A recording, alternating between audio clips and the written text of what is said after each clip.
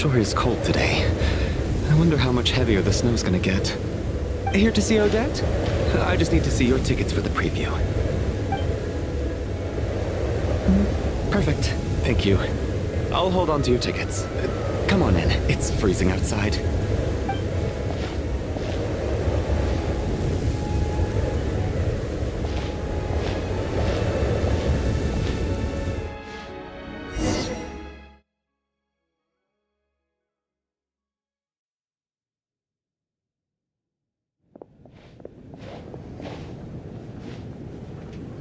I think I'll leave the Lelek question until after the show's over.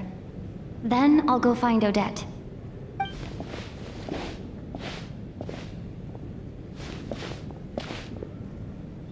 Child said he was originally going to come with Tonya, so I'm guessing Tonya's already here somewhere. Is there anyone here who looks like a Tonya? Let's see. It's a small audience. Makes sense for a preview. But wait, I do see some familiar faces. Mr. Chuganov's back again by the looks of it. Oh, and is that Mitya? And that Fatui officer, Valeriy. Guess he must be playing cat and mouse with Mitya again. Oh no, it looks like the show's starting, and I still haven't found Tonya. Never mind. I'll just have to take a seat for now and see if I can catch her afterwards.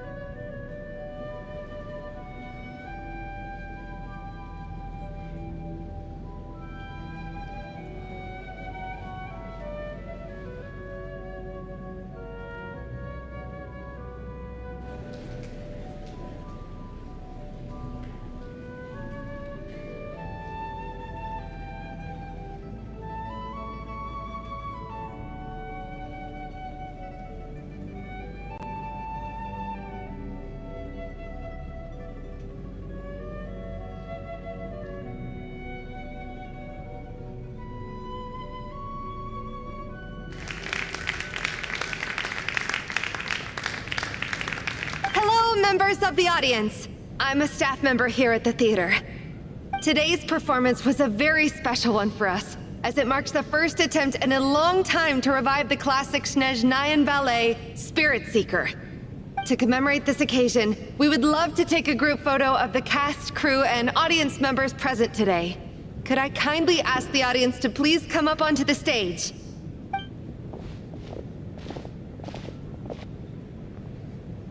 All right, everyone, huddle in a little more. Now, look at the camera. 1, 2, 3.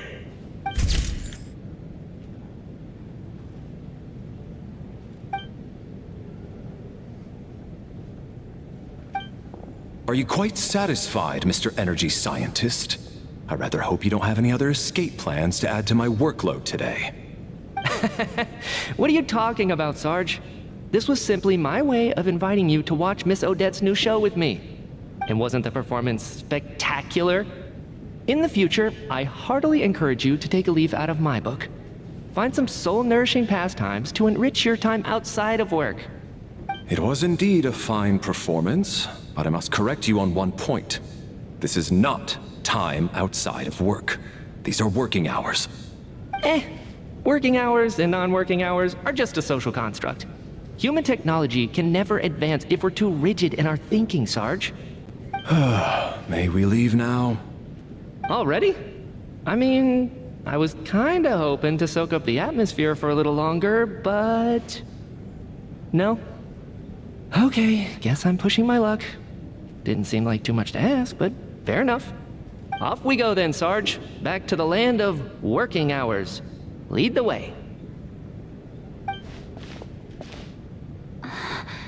That has to be her. She's the only person in the audience around Tonya's age. Excuse me?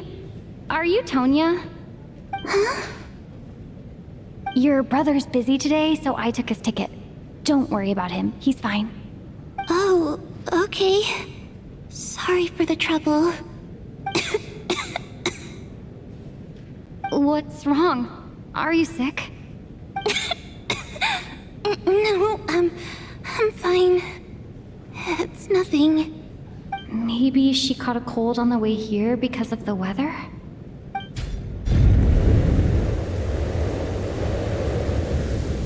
I haven't seen snow like this in a long, long time. It's most unusual. I know. It's completely white out there. You can barely see a thing. I've never seen such heavy snow in my life. Let's wait it out for now. You'd be lucky not to freeze to death in this weather, let alone find your way. Well, look at that. Maybe we shouldn't be in such a rush to get back after all. What do you think? Let's wait and see. Why do you need to take it so seriously? Fate has given us this wonderful chance to take a break. We owe it to ourselves to make the most of it. Come to think of it, there's a small inn not far from here that always keeps plenty of extra blankets on hand for guests. I know the route well. Shall I head over and borrow a few blankets? That way, anyone in a hurry can wrap up warm for the journey back. Just remember to return them next time you're over this way. Sir, there's really no need to go to all that trouble. Hey, it's no trouble at all. Wait here, I'll be right back. What a kind gentleman. Very good. My wife and daughter are waiting for me at home, so I shall be heading back as soon as I get my blanket. So... are you expecting us to go back to the Armory Palace wrapped in blankets too?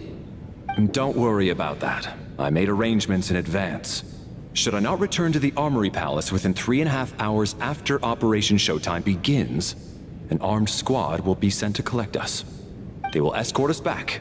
You are one of our key military personnel, so any weather-related risks must be eliminated. Operation Showtime? So, wait. Every single time you drag me back to work when I sneak out, it's a whole official operation? I gotta say, you've really turned this into quite a moral dilemma for me. It's snowing pretty hard out there. I think you should stay here for now. You seem a little under the weather. Sure. My brother might come pick me up in a bit anyway. Time to get to work. I should head backstage and find Odette. I need to look her in the eye and ask her about Lelek. Excuse me, are you looking for someone? A fan, I'm guessing? Today is just a dress rehearsal, so Miss Odette won't be meeting with fans. She's taking a well-earned rest right now. Sorry, but that area is currently off limits to everyone except the cast and crew. Huh. Bad timing, I guess.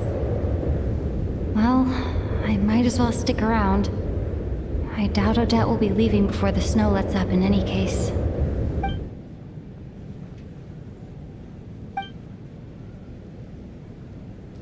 What happened to the gentleman who went to fetch the blankets? How has he still not returned? I was thinking the same thing. It's still snowing very hard. Do you think something might have happened to him? Whatever the reason for his delay, I must say I hate nothing more than people who make empty promises and fail to deliver. Well, I have to treat my employees like that on occasion, but that's different.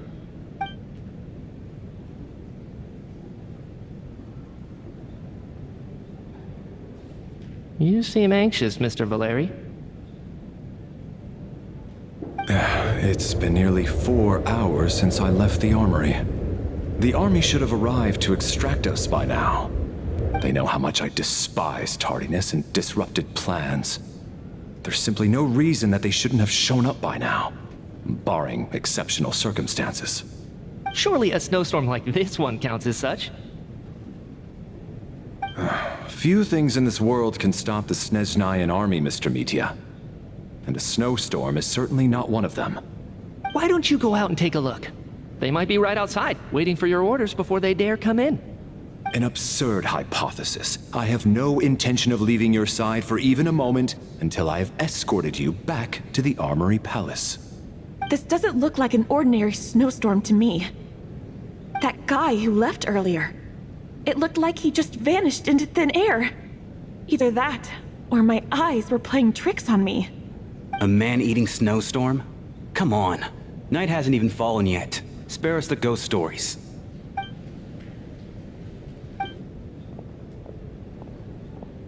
Traveler, didn't know you were coming today. How come you didn't say anything? Oh, right. I assumed you were looking for me and Vodenica. Odette's still backstage.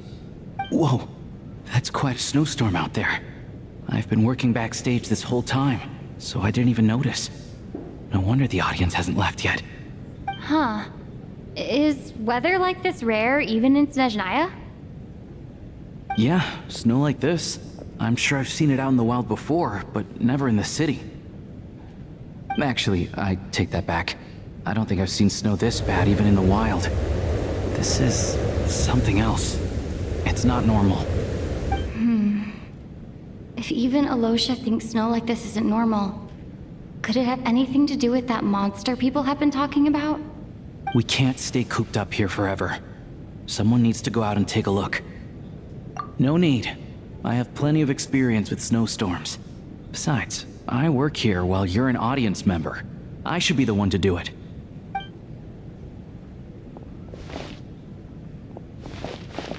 Everyone by the door. Careful not to let the snow soak into your shoes. In a snowstorm, you gotta look after your toes above all else. Heading out, my man? Be careful. I've been told the snowstorm eats people alive. Thanks for the advice. I am planning to be careful.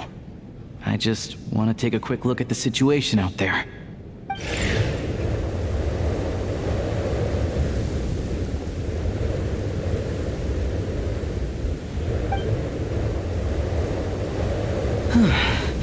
He's back! He's back! How was it? What's going on out there? Did you see any soldiers patrolling the area? Something about this storm isn't right. There's no one out there. I didn't see a single soul. And something in the air gives me the creeps. This isn't your average snowstorm. I suspect it might be related to recent events in our nation. I strongly advise everyone to stay here until the snow dies down. Are you serious? So all of us are trapped here now? That sounds a little far-fetched to me. You want to go outside and see? I, for one, am not risking my neck in that weather. This just turned from a minor delay into a major hassle. We can only hope that our friend who went to fetch the blankets just ditched us and went home. Is it really that bad? But my daughter, I won't be able to read her a bedtime story tonight. Huh? What are you all still doing here? Whoa! It's snowing hard! So now we're stuck here? Oh, this is terrible! Luckily, it was just a dress rehearsal today, so there aren't too many people here. On the bright side, the theater's always well stocked with supplies. If the snow still doesn't let up as we get into the evening, you can spend the night here, everyone. At least, I assume that's alright? Odette? Fine by me. This seems like a sensible backup plan under the circumstances. My thanks to the theater for being so accommodating. What are you staring outside and praying for, my man? You anxious to get home too? Oh, your majesty the Tsaritsa, I beg you, please do not let tonight's snowstorm stop. This is a golden opportunity to spend the night under the same roof as the two top stars in all of Snezhnaya. It's a once-in-a-lifetime experience. I think I've changed my mind.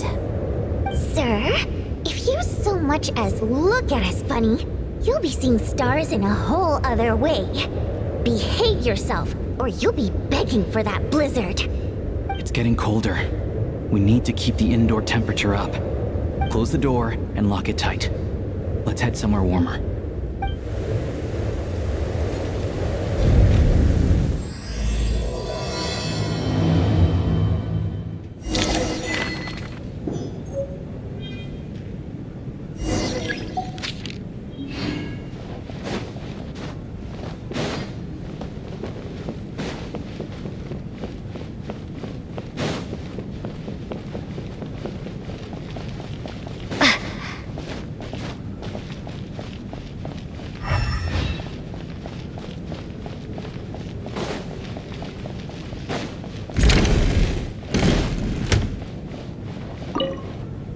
And then there's the aristocrats.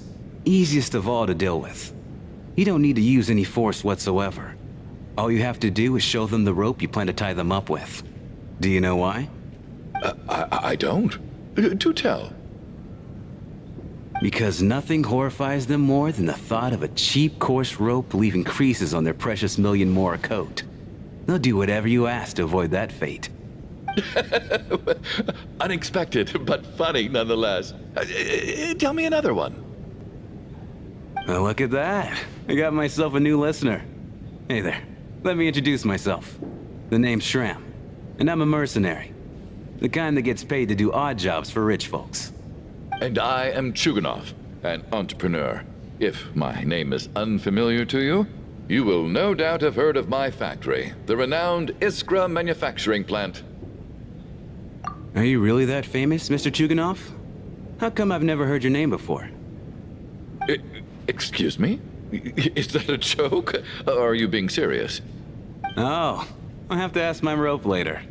It's probably tied up more entrepreneurs than I've ever heard of.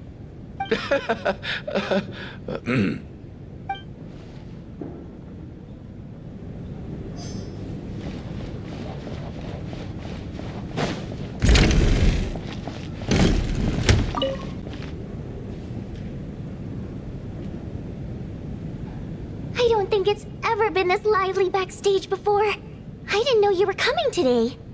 Hey, have you seen Chuganov? I heard he was coming today. Have you spoken to him at all? I'm with you. This could be just the chance we need. Yeah, I gotta figure out a way to coax some more intel out of him. I want to know why he suddenly changed his stance on Project Stuzha. What exactly happened before the most recent VII vote? For the Rokad, or just out of personal interest? Shh! There are other people around. Don't say the R word.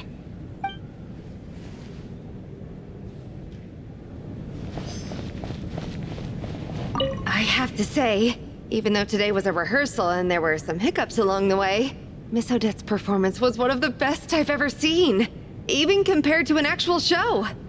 Oh, I couldn't agree more, especially considering the weight of the subject matter. It takes a truly seasoned professional to do justice to a theme like love and regret. Do you think we were coming on too strong? Odette's ignoring us again. What about you? What did you think of today's performance? Oh my, that's very flattering of you. Thank you. I'll make sure to save a ticket for you when the show's performance ready. This doesn't seem like the time or place to bring up the subject of Lelek. I need a chance to speak with her in private. So unfair. Talk about double standards. And now it looks like I've been spotted.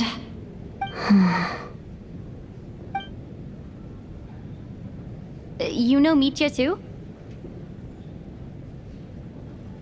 No, I don't. I just have a feeling that he might be dangerous.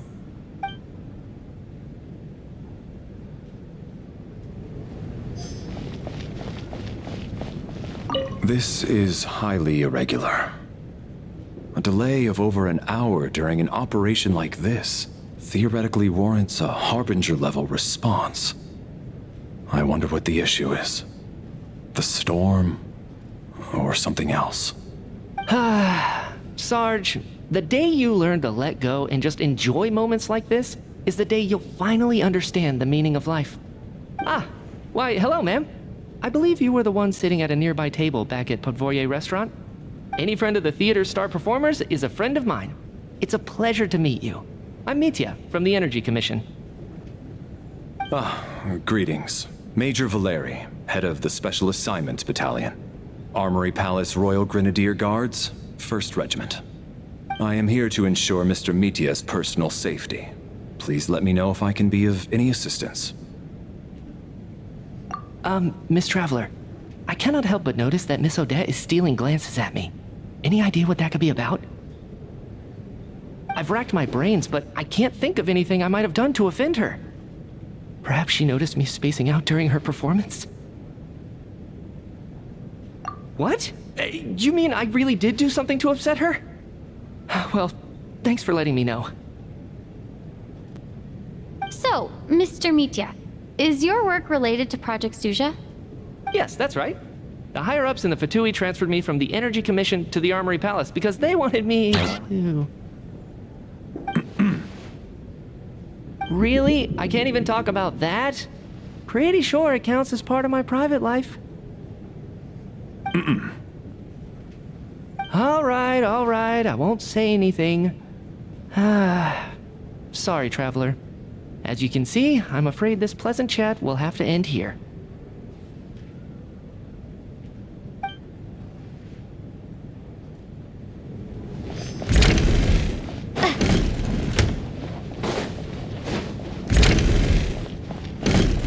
How are you feeling, Tonya? I'm fine. Sorry to worry you. I'm used to it by this point. I take medicine for it. My brother usually helps to get it ready for me. Child must take great care of his sister. He's never mentioned Tonya's illness, though. You know, I actually find this whole thing kind of exciting. Stuck in a strange place thanks to a snowstorm, having to spend the night with a bunch of interesting characters. It's pretty cool, don't you think? Exactly. It's like one of those stories where an ordinary school trip turns into a magical adventure. I've always wanted something like that to happen in real life.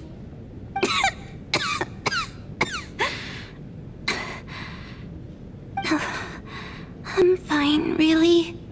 Just got a little overexcited. Look after yourself. Otherwise, your brother will come after me.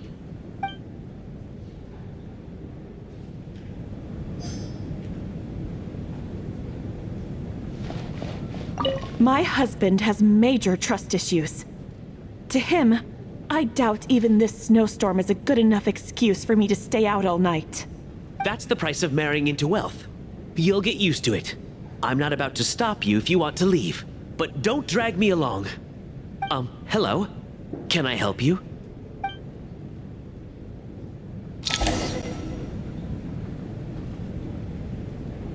How's it looking, Alosha? No change from this afternoon. Heavy snow with no sign of slowing down. May I have your attention, please? The storm is unlikely to stop tonight, and it'll be even more dangerous outside at night than it was during the day. We at the theater owe everyone here a duty of care. Therefore, we strongly suggest that you stay on site overnight and avoid going outside unless absolutely necessary. In a few short moments, we'll give you a tour of the theater's various quarters. You can choose to sleep in the VIP room, the office, or backstage. Or on the stage if you'd prefer. We won't mind. I'll pass on sleeping on the stage. What if the snow is stopped by tomorrow morning? The early birds in the audience might think we're part of some experimental new show. A drama about sleeping? That could be fun. Maybe we could come up with a title for the production. What? Gotta admit, I didn't get that one. Anyone who doesn't wish to sleep on the stage, please follow me. I'll show you to the rooms.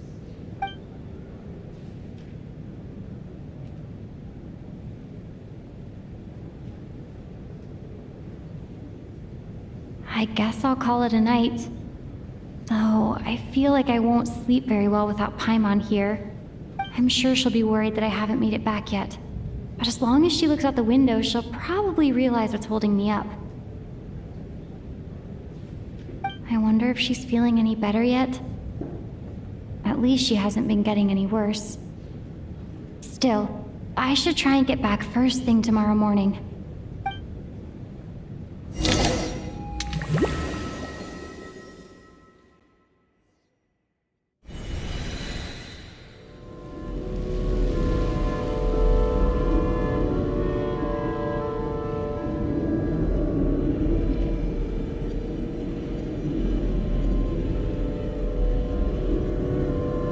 Finally!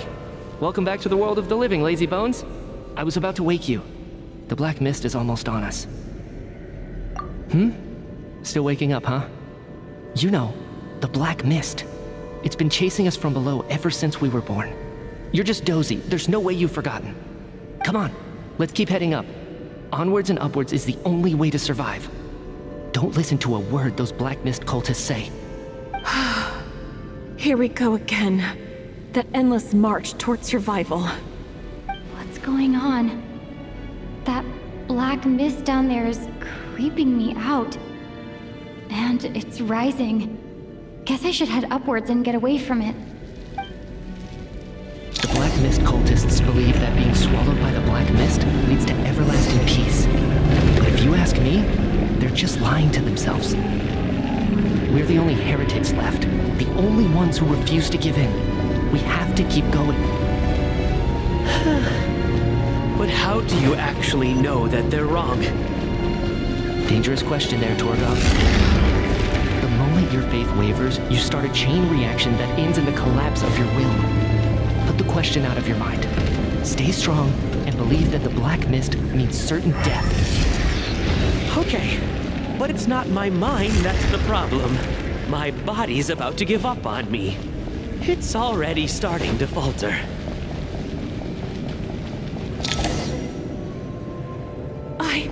I can't do this anymore. I've had enough of being forever on the run. What's the point of it all? All this will pass eventually, I promise. Keep fighting. It will be worth it. You accuse the Black Mist cultists of being liars. But you're lying too. There is no end to this path. It keeps going up forever. There was never any hope to begin with. The cult of the Black Mist has poisoned your mind, Sobolova. Are you thinking of giving up as well? I am. I think I'll take my chances with the Black Mist over this perpetual torture. As much as I detest the Black Mist cultists, I'm just too weary. Then I bid you both farewell. Let me put my personal opinions aside for a moment and say, I hope that you both find peace within the Black Mist. Fate always appears so impossibly complicated. But at moments like this, its raw simplicity is laid bare. Their fate was sealed from the instant they entertained doubt. From then on, the outcome was both inevitable and irreversible. Let's go.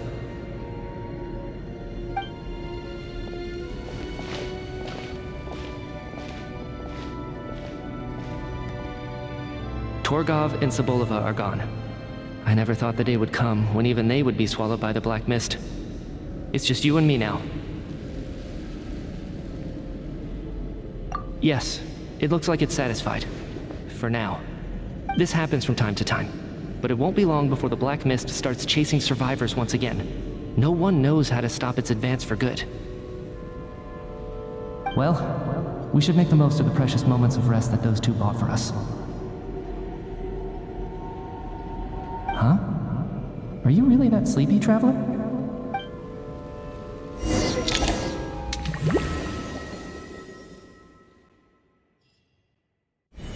Ah! Help! Somebody, come quick! What is it, Chuganov? What's wrong? Huh? Is it morning already? What's all the commotion? Sounds like it's coming from next door. I should check and see what's going on.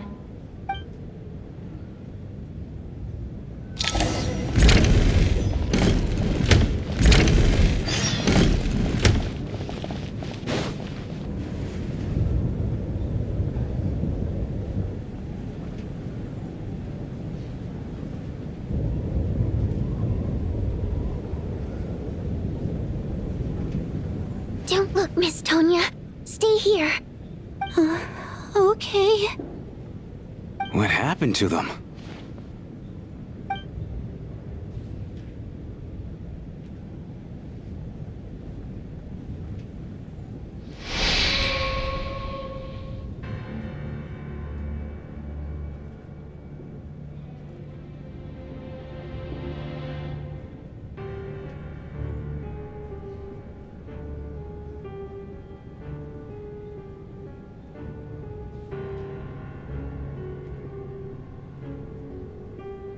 These two people have passed away. And the strange thing is that somehow I knew this was going to happen. I knew that they would be the ones to die.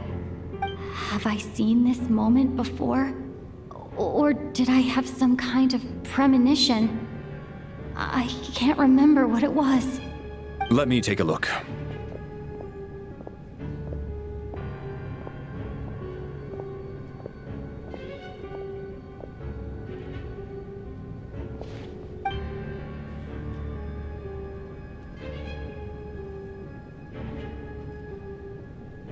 No vital signs in either of them. They're dead. The cause of death, however, remains unclear. No wounds on the bodies, no signs of a struggle, and no skin discoloration caused by the buildup of toxins. But just last night, they were chatting and joking away. This is so sudden. Could they have had pre-existing medical conditions? Even then, the odds of them both dying of sudden complications on the same night are extremely low. It's hard to believe that they died of natural causes, nor does this appear to be a suicide.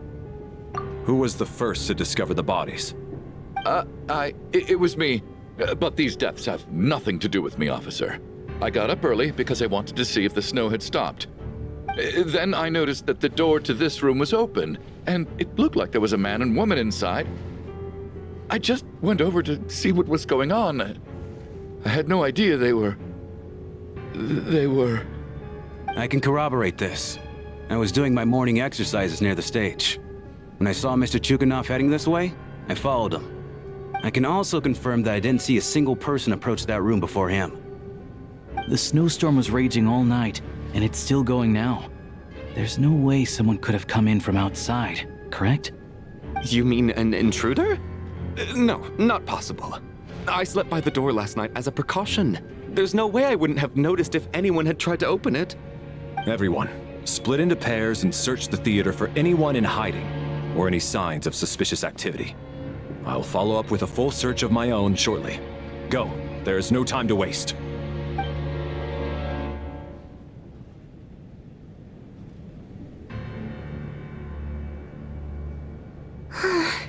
Nothing on your end either? Backstage is clear. No signs of suspicious activity. We checked the basement. Also clear. I don't think there's anywhere here that a living person could hide. Are we certain that the theater doesn't have a back door? Or any tunnel or passageway wide enough for a person to fit through? No, there's nothing like that. If people were sneaking in through some secret tunnel to avoid buying a ticket, we'd have sealed it off ages ago. I also checked the windows. All of them are locked from the inside, and there's no sign of anyone entering or leaving. It sounds like we can safely rule out the intruder theory. If anyone came in during the night in this weather, there'd be no way for them to avoid leaving footprints or water stains. This can only mean one thing. It's like one of those murder mysteries you see in novels and plays, isn't it? The ones where the killer is one of us. We can't quite jump to that conclusion just yet. Could he be right? It's hard to imagine something like that happening in real life. Set in a theater during a snowstorm, a murder takes place and the killer is among us. It's such a classic trope that it seems unbelievable. Looking at who the killer targeted and the clean entry and exit, it all adds up. I know what this is. It's obvious now that I think about it. What is? What have you figured out? Both victims were wealthy, well-known local merchants. And the door was deliberately left open so I would discover the bodies and witness the crime scene first thing in the morning. Such ruthless methods. This was your doing, wasn't it, Lelek? Lelek? You mean Lelek is among us? And he's the killer? Lelek. I know this code name. Member of the Rokot, anti-Proyek Stuzha. Always works alone. I've read the case files at the Armory Palace. Walk me through your reasoning, Mr. Chuganov. What do you know about Lelek?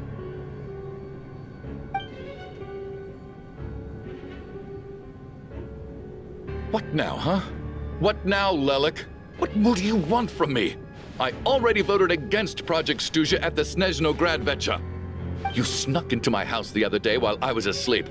Left a threatening letter. And I did all that you asked. But Project Stuzha cannot be so easily shaken. Not with the rooster in charge.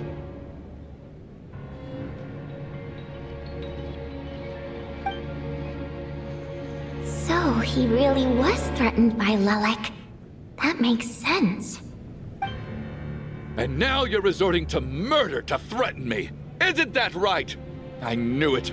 The Rokot despises the rich. The lives of the wealthy are but refuse in your eyes.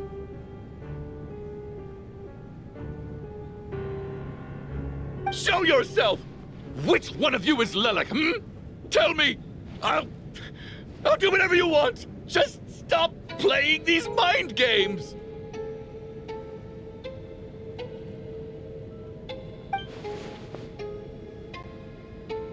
Was this really Lelek's doing? Would Odette really do something like this? If Odette really is Lelek, this seems out of character. But then again, how well do I really know her? I'm probably the only one here with a compelling theory about Lelek's true identity. But if I reveal it now, I'll be putting Odette in the line of fire. What should I do? I don't think it's likely that Lelek killed anyone. At least from the stories I've heard, he's never killed anyone before. And his name has never come up in connection with any murder cases. Besides, even if Lelek did want to threaten you, why resort to such an extreme and roundabout method? It's not his style at all. Vodyanitsa doesn't know that Lelek might be Odette, but her assessment is pretty much identical to mine. Miss Vodyanitsa, why do you suddenly feel the need to speak in Lelek's defense? Defense? Oh, no, it's just... I'm worried that we're jumping to conclusions here, so I wanted to share my point of view. Also, I don't think the Rokot is as bad as you're making it out to be. Well, if you think I'm so wrong, what's your theory then, Why don't you tell us who the killer is? The case is still evolving, Mr. Chuganov. Please do not prevent others from expressing their opinions so early on in the discussion. Even so, there's no denying that the recent threat received by Mr. Chuganov may well be an important clue. So there's still a good chance that Lelek is right here among us. I can't do this anymore. I don't care if it's still snowing outside. I have to get out of here.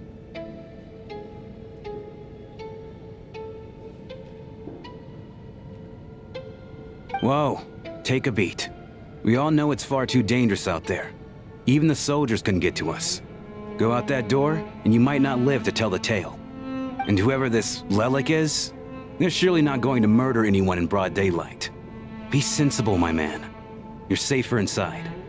As much as I regret having to say this, I'd like everyone to cooperate and refrain from exiting the premises until further notice. Because as things stand, every one of us is now a suspect. Unless anyone has further information to share, let's adjourn for now. Feel free to keep searching for clues, but make sure you don't go off alone.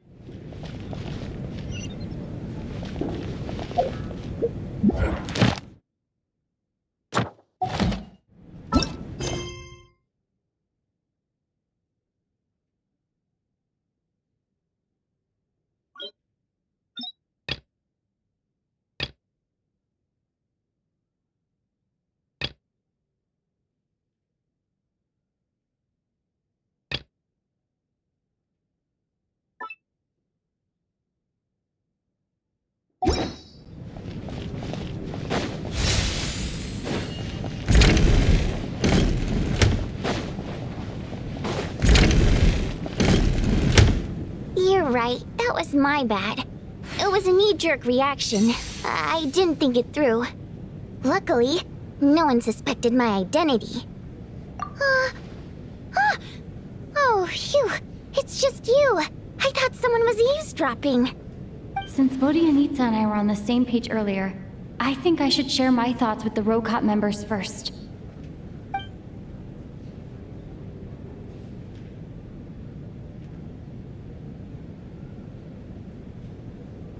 Whoa. Are you serious? I don't know if this counts as gossip, but it's definitely on track to be the juiciest this whole year. Odette? Really? Odette? Oh god, how dumb does this make me look? Lelek has been right under my nose this whole time, and I didn't notice a thing. Actually, it's exactly what you'd expect. Sometimes, hiding in plain sight is the best strategy. And now that you mention it, the more I think about it, the more sense it seems to make. It all adds up.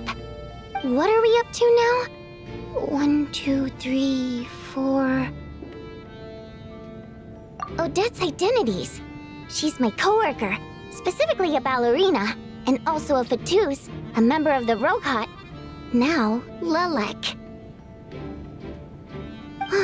It must be so exhausting. I just want to give her a hug. I guess since I've always known her as a member of the Fatui, it never even crossed my mind that she could be involved with the Rokot, let alone be Lelek. I don't understand. If she's with the Fatui, what reason could she have for being so opposed to Project Stuzha? Probably best if you ask her that in person.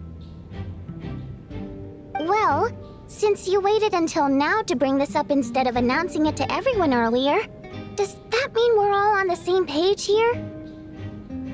Yeah. Lelek may not follow orders from the Rokot leadership, but as far as I'm concerned, she's never crossed the line. If anything, her actions benefit the poor. We need to confront her face to face. Do you think she'd really admit to being Lelek? I don't know. We'll have to see how it goes. For now, we'll work on the assumption that she didn't kill anyone, and see how much she's willing to tell us.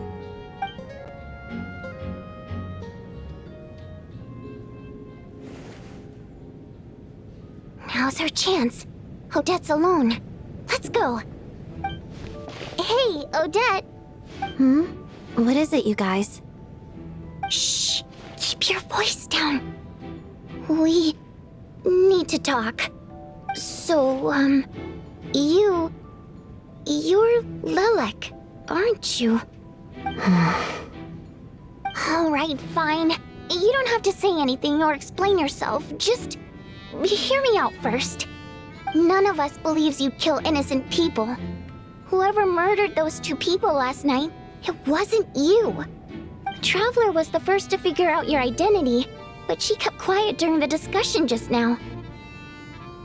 Still, it's clear where the group consensus is heading. Everyone believes Lelek is the culprit. If your identity is exposed, you'll be in a really bad spot. We're your colleagues, and we know what kind of person you are. I don't want anything bad to happen to you. So, can you clue us in? Tell us everything. The more we know, the more easily we'll be able to cover for you. Alright. Yes, I'm Lelek. And no, I'm not the murderer. And thanks, but I don't need you to cover for me. Actually, I'm planning to reveal my identity. Huh? You're gonna reveal that you're Lelek? Here? That's right. I'll admit I was surprised at first when Chuganov guessed that I was here. It was just a lucky guess, but it caught me off guard. But after taking some time to assess the situation and confirm where everyone stands, I don't believe I have anything to worry about. Are you sure you don't need a second opinion? Given the circumstances... Mr. Valeriy! What?!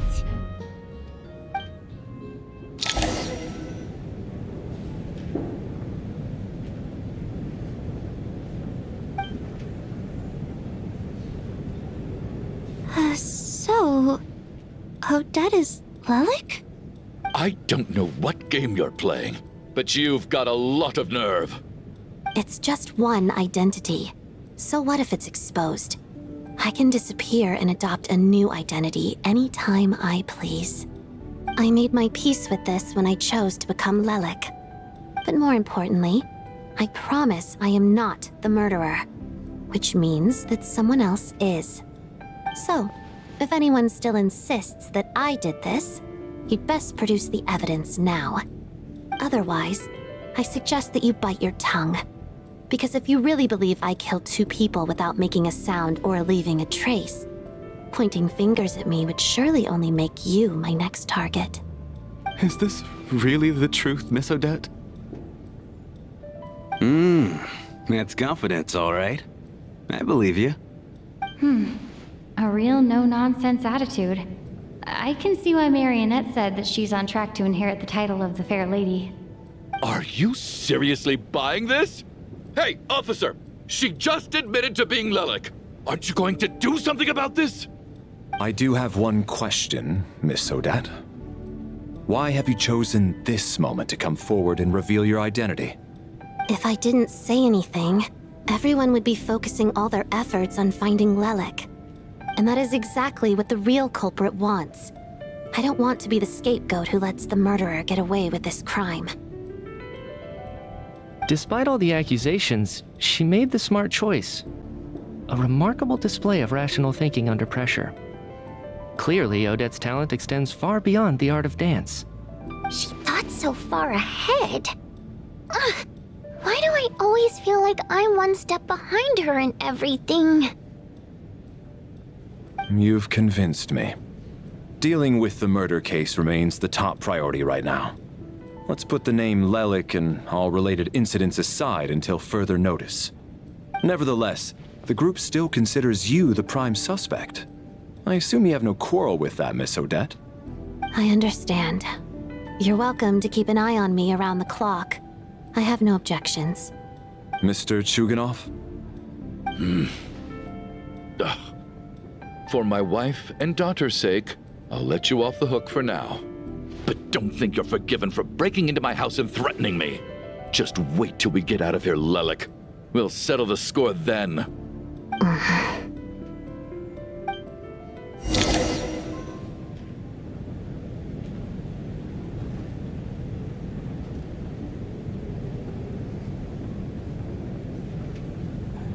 Good work, Lelek guard team. And Lelek too.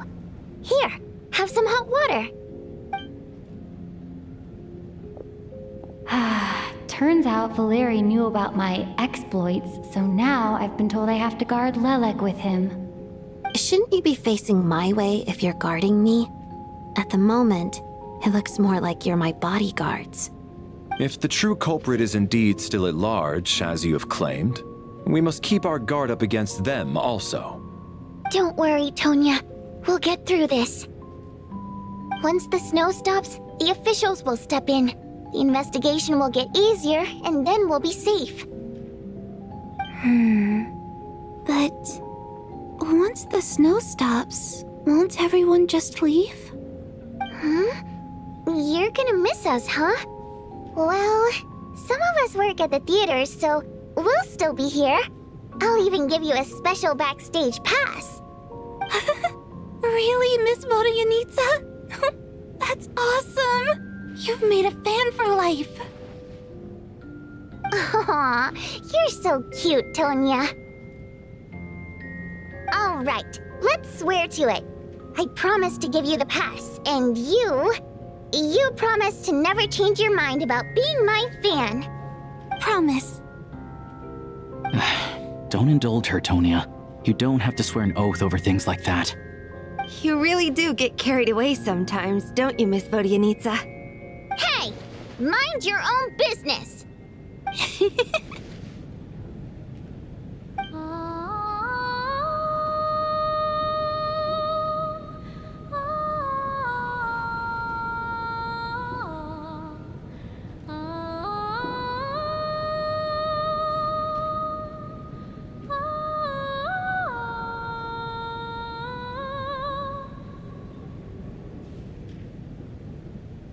Don't be nervous, Miss Water Imp. Everyone's here. There's nothing to be afraid of. Excuse me? Do I look nervous? Don't be ridiculous. No. You sound nervous, lass. Oh. Wait, but how... Okay, plenty of people know that I'm a water imp, but still... How come you understand our primary mode of expression? Primary mode of expression. I've not come across that concept before. Do enlighten me, Vodyanitsa. Well, it's just... We water imps tend to communicate our emotions to each other by singing, rather than facial expressions. The emotions we convey through song take precedence over our facial expressions. So, we think of it as our primary mode of expression. I'm impressed, Shram. I didn't take you for a man of culture, but you're clearly rather learned. It's not about being cultured or not. The thing is, this mode of expression can usually only be understood by other water imps. It's not a simple case of a song sounding happy or sad. And yet, you're clearly human, Mr. Shram. It's really not the big deal you're making it out to be. I think I just have a knack for it. Plus, I have a... very close friend who's a water imp. A delightful lady. But keep that a secret. Anyway, we spent so much time together that before I knew it, I noticed I could understand her expressions. Oh, I guess that makes sense. Still, the fact that you have a water imp friend is even more surprising. I'd better watch what I'm singing when I'm around you from now on. Hey, what are you implying? You're not secretly insulting the audience in your songs, are you? Heavens, why would I do a thing like that? It's getting late. We should discuss our sleeping arrangements for tonight. To guard against the killer, someone needs to keep watch. I suggest that we don't sleep in separate quarters tonight. It will be safer if we all stay together. As long as someone keeps an eye on Lelek, I'm quite sure we won't have any trouble. Are you saying that you wish to bet your life on Miss Odette being the killer? Nonsense. Of course not. Then I propose the following arrangement for tonight. The Traveler, Odette, and I will form the Night Watch. We'll sleep in shifts, but 2 of us must be awake at any given time. An excellent idea. This allows us to handle the Night Watch while also keeping an eye on Lelek.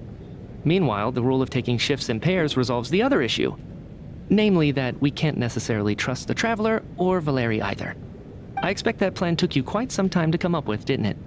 Actually, our field combat manual outlines a similar approach. Although the scenario there involves guarding prisoners overnight during field operations. That being said, I must clarify that I harbor no disrespect towards you personally, Miss Odette. In fact, Lelek's numerous covert operations make fine textbook examples for military agents. I care less about respect and more about the fact that you just robbed me of 2/3 of my sleep tonight. I'm calling dibs on being the first to rest. Good night.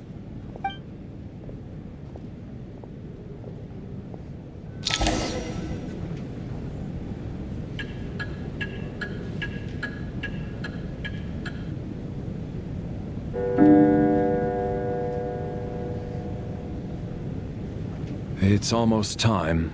We should wake Odette. How are you faring? Oh, not going to argue with that. I'll take a quick nap. If you start to feel sleepy, wake me up anytime. It's finally time for Odette and I to share the night watch. I should wake her up.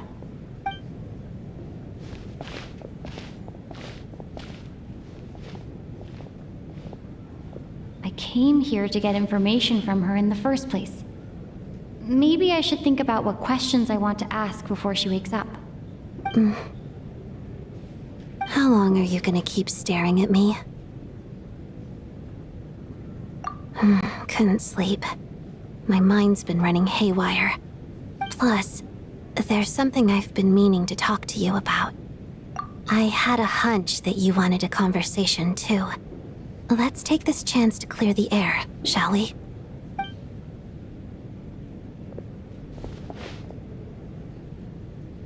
I just had a simple question for you, really. It's, Rosaline.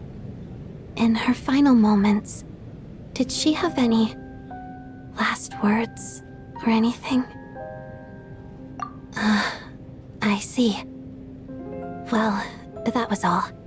I have no other questions. No. She was utterly ruthless in pursuing her goals. That kind of person should be hard to miss.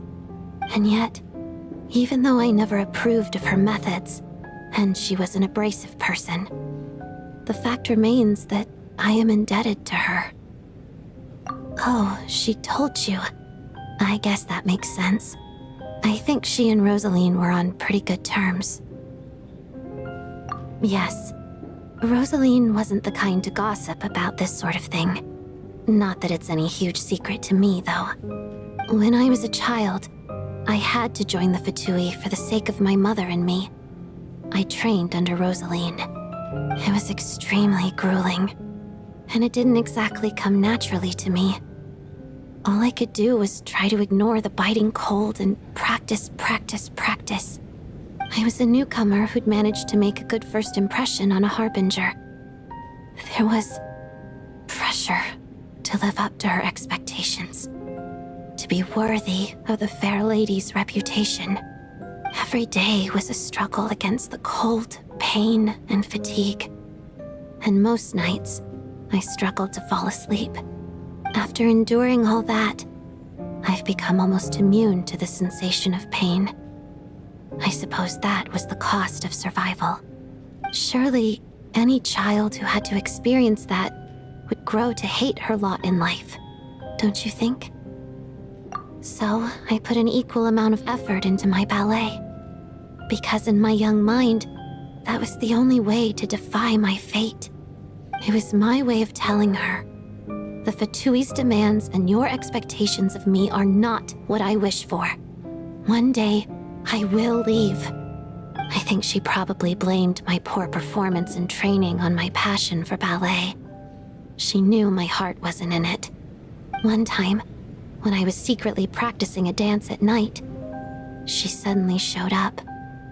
I knew she was there to catch me red-handed. I told her, "You don't deserve to watch the dance I learned from my mother." She looked stunned. I guess she was surprised that I lashed out first, before she had the chance. But strangely enough, on that occasion, she wasn't fierce with me like she was during training.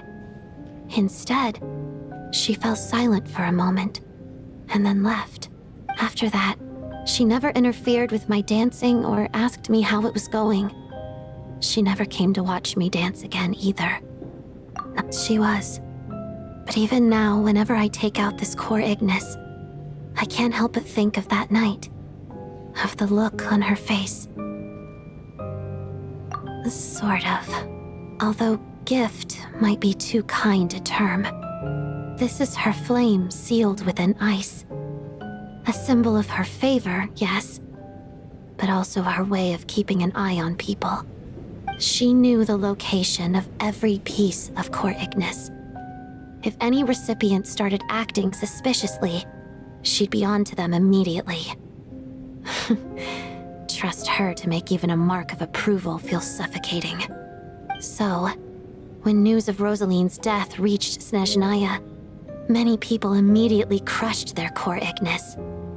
It gave them a profound sense of relief, like they'd broken free from her shackles. But I kept mine. With my sensitivity to pain being as dull as it is, the warmth from this core Ignis is one of the few things I can still feel clearly. I still wonder, did she really come to stop me that night? I wasn't sure, but I was scared, so I said some really awful things. I guess she didn't leave anything behind. Not that I expected her to. It's fine. It's just a bit of a shame that we couldn't settle our differences before the end. She did. Are you sure she was talking about this event? No, she didn't. I didn't even find out that she'd gone to Mondstadt until a while after she'd left. Wait, in that case... Okay, I will. Thanks for letting me know. There's something I'm trying to figure out. I'm beginning to suspect that Paimon's mystery illness is being caused by the energy research behind Project Stuzha. Paimon's very important to me, so I have to get to the bottom of this. I figured that since you're Lelek, you might know something about all this. The ultimate goal of this energy experiment is to create a weapon for the final battle. The weapon's construction was completed in Nocturne. Now, all that remains is to arm it with a sufficiently powerful energy.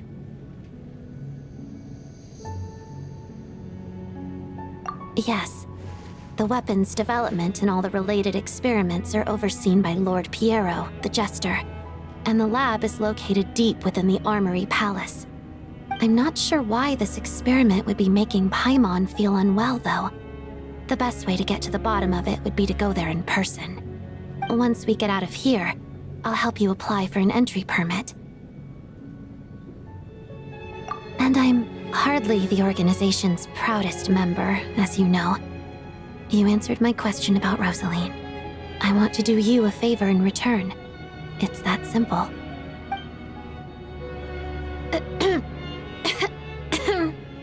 Huh? What's wrong? Are you not feeling well? You two seem to be hitting it off. I thought you were sleeping. Of course I was. In the military, one learns to fall asleep quickly, even in the most inhospitable environments. It's vital to staying alert and energized. Why? Is some... Even if he was awake, he can't have overheard us, right? Well, thank you both for keeping watch. Traveler, I'll take over for now. It's your turn to get some sleep. Sure.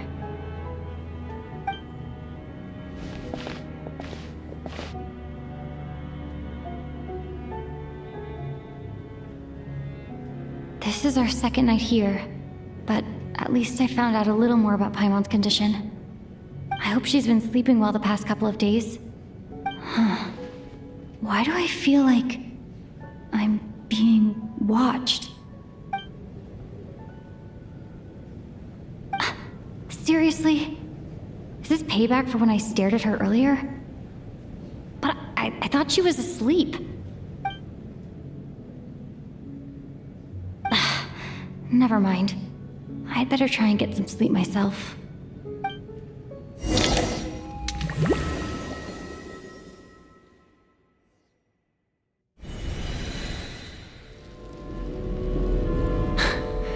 Hey, what are you spacing out for?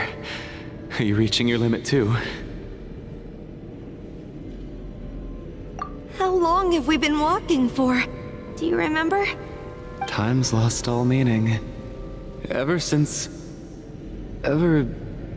we noticed that thing above our heads. What was it called again? A star key? Or key star? Anyway, the person who named it was swallowed by the black mist. Whatever it's called, ever since we noticed it, we've been walking up and up, hoping that as long as we reach it, we can find a way out of this place. But it seems like no matter how far we walk, we never get any closer. Well, we've come this far. You never know. Maybe we're almost there? Come on, enough moping. Let's go. The black mist is catching up.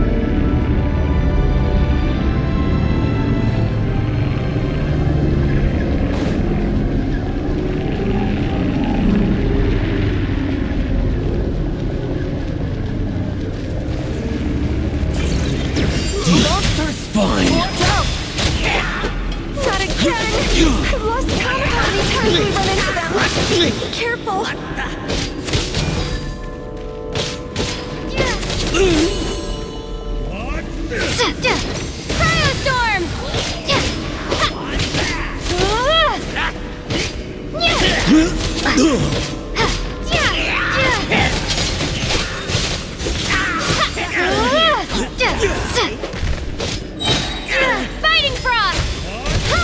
Shut up! Run faster.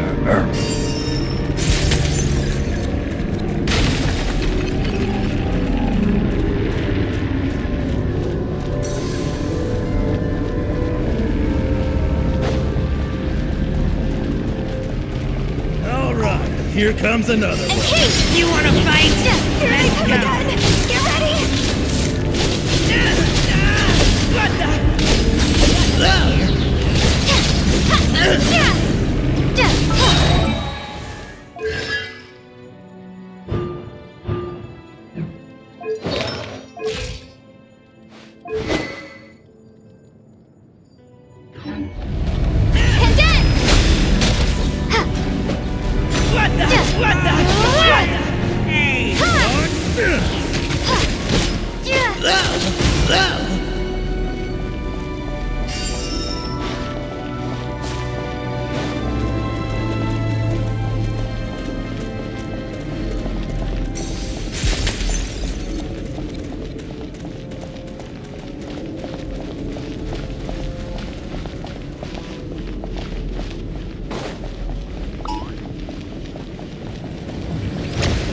Monsters ahead of us. Fine. The black mist behind us.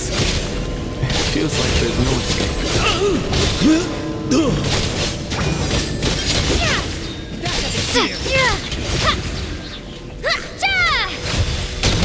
Shut up. Run. Learned! Are you hurt, Coolish? No. I'm fine. It's just... Suddenly, I don't want to walk any further.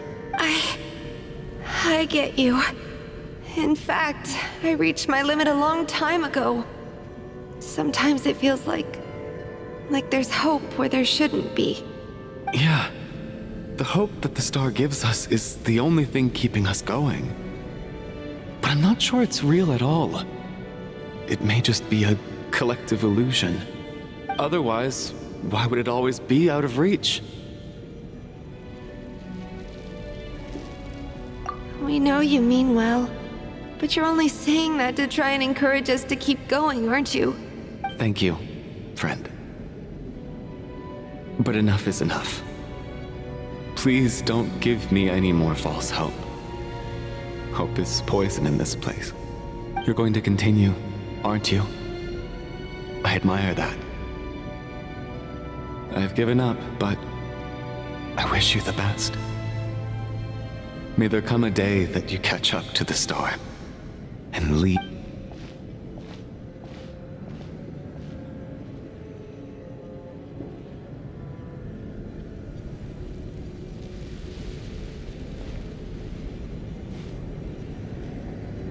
It's not an illusion. We really are getting closer to the star.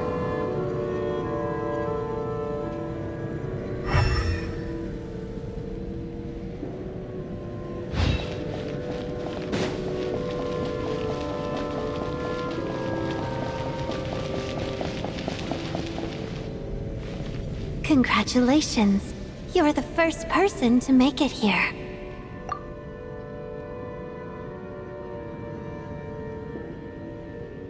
I'm the star's envoy.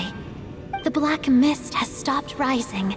Its hunger is satisfied for now, having devoured your two companions. This is a good opportunity. I'll let you get some rest before we continue. What do you mean, leave? This star represents the starting point. It's the Congratulations on reaching the starting point. Once you are ready, we will head out and walk upwards. I will be right by your side the whole way. Huh? What's wrong? Hey, don't give up before the journey's even begun.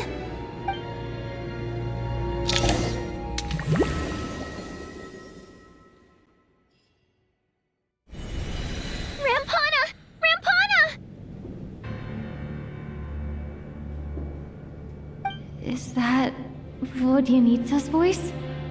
What happened? Coolish, wake up! Please wake up!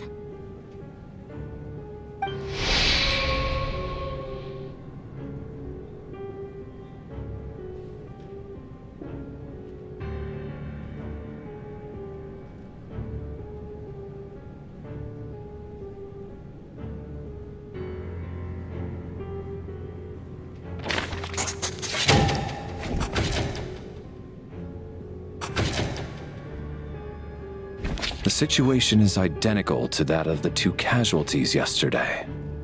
We cannot ascertain the cause of death. At least there are some elements that we can rule out this time.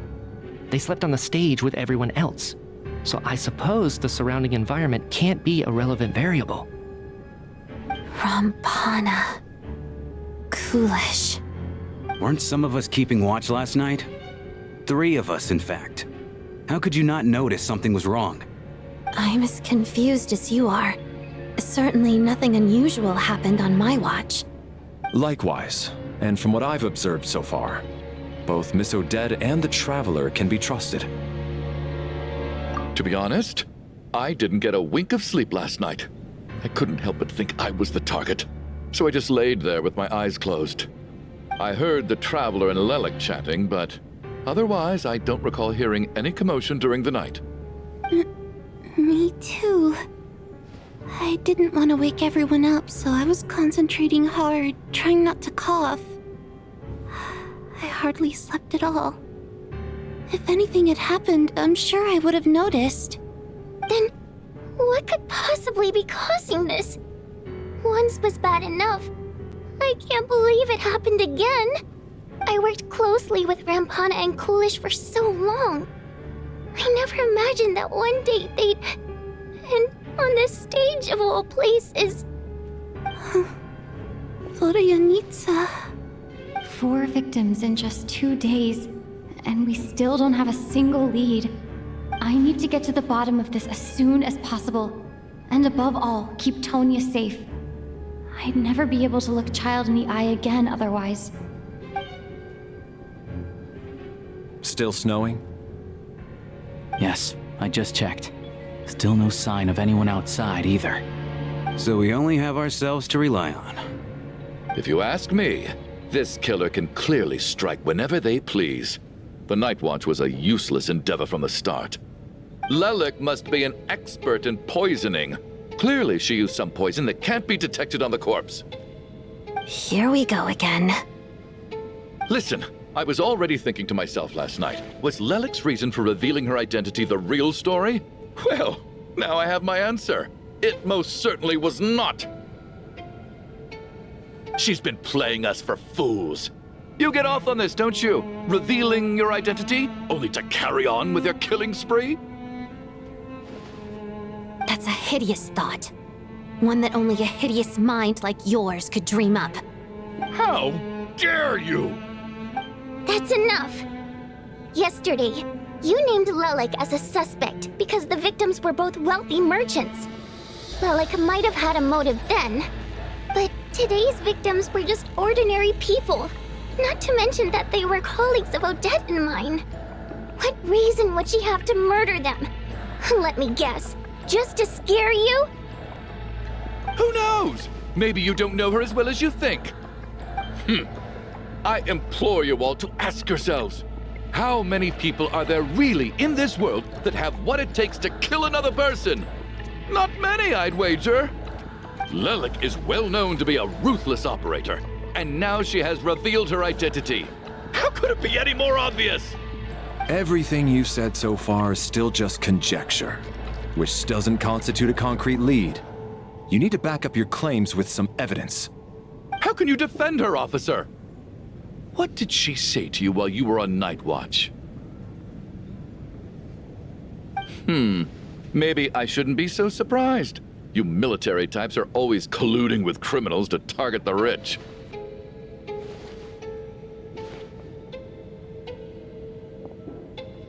All so you can get your grubby paws on our hard-earned fortunes, then tell us to fall in line. The Fatui, the Druzhna, and the Rokot. Thugs, the lot of you.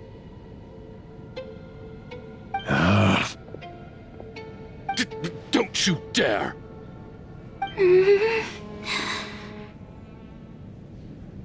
Sir, but...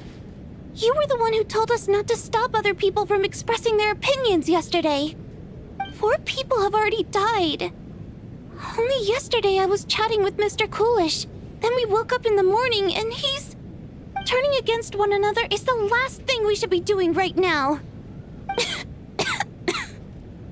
Little girl. Even if...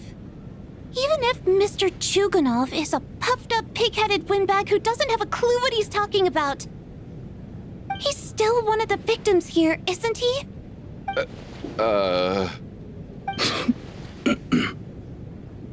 I had no intention of resorting to violence. But you're right, Miss Tonya. I ought not prevent him from speaking his mind. In any case, I believe Mr. Chuganov has calmed down a little now. We may resume our discussion. I don't think there's any need for that. What is there to discuss? Nothing about this situation is normal. Did you have an idea, Mitya? You're the brainiac here, right? Come on, clue us in. I've been mulling something over. All the leads we have so far concern things from outside the theater. Miss Odette's alter ego, the threats Mr. Chuganov received. But then there's the 2 double murder crime scenes themselves, which have given us absolutely nothing to go on whatsoever. That's highly unusual. Even with the most careful killers, there's always some evidence left behind. So what are you suggesting? I think this could be a supernatural event. It isn't characteristic of human-on-human homicide at all. Correct me if I'm wrong, but aren't you supposed to be a scientist? That doesn't sound like a conclusion someone like you is supposed to make. I got into scientific research because of my insatiable curiosity. But if the present situation defies all known scientific explanations, I don't mind shifting my curiosity toward the paranormal instead. Now that you mention it, I remember when I first came to the theater. I heard rumors about this place being haunted. Haunted? Yeah, I think I heard the same thing. But I mean, they're only rumors, right? We've worked here for years. Surely we would have noticed any spooky goings-on by now. Well, this has taken an unexpected turn. A haunted theater? If Paimon were here, she'd probably be hiding behind me in fear right now. Why don't we take this opportunity to look for clues again with a more open mind? Maybe a different perspective will help us see something different. Very well. Whether it's criminals or ghosts we're looking for, the same rules apply. Everyone needs to tread carefully. I'll move the bodies into the same room for now.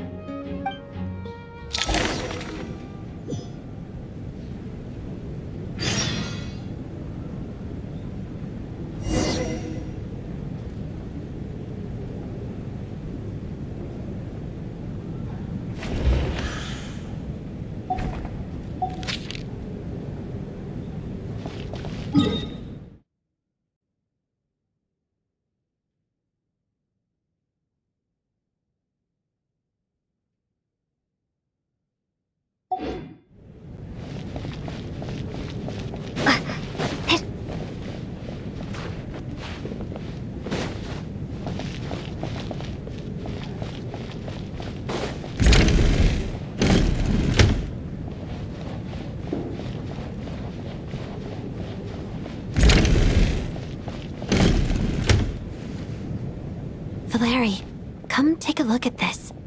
You too, Traveler. Some sort of notebook. What is it for? It's the on-duty logbook for the theater. Kulish was the main person to use it. He mostly used it to record any unusual incidents during a show, audience numbers, exit times, and so on. Yes, he'd always have this logbook with him when he checked tickets at the entrance. This should confirm a lot of key details about the recent show. So, you find anything unusual? Yes. The number of people. I've checked and double-checked, but the numbers just don't match what's recorded in the logbook.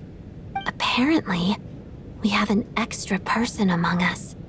Are we certain that logbook is accurate? Could someone have sneaked in without buying a ticket or something? Unlikely.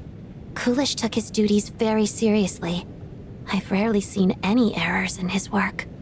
Not to mention that this was a dress rehearsal, meaning smaller audience numbers and tighter ticket restrictions than usual. Everything would have been well within his control. We no longer have our tickets with us, do we? They got collected on entry. I assume there's no way we can check them again.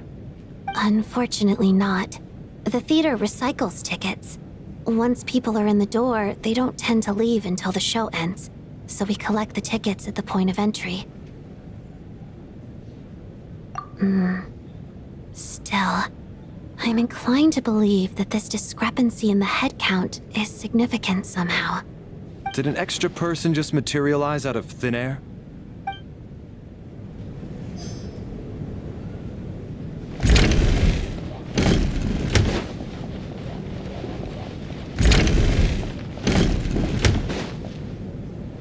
Tonya? Did you find anything? Not yet. Still looking. So... Are we supposed to be looking for something paranormal? I think I'd prefer teaming up with you than looking around on my own. This looks like somebody's notebook. Shall we read it together?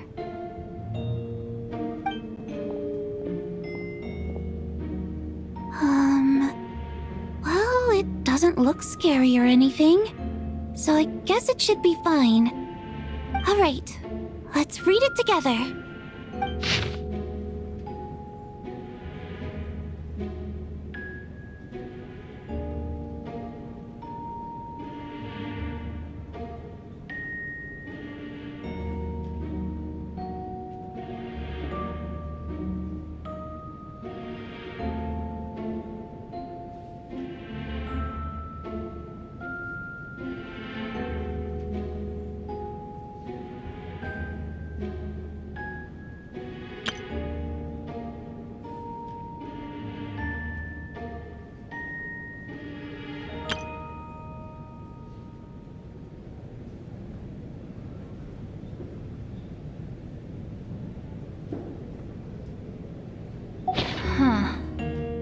This has to be Vodyanitsa's writing, surely.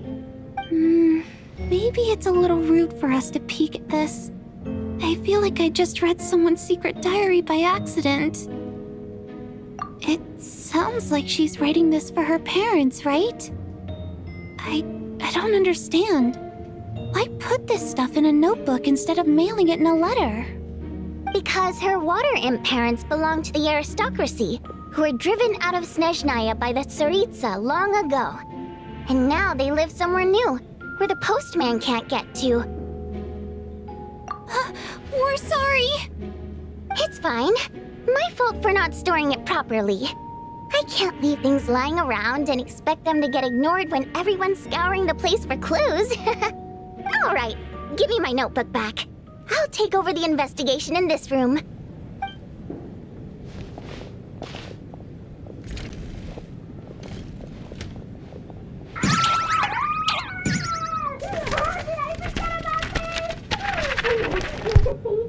Oh God, and this one! Oh my! Why am I so embarrassing?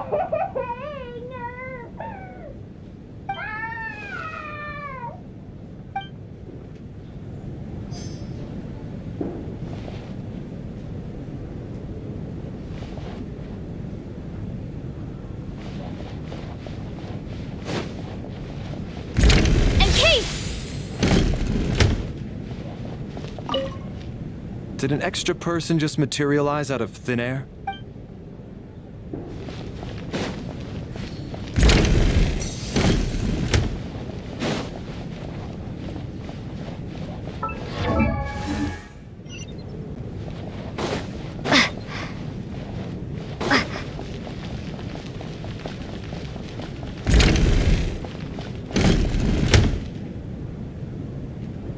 Ah, Traveler. Since you're here, come take a look at this. Alosha found it. We're both curious to hear your perspective. It appears to be an investigation report. And the focus of the investigation was the rumors of haunting we heard about earlier.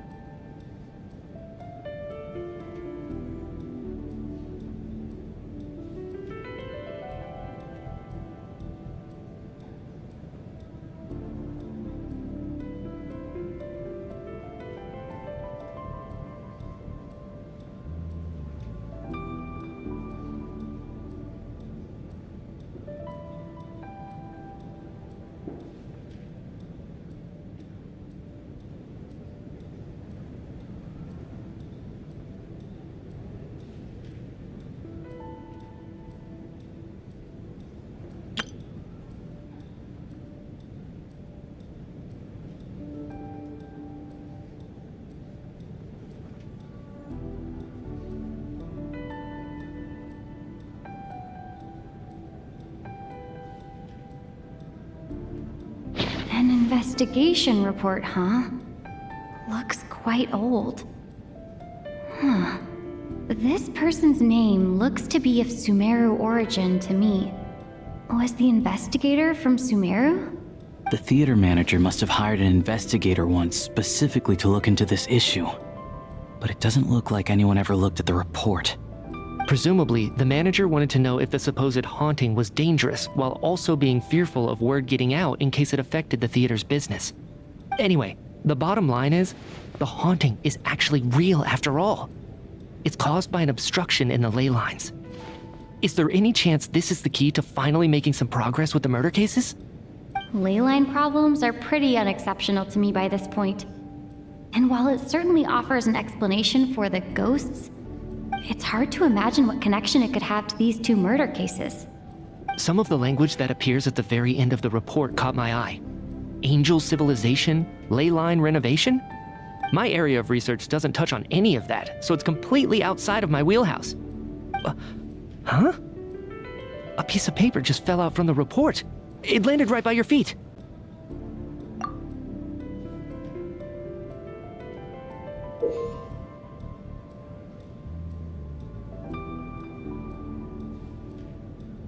How unnerving. It was tucked inside the report, so it must be a note left by the author. Death is near. Is that supposed to be what's going on here? With us? But if so, how did the author foresee it? Could he predict the future somehow? Maybe things are more complicated than we thought. No, wait a second. If we take the report and the note at face value, they completely contradict one another. The report definitively concludes that the hauntings in the theater are harmless and cannot affect the real world. But the note seems to be warning of potential danger. The question is, what exactly does the note mean by death?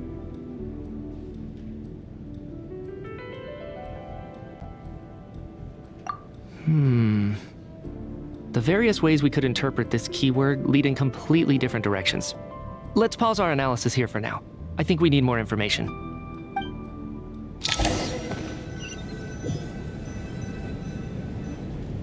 If we take all this together, it's not impossible, is it?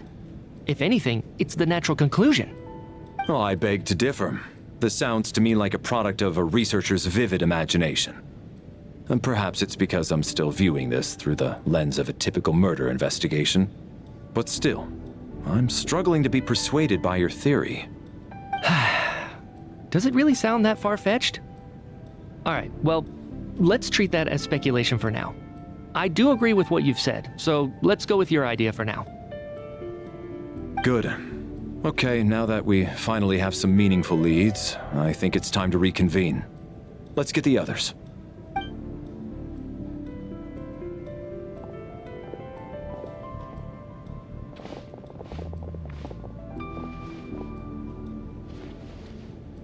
So, that's about everything we've discovered so far. I'll share my theory first.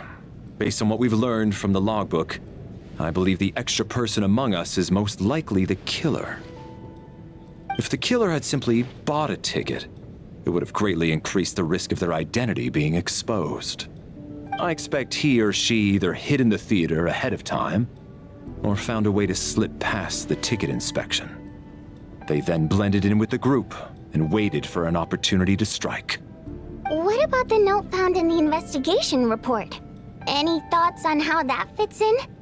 The killer may have simply planted it there as some sort of sick joke. I've seen my fair share of psychopathic killers. They love playing cryptic mind games. So, it has nothing to do with the haunting of the theater after all. This theory makes sense to me. If we have an audience member unaccounted for, chances are they didn't come here to watch the show. Could it really be that simple? So, in other words, all we have to do is find out who got in here without a ticket, and all our problems will be solved? Then let me make one thing clear. All the theater staff should be well aware that I came here for the rehearsal legitimately, yes? There's no way I'm the one who didn't have a ticket. It's true. I hear you used every trick in the book to get a hold of that ticket, too. Everything short of throwing a temper tantrum and rolling around on the floor at the entrance. I I most certainly did not degrade myself in such a way. Probably a stupid question, but I might as well ask. Did anyone here get in without having their ticket checked? Guess it was naive of me to expect them to just admit to it. Especially after the unprompted Lelek reveal. Once was already a miracle. Twice would be unfathomable.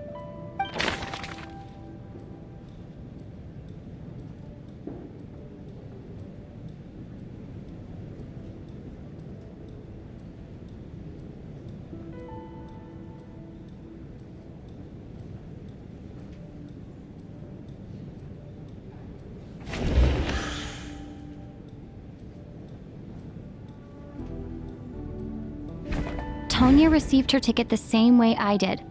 I assume Child got both of them together. I don't believe any of us here knew Shram before all this. If no one can verify Shram's identity...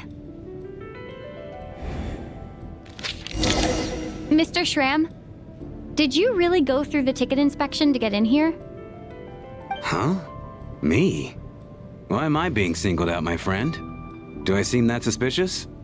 It's not that you stand out as suspicious, more that everyone else has been ruled out as trustworthy.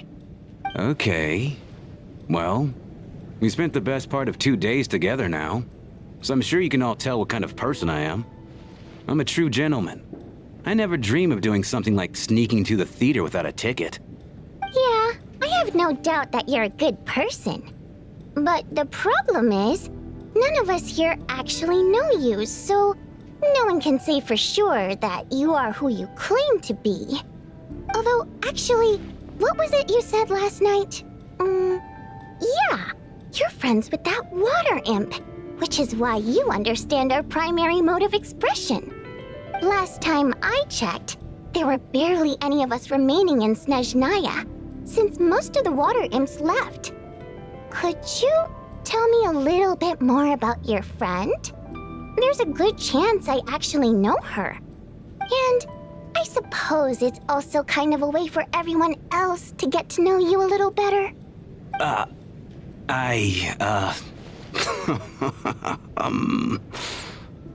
Good grief. Are you blushing? Pull yourself together, man. Stop giggling like a teenage boy. It's revolting. Hey, revolting is a little strong.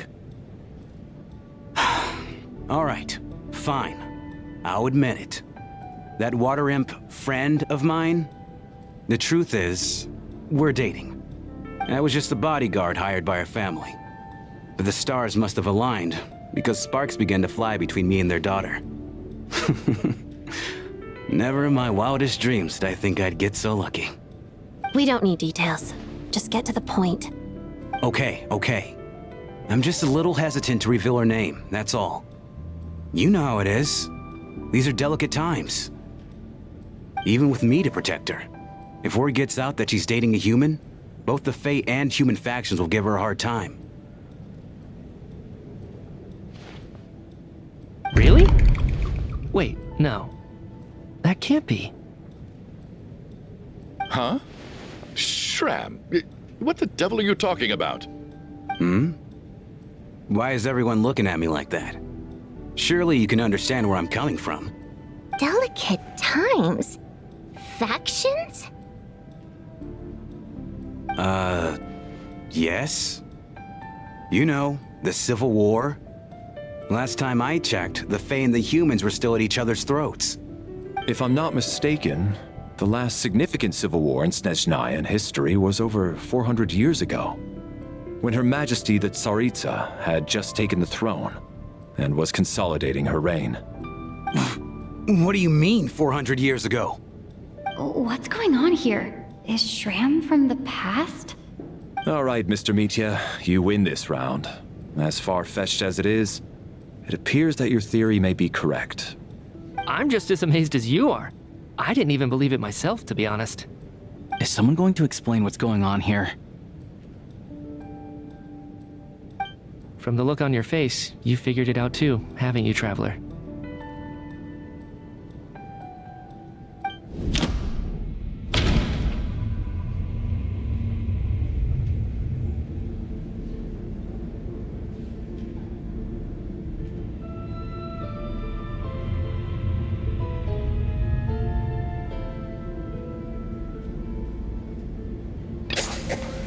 theater's ley lines have been modified to block souls within its grounds from returning to them. Some souls can even wander this place forever.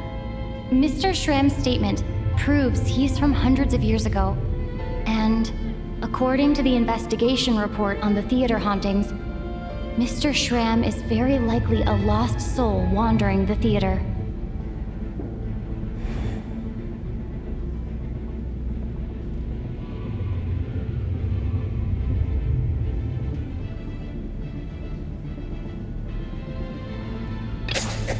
For some unknown reason, the soul that has been wandering the theater due to the leyline issues has joined our group and blended in. Yeah, that must be the immediate reason why the ticket count doesn't match the number of people present.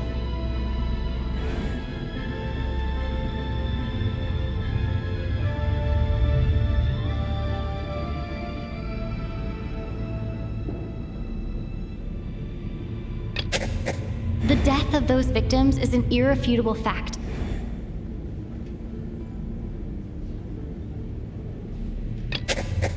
All of last night, the contents of the investigation report have been verified. There are indeed leyline issues and wandering souls in the theater. Death likely symbolizes the deceased. Mr. Schramm, for instance. Death is near. Huh. That must mean that there's a dead person in our midst. That's the truth, isn't it?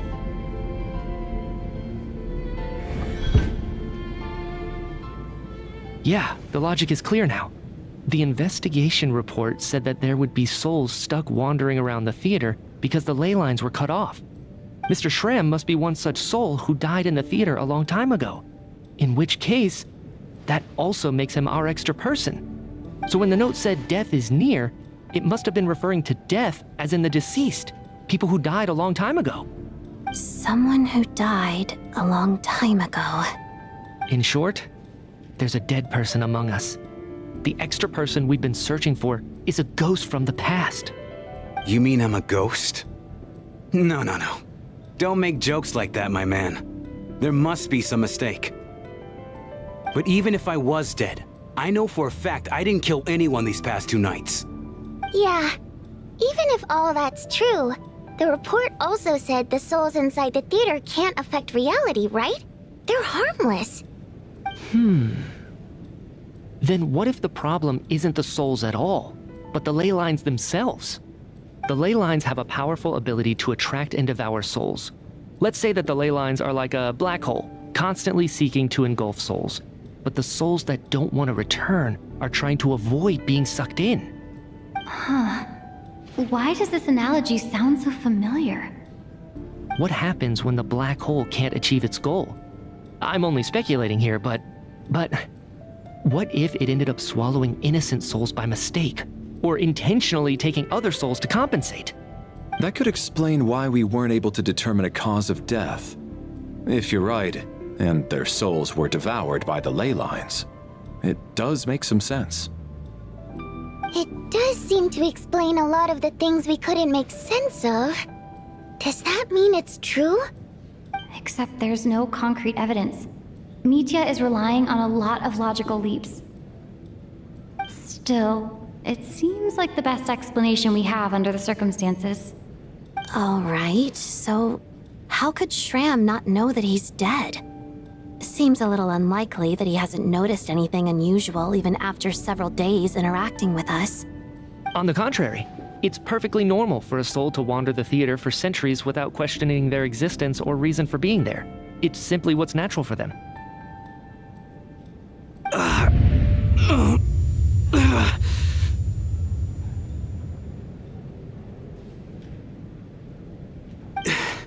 You know what, Mr. Brainiac? I think you might actually be right after all. I'm trying to remember and... even though my head feels like it's going to explode, I think... it's all coming back to me. I was the one who didn't want to remember my own death, so I forced myself to forget. Well, I'm sure those are painful memories. My lady and I snuck out to go on a date one day. We bought tickets for the theater. It wasn't really my thing, but I was just happy to be together. All of a sudden, a group of people burst into the theater, shouting for all the water imps to get out, performers and audience members included. It was clear the conflict between humans and Fae had reached a boiling point. This time, the extremists were even coming after the water imps who had nothing to do with the war. I thought I could pull one over on them, so I took off my jacket, draped it over my lady, and tried to sneak out amid the chaos. But I got caught. They started shouting, calling me a traitor to humanity. But I was going to do whatever it took to buy our chance to escape, no matter how many people stood in my way. I had to, both as their bodyguard and out of love. It's all right, friend. You can stop there if you want. You don't need to dig all that up again. It's just... Even now, I'm still struggling to accept the truth. How could I be dead? I'm sorry, everyone. If I'd known I was a dead man walking, I wouldn't have dragged you down with me. If I'm the cause of all this death, then punish me however you see fit. But, Mr. Shroom... No. I refuse to be a burden.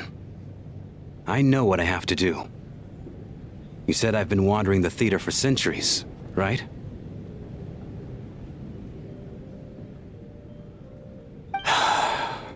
I guess it's high time I got a breath of fresh air. Out there, I mean. I'll leave this place and take all this death with me. Go out on my own terms. Mr. Shram, I'm sure we can figure out a different course of action. My good sir, we both know I'm not supposed to be here. I should have accepted my death long ago. One way or another, this has to end. Unless you're saying this goes against another one of your military principles somehow. No, I'm speaking on a personal level this time. Let it go, man. Oh, wait. One last thing. Miss Waterimp. My lover. Her name was Litia. Litia Ozarova. Do you know what happened to her? Ozarova. Oh, Auntie Ozarova. That's what we all called her. I remember her as a very kind elder. She had a bunch of kids, too. I'm so glad she survived. And she had lots of kids? Good. That's...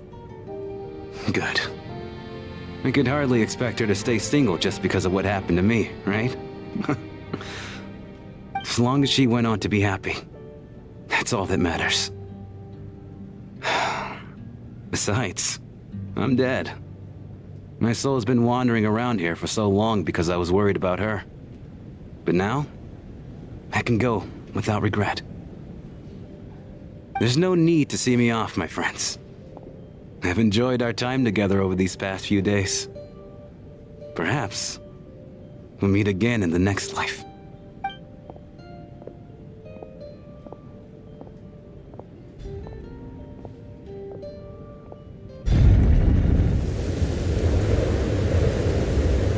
Take care, my man. I know Mr. Shrim was already dead, but... I still feel so sad. Death is cruel, no matter how we might try to make sense of it. So, was the conflict between Fae and humans really that bad back then? I was only little, so I don't remember much. It's terrible to think that so many innocent people had their lives turned upside down. Even the historical records about that time period don't say much about it. All people know is that the Tsaritsa founded the Fatui, drove out most of the Fae aristocracy without explanation, then used her terrifying power to suppress the humans. It seems to me like the Tsaritsa chose to make herself the enemy. She downplayed the conflict, directing whatever animosity both sides had for each other at herself instead. That's also why, despite how brutal the conflict was at the time, there hasn't been much lingering tension between humans and Fae since. Things have been fairly harmonious for the past few centuries. So, the Tsaritsa banished the Fae to protect the Fae living in the city? She offered herself up to be hated in exchange for peace. Maybe it's not quite as bad as it sounds. I don't think Her Majesty is too concerned if mortals hate her or not. And besides, there are very few who truly do. All this time, I had no idea. All right. If Mitia's theory is correct, then I think we can consider this matter settled. Let's all take a break.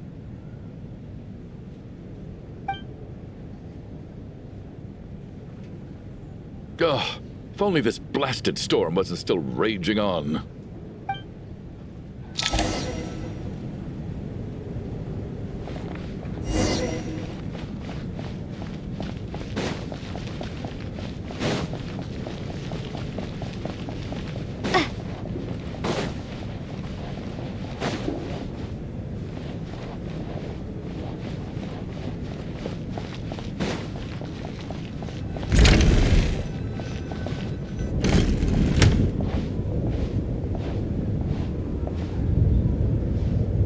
Looks like now we can just rest until the snowstorm stops. I still can't believe Shram turned out to be a ghost who'd been in the theater for hundreds of years. To think he was dead this whole time. What a strange turn of events. Knock, knock. Knock, knock. You know the door isn't closed, right? You don't have to knock. Think of it as a signal then. When I'm entering someone else's room and I knock, I'm here as Odette. If I don't knock, it's Lelek. Thanks. So, why did you come to find me? Is there something I can help with? Vodyanitsa said you knew about my secret identity from the start. But when everyone was discussing who Lelek could be, you were worried that revealing what you knew would be unfair to me. So you kept it to yourself, right? Yes. I'm extremely grateful for that. It's nothing. I mean, you didn't hold what happened to the Senora against me, so I should thank you for that as well.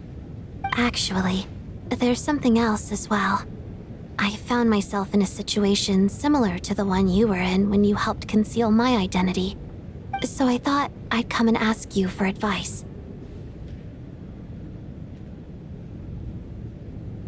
It's about Mitia. Before all of this, the last time I saw him, he was dead. As I'm sure you know, my goal as Lelek was to stop Project Stuzha. Well, when I found out the tech lead for the experiment behind Project Stuzha was Mitia, I immediately started planning to track him down and threaten him to back out. I often saw him around the theater, but I soon concluded that making my move there would risk exposing my identity. So I decided to infiltrate the Armory Palace and go directly to his lab. That way, the threat would be much more effective. Well, I suppose there was a bit of luck involved, but I am a Fatus, so I already had some familiarity with the building's layout. But when I finally made it to his lab, Mitia seemed to be dead. I checked his breathing and his pulse. He had no vital signs whatsoever. I'm certain of that. I thought maybe another anti-Proyek Stuzha activist had beaten me to it, and chosen a much more brutal method, so I made myself scarce. That's why you were so on guard around Mitia that first night here.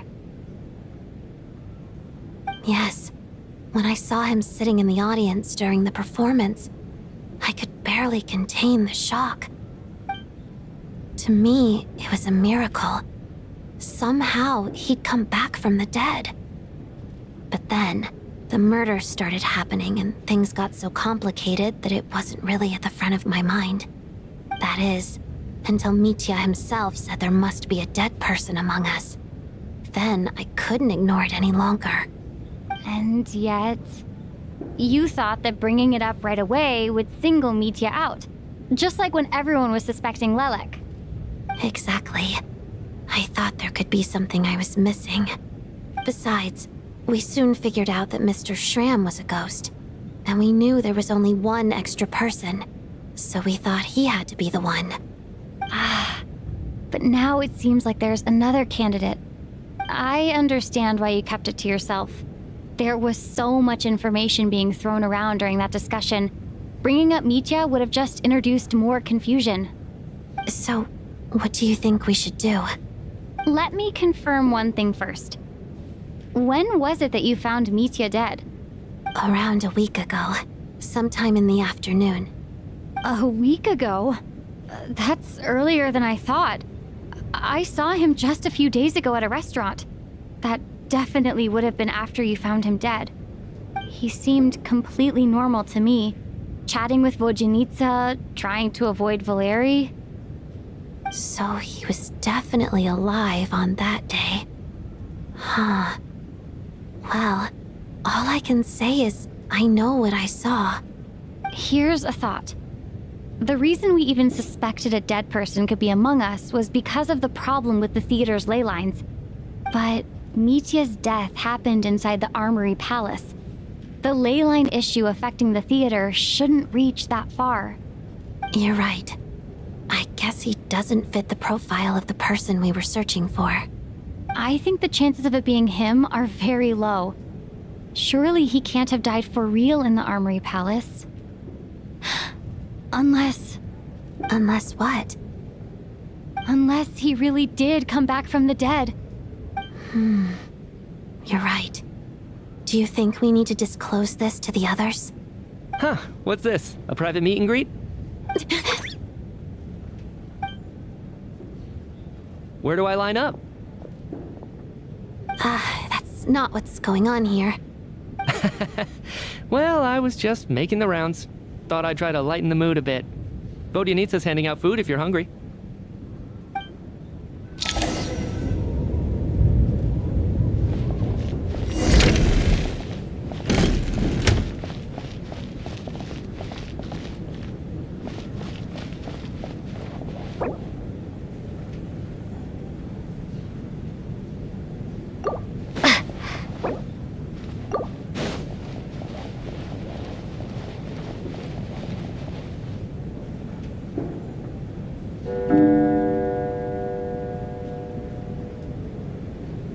What is going on with this storm? Could it be connected to that monster that just arrived in Snezhnaya? I almost hope it is. Her Majesty the Tsaritsa left to vanquish that beast herself. We just need to wait for her triumphant return. Do you think people still feel the cold after they die? I'm wondering about Schramm. Oh, maybe we should have given him a coat before he went out there. Death itself is cold, isn't it? I'm sure the storm will embrace him. Well, I hope he has a safe journey. I'm going to miss him, I think. It's not like we can blame him for Rampana and Kulish's deaths. Thinking back on it, we barely made it out alive ourselves. Once we get out of here, how are we going to explain what happened to their families?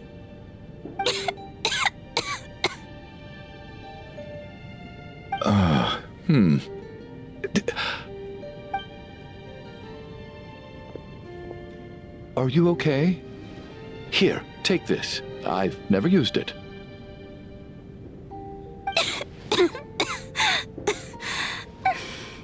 Thanks.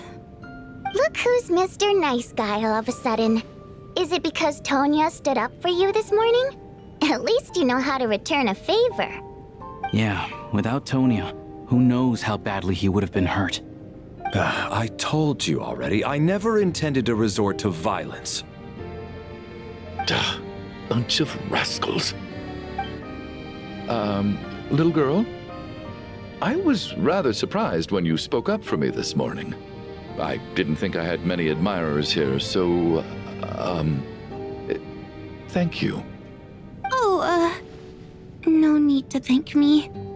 I said some bad stuff about you too.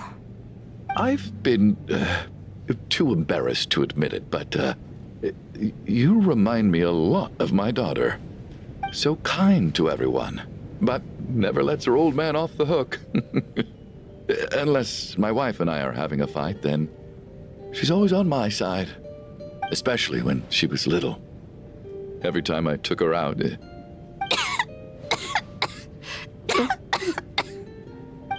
All right, easy now. How long have you had that cough, Tonya? I don't know. It's probably been a while. I'm fine. Are you taking anything for it? Yeah. I'll be fine once I see my brother. He's gonna pick some frost fairy flower leaves and brew a tonic for me. I'll feel much better once I drink that. I see. That's good to hear, then. We should probably discuss arrangements for tonight. Now that the deceased has left our midst, there shouldn't be any more incidents. However, out of an abundance of caution, I'll keep watch. Shouldn't we take shifts? I can take one if needed. No need. I managed to get a nap in earlier, so I have plenty of energy right now. After all the tension of the past few days, everyone else should just focus on getting a good night's sleep.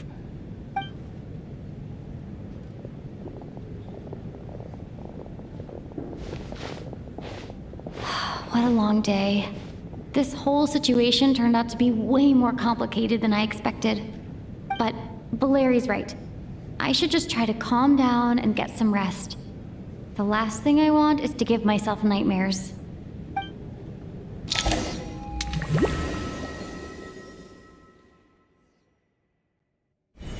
She's awake. She's awake! Get over here, you big lug, and take a look! If you must call me something, call me Mr. Door. The Black Mist is coming. You need to go. Are you all right? Can you walk? We just got attacked by monsters on our way up. That Mr. Door fellow protected us. He just seemed to come out of nowhere. Not much of a talker, but when it comes to taking down monsters, that man doesn't hold back. Curses! The Black Mist is catching up to us. We need to keep going. Mr. Door, I don't believe I've ever seen you around here before. Why is that? There's no need to try to get to know me. I'm just Mr. Door. I have to find the door that belongs to me.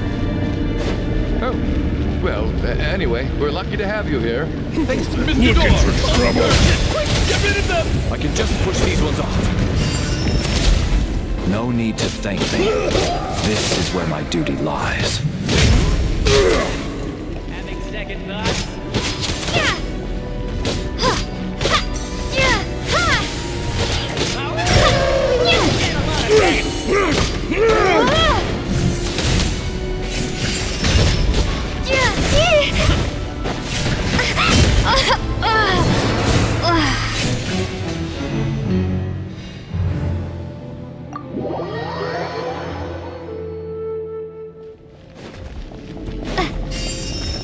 Looking for trouble? What? Ready to taste my fist?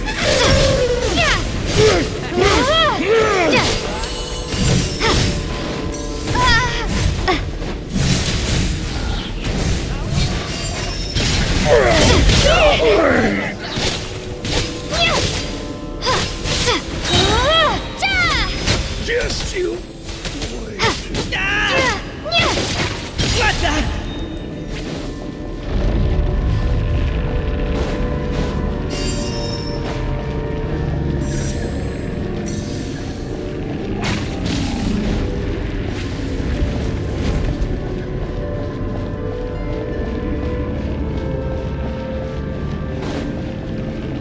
So we're doing this the hard way.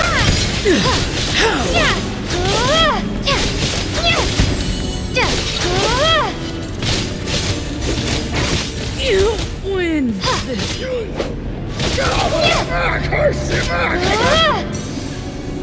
Oh, remarkable work, Mr. Door.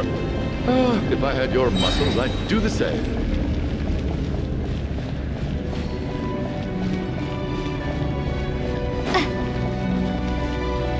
Are none of these doors the one you're looking for? No.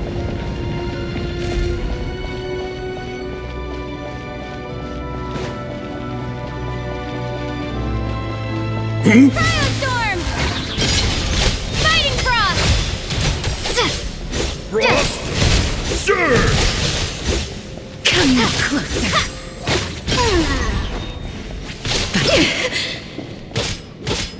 And Kate! My command.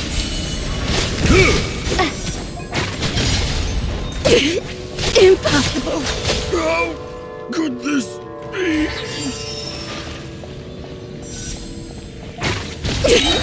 Impossible. I'm so exhausted, and the black mist is still rising. Oh. Wait, look! There's more monsters down there. Are they coming from within the black mist? No! They're gaining on us! Quick, keep going, or they'll be at our heels any second!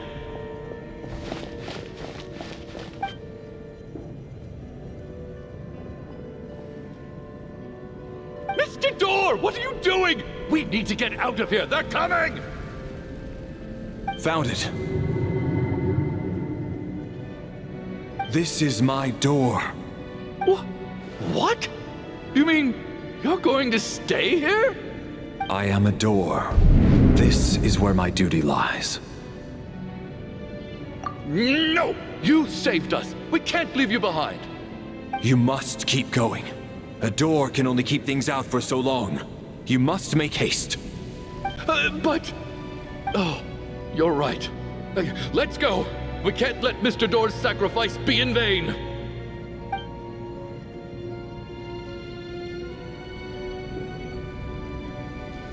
The black mist isn't moving anymore. Looks like both the monsters and Mr. Door are gone. I didn't just imagine all that, did I? Surely I wasn't so scared out of my mind that I hallucinated a door as a human being? Oh, okay, good. There's no way we both hallucinated the same thing. Getting sleepy?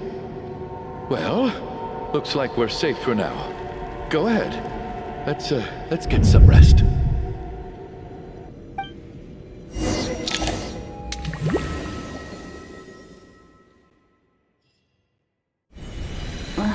What time is it?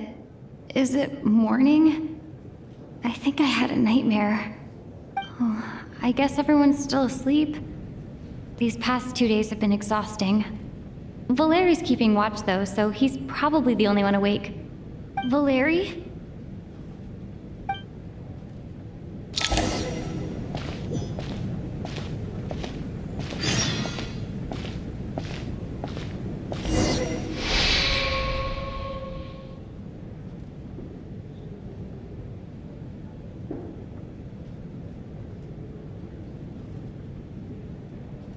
Wake up! Everyone needs to wake up!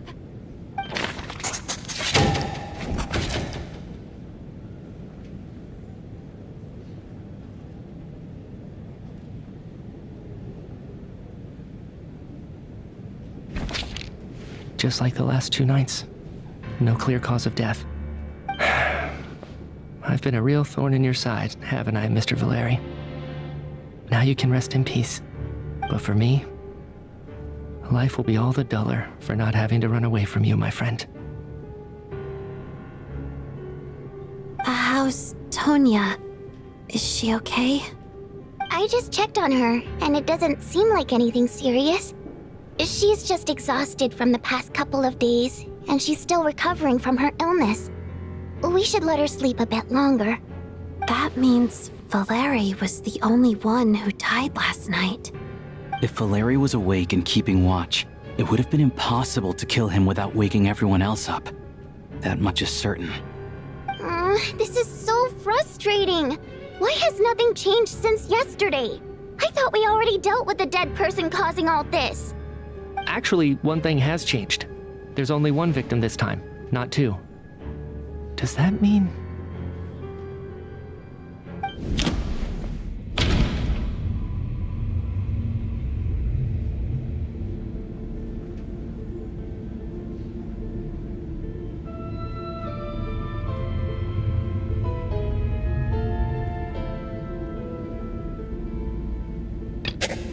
Can a death at night even be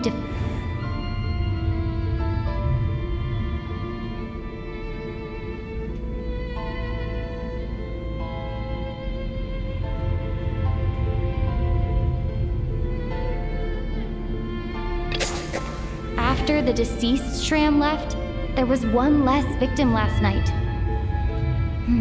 That more or less tracks. It's a reasonable conclusion, considering the only variable that changed. Oh, the number of people who die each night is equivalent to the number of dead among us. That's your theory, right? Exactly. We identified Mr. Shram, and the night after he left, the death toll dropped from 2 to 1. By that logic, there must be one more dead person left among us. Another one? But there was only one person unaccounted for in the ticket checks, right? The head count should match up now.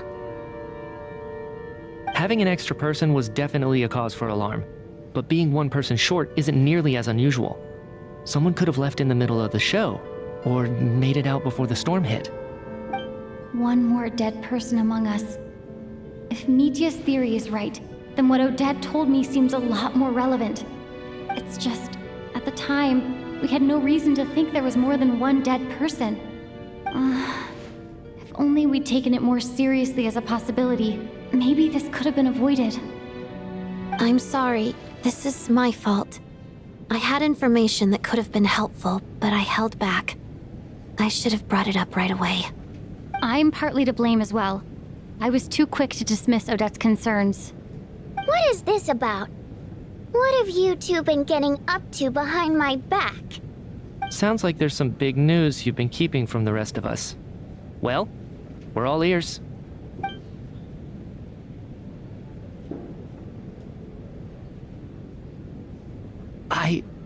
I'm the dead person?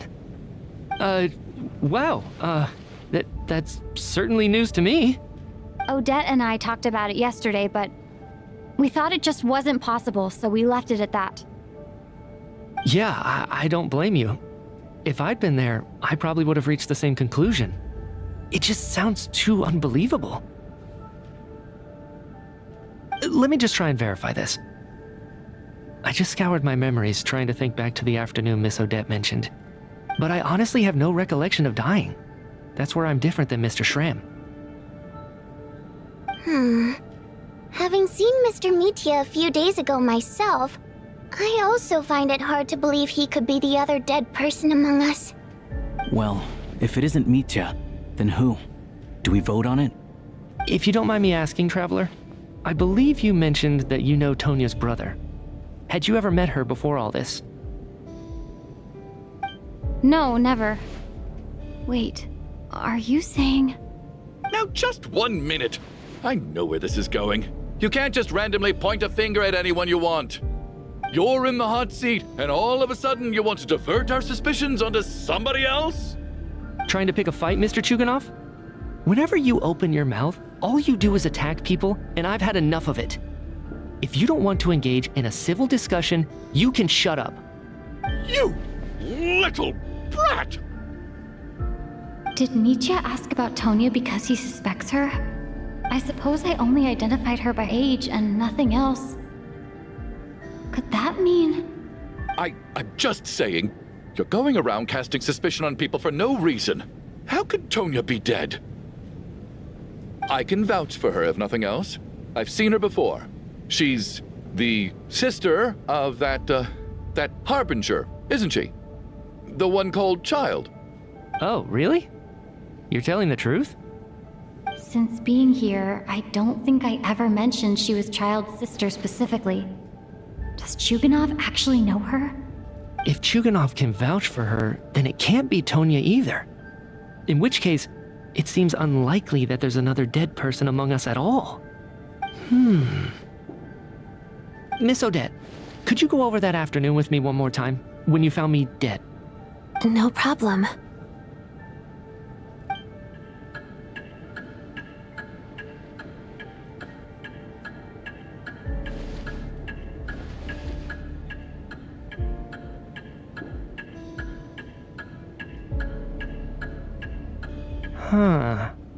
No matter how hard I try, I just can't remember anything about dying.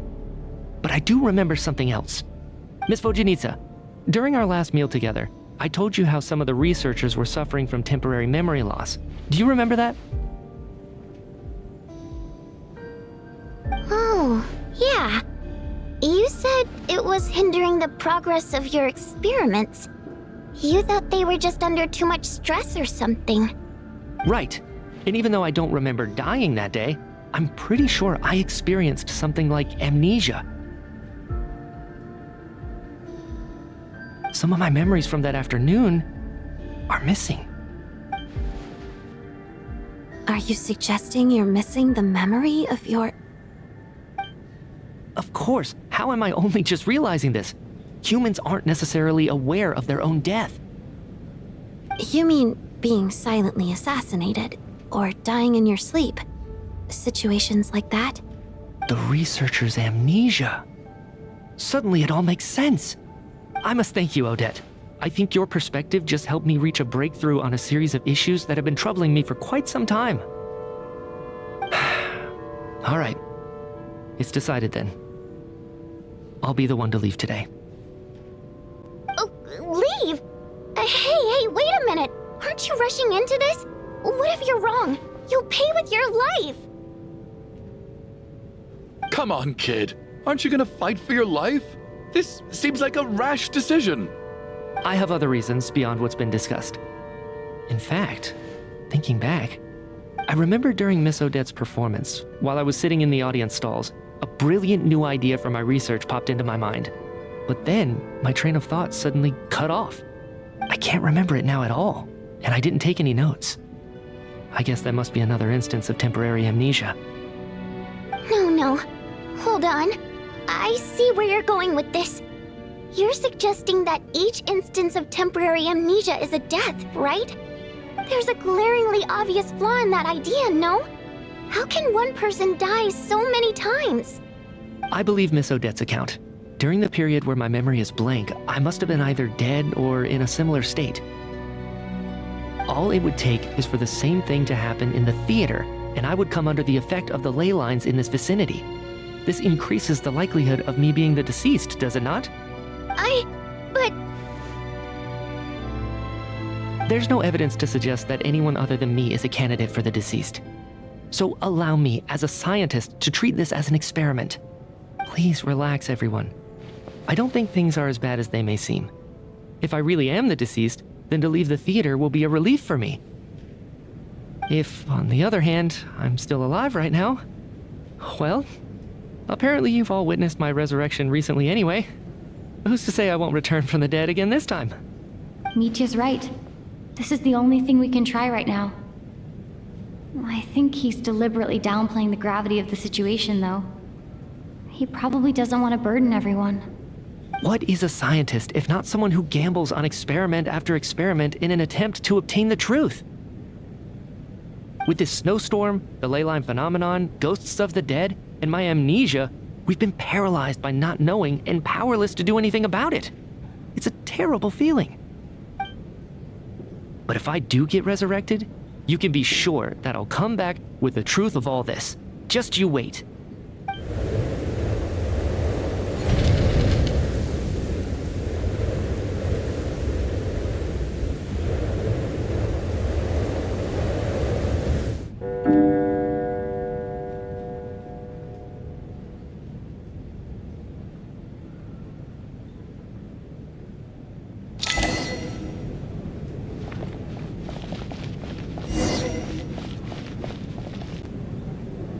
Poor Mr. Mitya.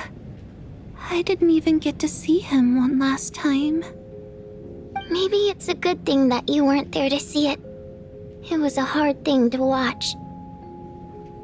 I hate goodbyes. Why does it feel like everyone around me is slowly disappearing? Not just in here, I mean. In the outside world, too. Maybe it's the realization that, at the end of life, everyone has to face it alone. Come to think of it, the main reason we're still alive right now is pure luck. Each morning here, for every one of us, there's the chance that we might not wake up. You could take it a step further and say that the same is true outside, too. Who can never be 100% sure when they drift off to sleep that they'll open their eyes again in the morning? If I make it out of here, I'm going to cherish every moment that I'm awake and live without any regrets. Without regrets? I feel like a strange sense of anxiety has been quietly growing inside me over the last 2 days.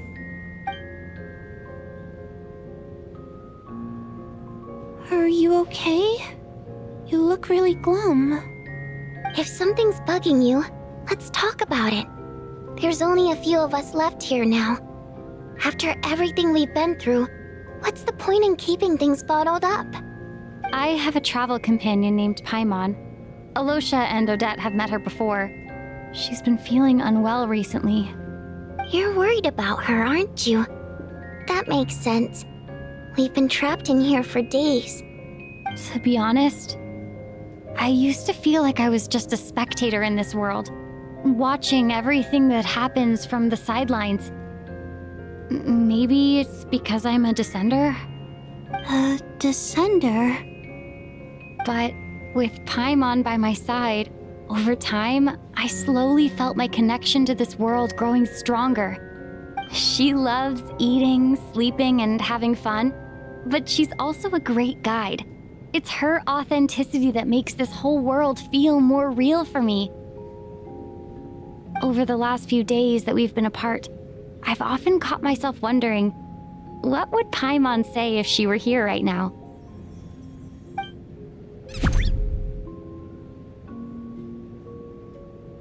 But by the time I snap out of it, the conversation has already moved on and I'm still in my own little world. I'm trying to overcome this sense of detachment, but I really miss Paimon. I guess, in a way, she means the whole world to me. I bet she misses you when you're not there as well. Maybe you're her entire world too.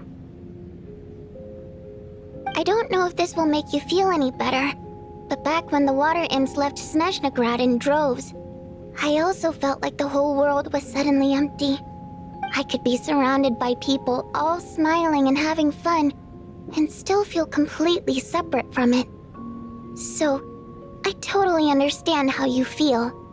Later on, I started to think, maybe accepting the fact that our loved ones won't always be with us is something that takes a lifetime.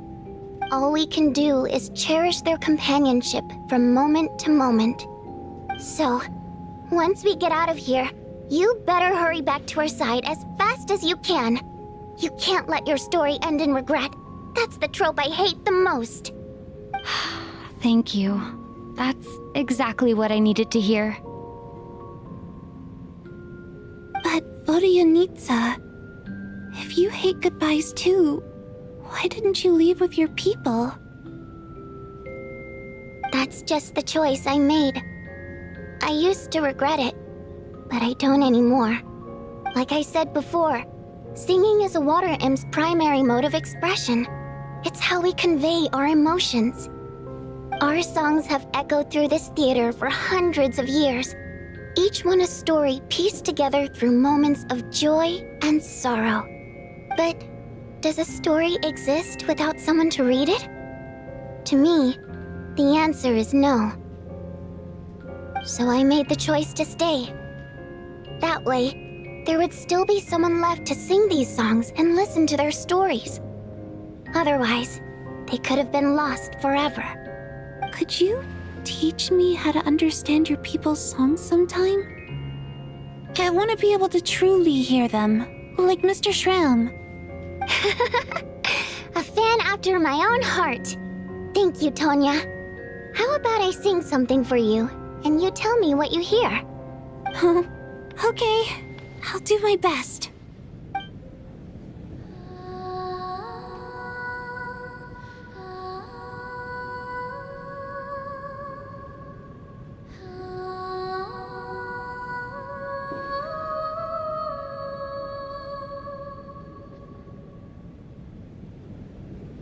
I've never heard that one before. I feel like I can hear a sense of longing somehow. I wonder why that is. Color me impressed, Tonya. You're a keen listener. Most people can only tell if a song is happy or sad. I didn't think you'd be able to pick up on such specific details. So, what's the song about then? Come on, tell me! I've actually never performed this song in the theater before, because it has more of a ceremonial purpose for our people. It's not meant for the stage. It means something like, "May those we have lost watch over us, and follow this song back home in the night, so that we might be reunited once more." No wonder I could hear that sense of longing. You sing it for loved ones who have passed away. I hope it reaches them. It's getting late, Tonya, and you're not well. We should all turn in early. I suppose there's no reason to keep watch tonight. Okay, but, before I go to bed, could you sing that song a couple more times for me, Valeriy? Of course. Anything for my #1 fan.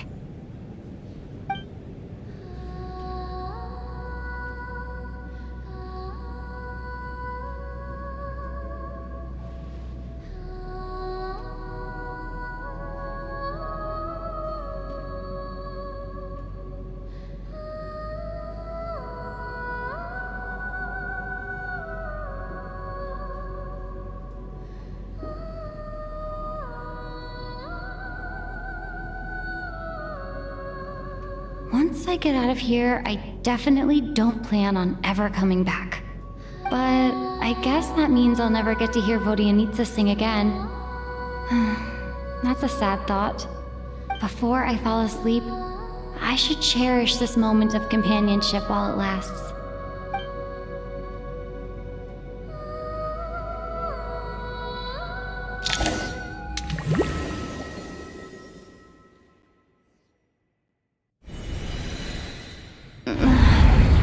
Where am I? It's so dark in here, and I feel kind of dizzy. Am I alone?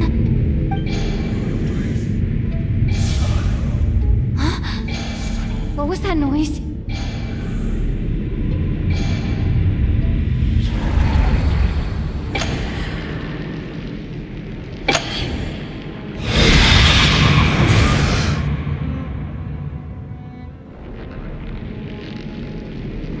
Return, O spirits. Fulfill your oath of protection.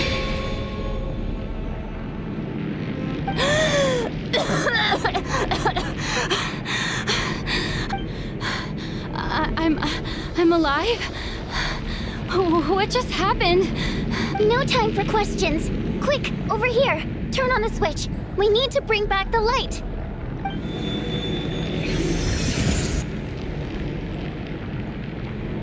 All right, we're safe. The spirit just now is called Night Prayer. The light subdues her, but she'll attack without a second thought in the dark. Sort of. I know it's hard, but you can't let this place go dark, or she'll kill you again.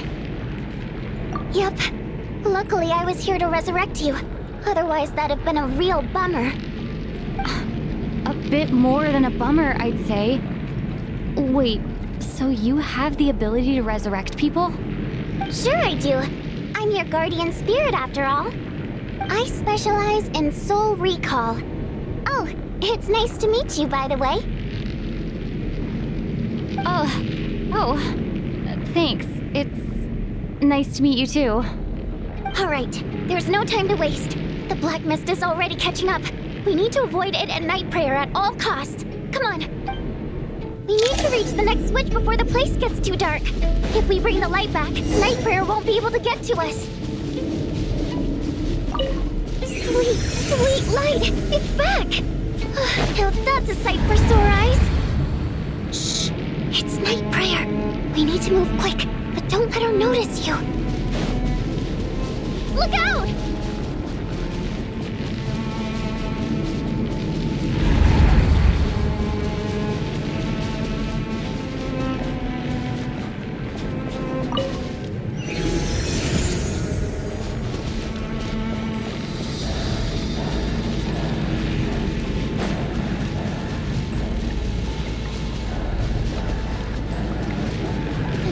Which is over there.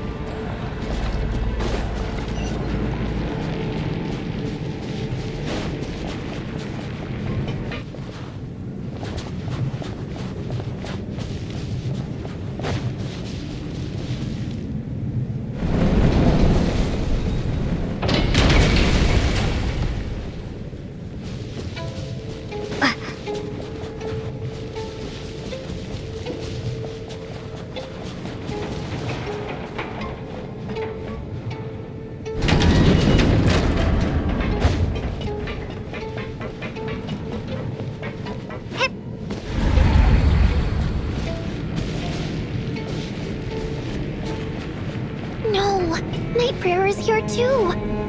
This can't be the only path. Let's head up there and take a look. The switch is just up ahead.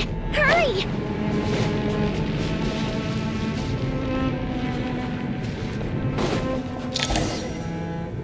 It's too dark. We're not gonna make it. Come on, faster!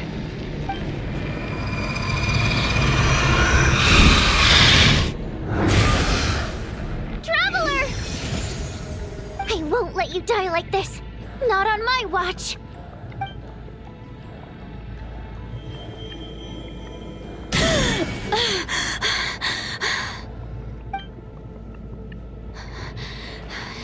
Even though it's not permanent, dying is definitely not a pleasant experience.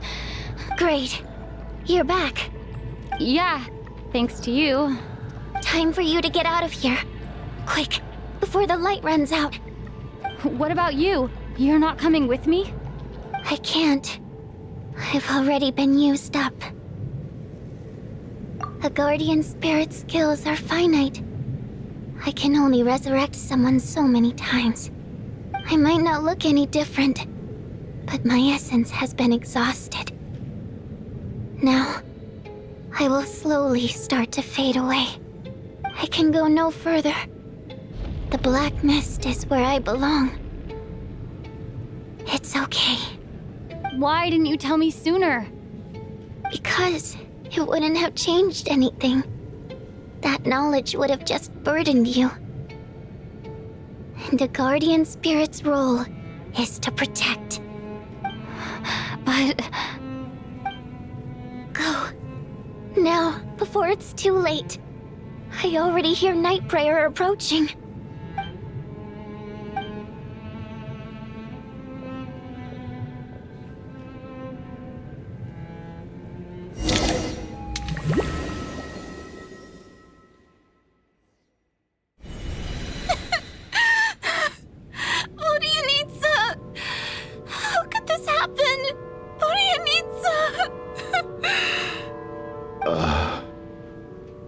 Well, I guess there's no need to inspect the body.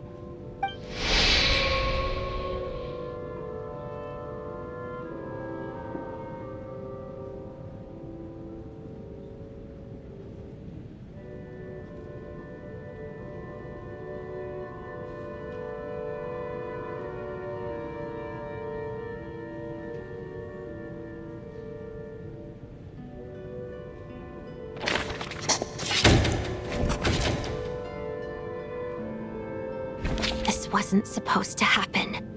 You lied to us, didn't you, Chuganov? You've been lying from the start. Take a long, hard look at yourself before you go around accusing other people. I suspected you on day one, Lelek, and now look where we are. By some strange coincidence, you've never been targeted. You just happen to have survived this long? No, you should be the prime suspect. And you, little hunter, ever so content with staying on the sidelines. Yet you were the one who stopped us from leaving from the start. Why are you trying to keep us here? Now you're just lashing out indiscriminately. That's either a sign of anxiety or a guilty conscience. Where was all this passion and bravado before? Decided to fight until the bitter end. Is that it? Is that a threat? Fine, bring it on. You think I'm afraid to die after all this? You want to kill me? Go ahead. I'd like to see you try. After all the trauma of the past few days, everyone's been pushed to the breaking point. Valeriy and Mitya aren't here anymore. Someone else needs to step up and take charge. But first, I need to think this through. Considering everyone left, who's the most likely candidate for the deceased?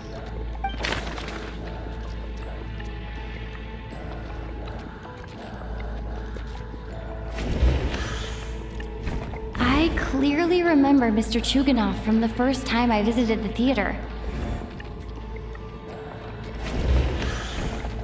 Of those who remain, the only person we've never met before is Tonya.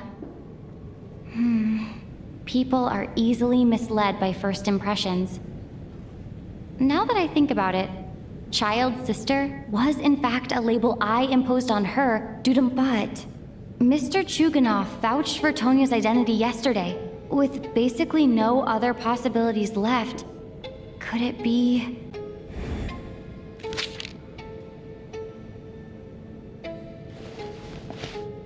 Tonya, how's Teaser been lately? Teaser? Your brother Ajax must have mentioned me in his letters home, right? Did he say anything about a blonde traveler? No. And my brother's name is Razik, not Ajax. Chuganov, looks like it's your turn to do some explaining. Yesterday you said you could vouch for Tonya. Why did you give us a false testimony? I knew you were behind this, Chuganov. You've been lying through your teeth from the start. Everything about you is fake, down to the wife and daughter you're always talking about. Your entire family man persona is a charade, isn't it? That night, when I infiltrated your place as Lelek, I noticed you were home alone. Didn't think much of it at the time, just thought everyone else was out. But thinking back on it now, that doesn't seem very likely. My guess is, you live alone, don't you? Even that was a lie? But why would he lie about having a family? Oh, curses. Oh, why is there no end to this blasted snowstorm? If it would just stop. If it would just stop. I think I remember now. I know how I ended up here. It feels like a distant memory. But at the same time, it's just like it was yesterday. The reason I'm always coughing is because I got sick with frostbite. The locals usually call it the snow cough. It's not a very common illness. It's partly genetic and partly caused by the cold climate, but it can be fatal. They sent me to the hospital as soon as they found out I had it. And I spent so long lying there in that hospital bed. After a while, I felt myself growing weaker and weaker. Nothing seemed to be working anymore. Neither the treatment that the doctors were giving me, nor the medicine my brother was brewing from frost fairy flower leaves. So one day, I told my brother that I wanted him to take me outside for once, so things could be like they used to, just for one day. I wanted to meet loads of friends, experience new things. He agreed. He snuck me out of the hospital, and we escaped. We got to the theater, bought tickets, and went inside. It was all so exciting. I remember the show very clearly. It was amazing. But I found myself getting sleepier and sleepier. Oh, Tonya. When I woke up, I couldn't find my brother anywhere, so I guessed he'd already left. But there's no way he'd leave me behind. So I decided to stay here and wait for him. At the time, I figured he'd probably gone to brew some more medicine for me. I was planning to chew him out for abandoning me when he got back. Tonya, it sounds like by then you'd already... Yeah, I know. I understand now. Dead, aren't I? This cough and the feeling weak, it's probably just my body's memory. After all of that, it turns out I can't blame my brother after all. I was the one who abandoned him. I'm sorry, everyone. I realized this much too late. It seems like death skewed my perception. And now I've dragged you all into this mess. Your name probably isn't even Tonya, is it? Didn't that ever strike you as odd over the last few days? Well, when I was little, my brother and I read a storybook, and Tonya is the name of one of the characters. When we escaped from the hospital, our family and the hospital security were looking everywhere for us. So when you first approached me and said my brother had sent you, and called me Tonya, I thought he must have chosen a fake name that only the two of us would know. Because he was afraid of getting caught. No. It seems like that was just wishful thinking. At least your memory of death isn't painful. That is a small comfort. Now it's your turn, Chuganov. Talk to us. I believe no lie is ever told without a reason.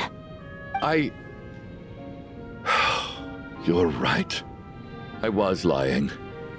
I happen to know that the Harbinger child and his sister Tonya managed to get tickets, so I lied to you and pretended I knew them. And yes, I was lying about my family too. The truth of the matter is, I lost them a long time ago. I just refused to accept reality. And now I've spent the second half of my life living a lie. I'm a joke. My daughter's name was Iskra. And before you ask, yes, Iskra, as in Iskra Manufacturing Plant. She also died from the snow cough. She was just 6 years old. If she were still alive today, she'd be around the same age as little Tonya here. After Iskra passed, my wife couldn't bear to face those memories either. So she chose to start a new life without me. One day when I came home from work and saw the empty room, I felt like I couldn't breathe. Subconsciously, I started to imagine that they were still there. I soon discovered that this was the only thing that made me feel any better, so I just embraced the delusion. Nothing more than a pathetic means of escapism, I know. But at least it's not a crime. So explain your false testimony then. The night before last, when I was chatting with Tonya, she mentioned that her brother would brew medicine for her from frost fairy flower leaves. Combined with her various symptoms, I suddenly understood everything, including the fact that she was deceased. The snow cough used to be an incurable illness. I would pick frost fairy flower leaves to brew medicine for Iskra too. It took hours and hours on the stove. But the year after my daughter passed away, the jester of the Fatui announced that a cure for frost blight, also known as the snow cough, had finally been developed. It turned out that all previous treatments were completely ineffective. No better than random concoctions. That was the final straw for me. I just couldn't take it anymore. Just one more year. One more year, and everything would have been okay. So, more than anyone, I know full well that in this day and age, no one in their right mind would still be using frost flower leaves to brew medicine for the snow cough.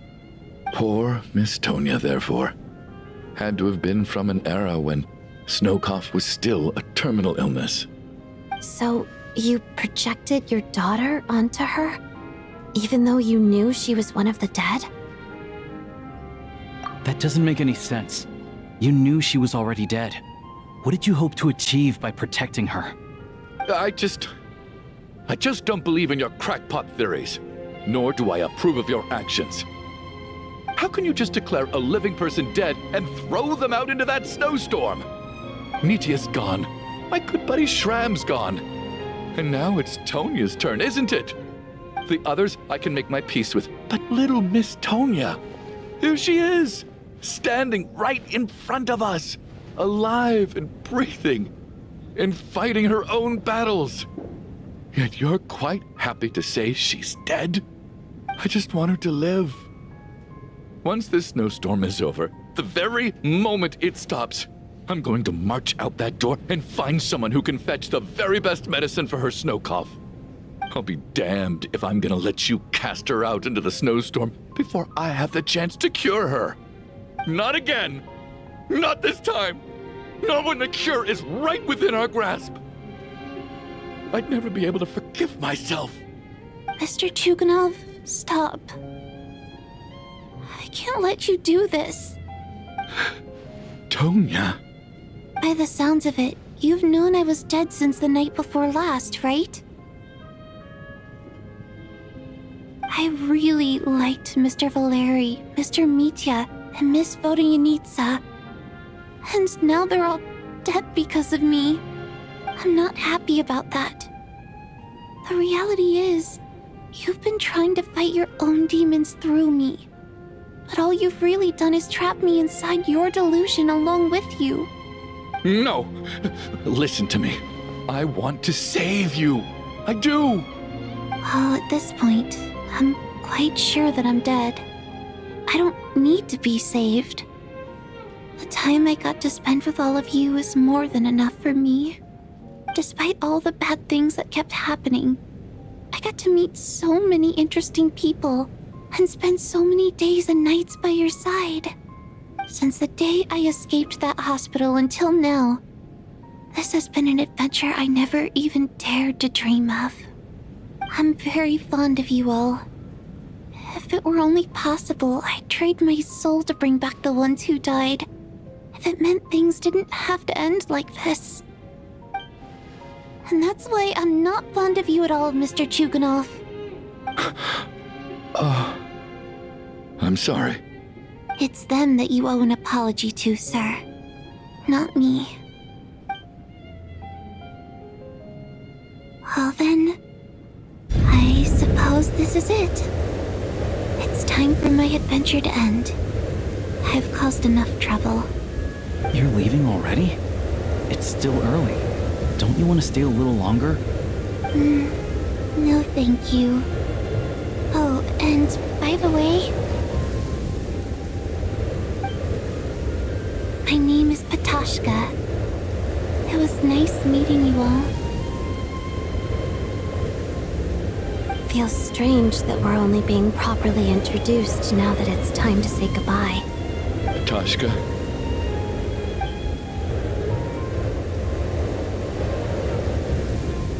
What are you doing, Chuganov? Are you crazy? Let me leave. I can't keep lying to myself anymore. In your dreams. Don't think you're getting off that easy when you had a hand in the deaths of so many people. The Fatui have honed quite an array of enhanced interrogation techniques since they were founded. Once we're out of here, Lelek will personally give you a taste of every last one.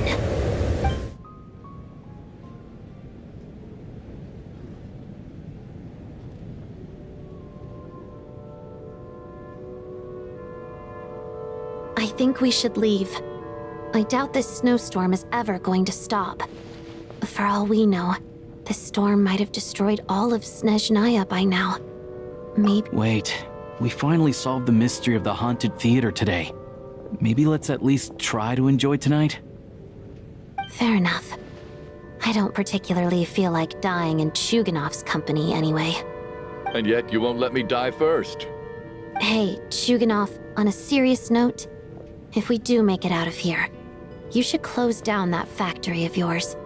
A lot of people are freezing thanks to you. Is this really the time to be discussing my factory? All right, fine. I'll shut it down. Doesn't matter to me anymore. Am I hearing things? Or was that a knock at the door? There it is again. But I don't understand. The snowstorm hasn't stopped, has it? Should we open the door? Is this it? Is this nightmare finally over? If the last few days are anything to go by, I probably shouldn't be getting my hopes up. Whatever lies beyond that door at this moment, it could be something even more terrifying than everything we've been through so far.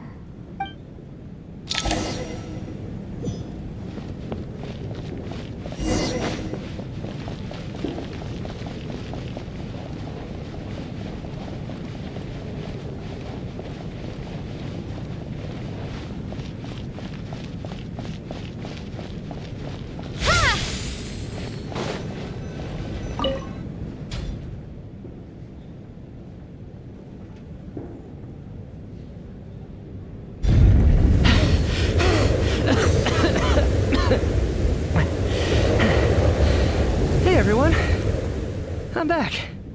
How are you doing? Feeling any better? Much better, thanks. Whew, it is so good to have you guys here. I was a little worried that the theater would be empty by the time I got back. Let me see. Tonya and Vodyanitsa are missing, which means Vodyanitsa died last night. And then you discovered that Tonya was the other dead person. Am I right? Not Tonya. Pitashka. First, tell us how you made it back here. Given the conditions outside, no one should be able to return alive. You're right. The thing that got me back safely was a song. I heard someone singing. After walking into the snowstorm, my mind grew hazy. I don't know how long I walked through the storm before my mind completely slipped away. Then, suddenly, I heard the sound of singing. The voice instantly brought me back to my senses, and I regained consciousness. So I followed the voice, searching for the source of the singing. I searched and searched, until finally, just a few moments ago, there was the entrance to the theater, right in front of me. I've actually never performed this song in the theater before, because it has more of a ceremonial purpose for our people. It's not meant for the stage. It means something like, "May those we have lost watch over us, and follow this song back home in the night, so that we might be reunited once more." That must have been Vodyanitsa's requiem. Who knew it actually worked? That song is meant to guide the souls of the dead. Mitya, that must mean that you— Huh. No kidding. Huh, seemed like I guessed right then. This is what I've been so desperate to tell you about. When I first stepped out of the theater, I was still quite lucid. My memory of it is still pretty intact. I remember the outside world being completely different than what I'd expected. It was like this was a world where only the snowstorm existed. There wasn't a trace of any humans or buildings ever having been there.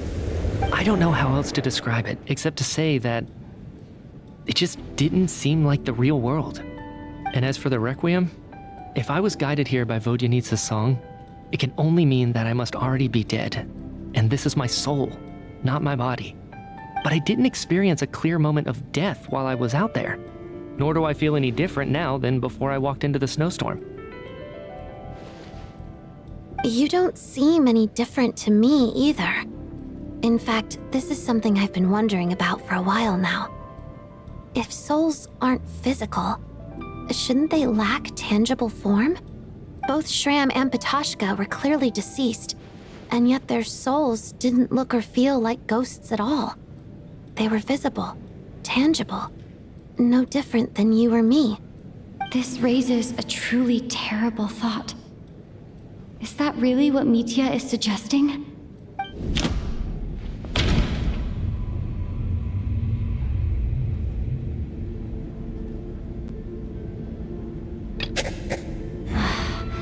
Dream?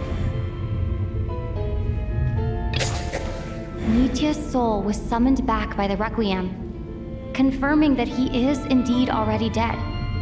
And yet, he looks no different from us. Of course, if even the long deceased like Mr. Shram can blend in with us undetected, then maybe we've all been dead from the very start. And all of us are now souls wandering the theater.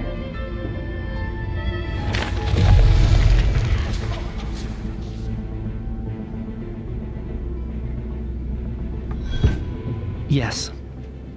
I think that this is probably the afterlife. What did you say?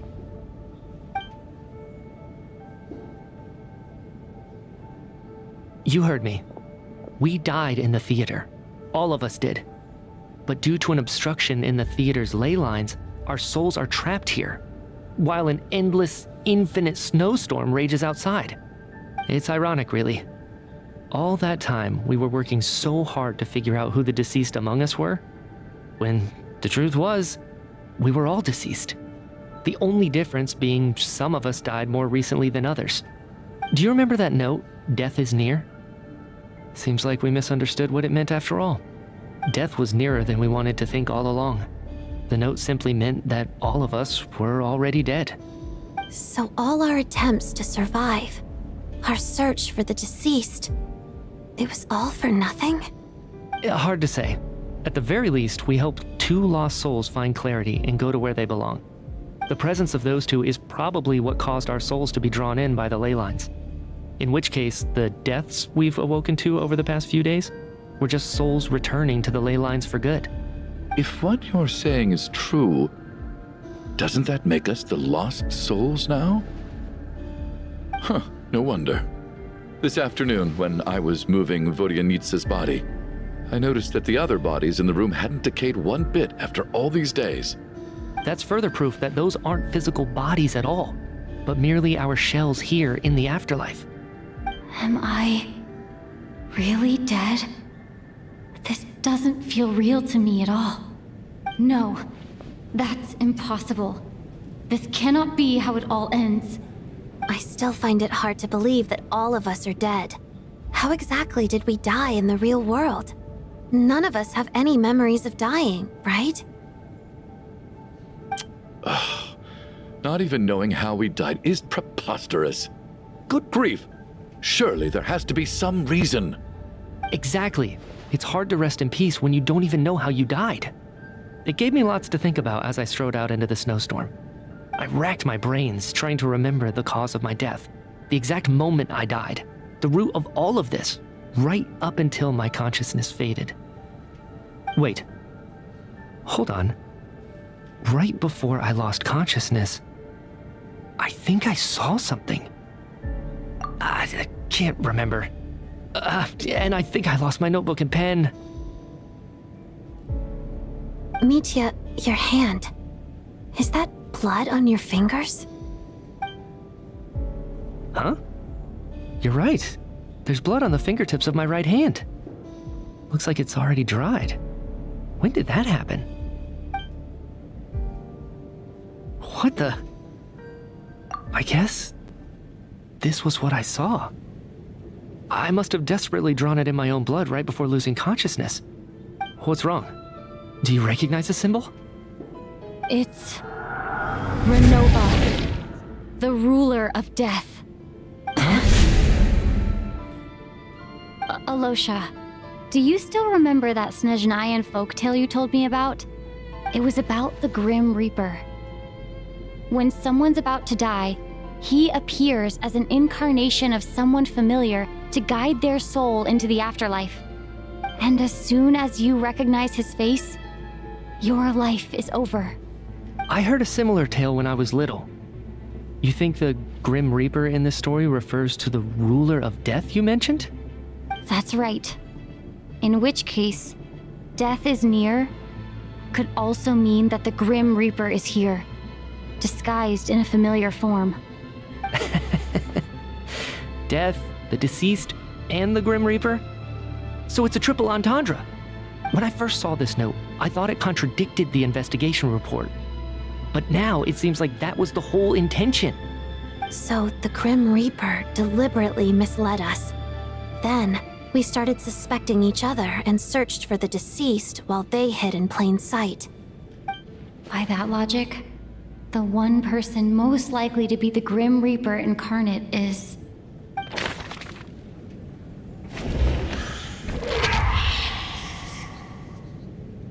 No doubt about it. It's Alosha. Looking back at how everyone has acted over the past few days, Alosha is most likely the Grim Reaper lurking among us.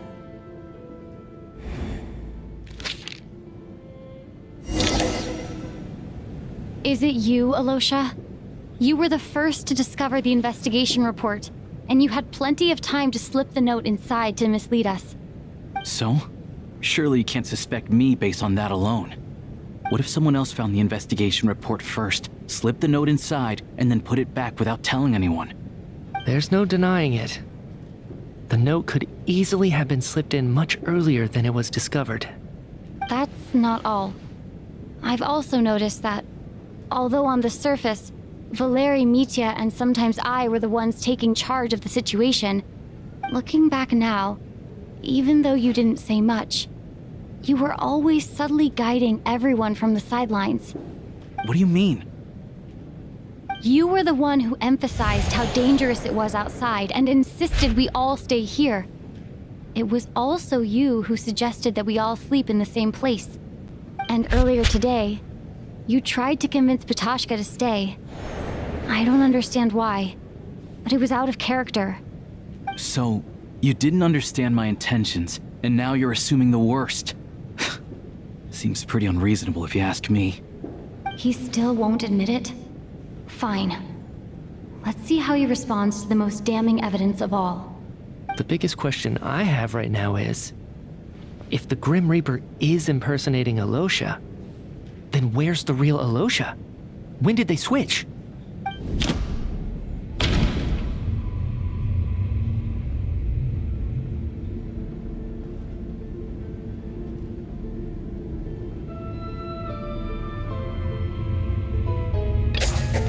That's right. This was the moment. Right at the start, before any victims had even emerged, Alosha was switched with the ruler of death while everyone's guard was still down.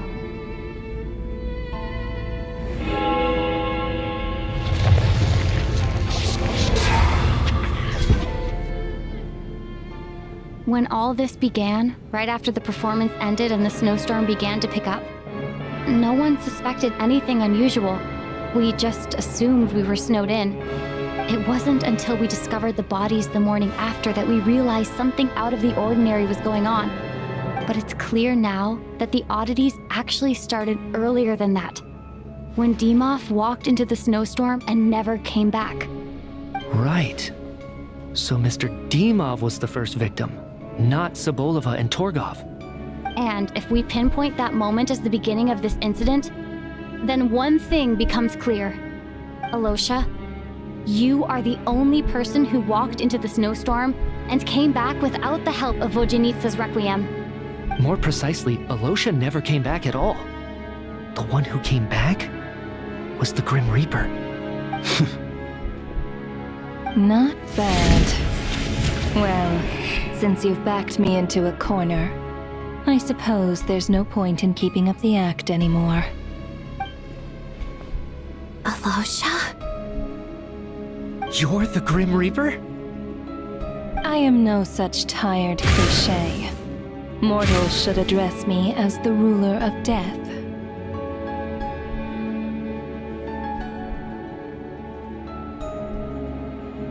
Before being wiped out for good, you identified the two deceased, and even sensed my presence. A commendable achievement, far beyond what I expected. I heard you can ferry souls. Those deaths each night. Were they your doing? Your initial conclusion was correct. Due to the existence of the two deceased, the ley lines yearned to reclaim those long-lost souls. Every night they devoured an equal number of souls to fill the void.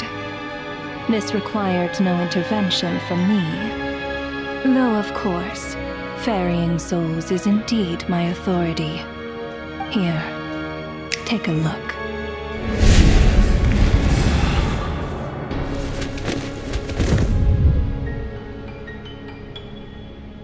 What are you doing?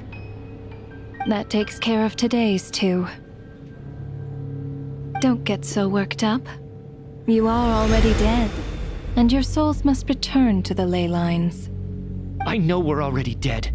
You murdered us, didn't you? Murdered? No. Murder is when mortals usurp my authority. Death is my jurisdiction. If I require someone to die, I need not resort to such laborious methods as murder. You simply met the criteria to trigger my curse of death. I know about the curse of immortality. So there's another death-related curse too? You cursed us? When? And why would you do such a thing? So often, humans pray to me, begging to know when their death will come, and what form it will take. But few people ask why. If you must have an answer, know that death comes simply because one's time has come. So you're not gonna tell us the truth? Hold your tongue. By all rights, you shouldn't even be allowed to speak with me. Those angels from the past are to blame for the reckless renovation of the ley lines here. It's made my work on this occasion infuriatingly complicated. Work? So trapping us here, making us watch our friends die, that's just another day at work for you? You clearly have a lot of questions. Fine. As a reward for your remarkable accomplishments over the past few days, I shall answer a few of your inquiries, provided they aren't too unreasonable. After the physical body dies, the soul must return to the ley lines for that person's death to be considered complete. My work encompasses the entire process of death, including, naturally, the guiding of souls into the ley lines, with which you are now so familiar. You must also be rather familiar with Natlan's Night Kingdom, I presume? It was I who supported the creation of the Night Kingdom. It provided a convenient means of guiding the souls of Natlan. Here, too, the ley lines connected to the theater underwent some modifications. The angels hoped to make them capable of accommodating the souls of some special creations. But this actually hindered their ability to accept ordinary souls to some degree. This effect manifested itself after you died from the curse in the theater, leaving you stranded in the afterlife, unable to achieve a complete death. But if souls who die from the curse of death fail to return to the ley lines within a short window of time, they will miss their chance for good. Then, they will remain forever suspended between life and death, no longer subject to the authorities of either. So if you don't resolve this matter soon, and see all our souls return to the ley lines before long, we'll escape your control. Mitya is sharp. This must be what Renova was worried might happen, and the reason she got involved to begin with. But if you have the authority to guide souls, why didn't you just show yourself and get it over with? Why hide among us in the form of Alosha? You seek to understand the mind of a god. Very well. I'll tell you. This is a theater, and I decided I wanted to watch a show about death. That's why I encouraged you to take the events to the stage. I found myself getting quite immersed. I suppose the entertainment you provided makes up for all the trouble you've caused me by being so defiant in the face of death. There. Are you happy with my answer? Can't say I am. Really? But it fits the stereotypes you humans have about gods. Just moments ago, you were complaining about how infuriatingly complicated your work here has been. Work is work, I get it. There are times when it's a huge pain, but you just have to get it done, right? That's a rather unique perspective for a human. You are in fact correct. There is a pain point in this case. Due to the obstruction in the theater's ley lines, there is a hard limit on the number of souls they can receive each day, making it impossible for me to ferry all your souls at once. Revealing my identity too soon would inevitably have led to futile resistance, and there was a risk that any souls who chose to run would disappear. Then there was the issue of the 2 lost souls you called the deceased. The way you resolved that quandary was all part of my design. That's what I don't understand.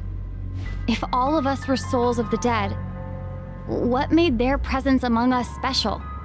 For centuries, they have refused to return to the ley lines, exploiting the issues created by the angel civilization to resist being drawn in. Centuries of obsession accumulated during this process. You may think of this obsession as the resentment of the dead, and in this quantity, it was a bomb that could have detonated at any moment. It reached the point where I could not afford to leave it unchecked.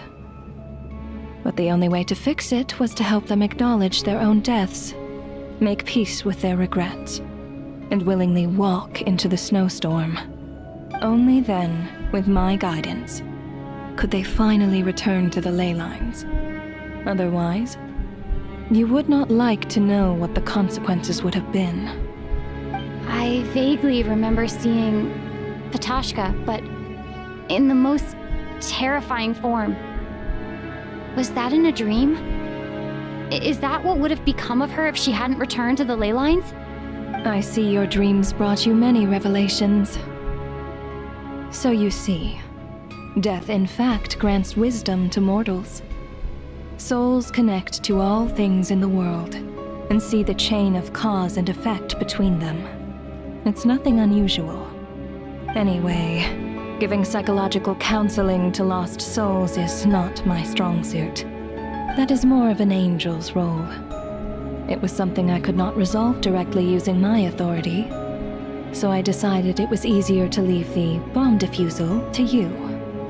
Meanwhile, of course, their presence caused the souls of other members of your party to return to the ley lines each night. From where I stand, that was killing 2 birds with 1 stone. As both issues slowly resolved one another without me having to lift a finger, all I had to do was stay close by and keep the situation under control. Then use my authority to wrap things up at the end. And, of course, while I was at it, I thoroughly enjoyed watching this drama, dealing with death from a mortal perspective, play out on the stage. Sounds like you had it all figured out, Grim Reaper. I just did the math. You said there's a hard limit to the number of souls the ley lines here can receive each day. It's 2, isn't it? That much is obvious, even to a fool. It's time to review this whole affair. If the ley lines can only take in 2 people per day, I need to go over the deaths from these past few days again.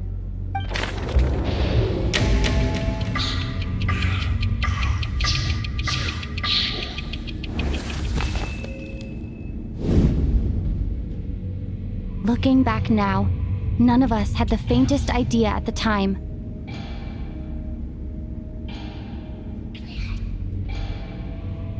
From the moment the staff member named Dimov walked into the snowstorm, the incident had already begun.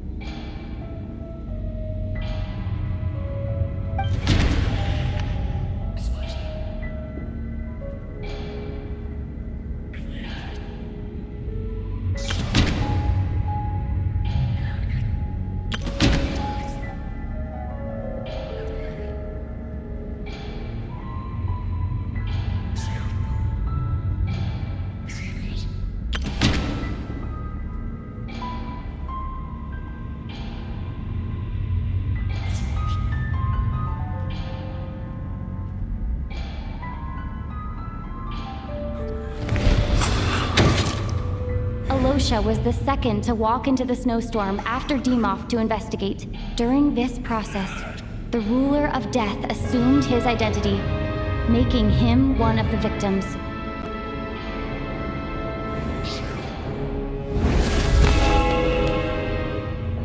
During our first night in the theater, everyone was caught up in the novelty of it all.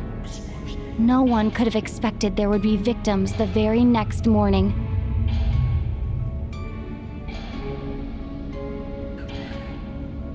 Despite all the confusion, and with the help of hindsight, we finally began to realize that something was amiss with the snowstorm.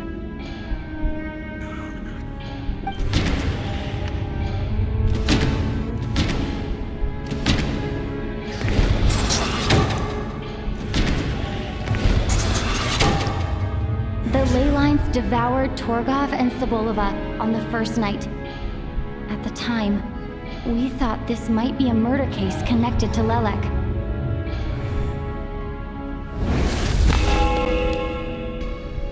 Odette and I spoke a lot that night. 3 people were on watch, but in the morning, we discovered that someone had fallen victim all the same.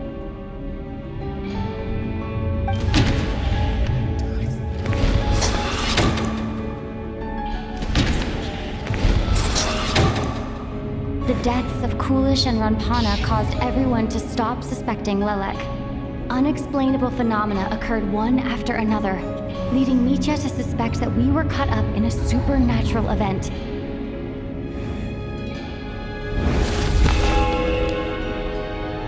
Later, we discovered that there seemed to be an extra person among us, and subsequently discovered the existence of the deceased.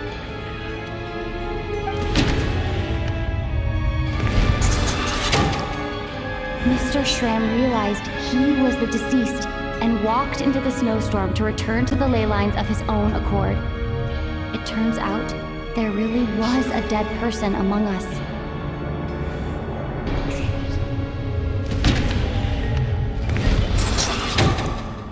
We thought it was all over, but Mr. Valeri's death was a rude awakening for everyone. Once again, the ley lines consumed him during the night. A lot happened today. Mr. Valeri's death led us to discover the connection between the number of deceased and the number of victims during the night.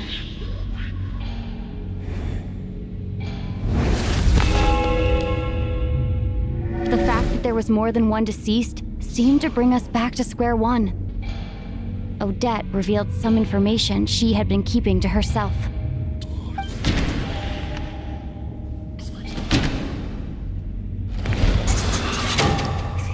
Vodyanitsa was swallowed by the ley lines in her sleep, but the requiem she sang before falling asleep was quite a game changer.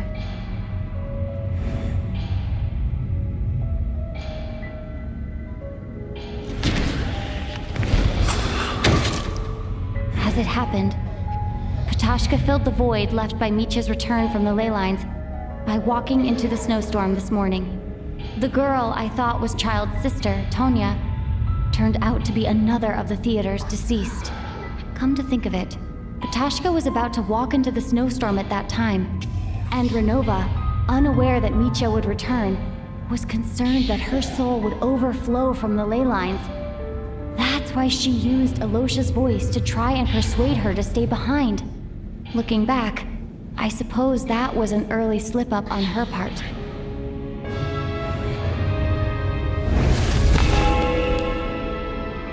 No one could have expected anyone who walked into the snowstorm to return. But just after nightfall, Mitya returned, bringing crucial information with him. Various truths began to surface, including that all of us were already dead, and that the ruler of death was here among us. Then, after revealing her true form, Renova callously claimed 2 souls.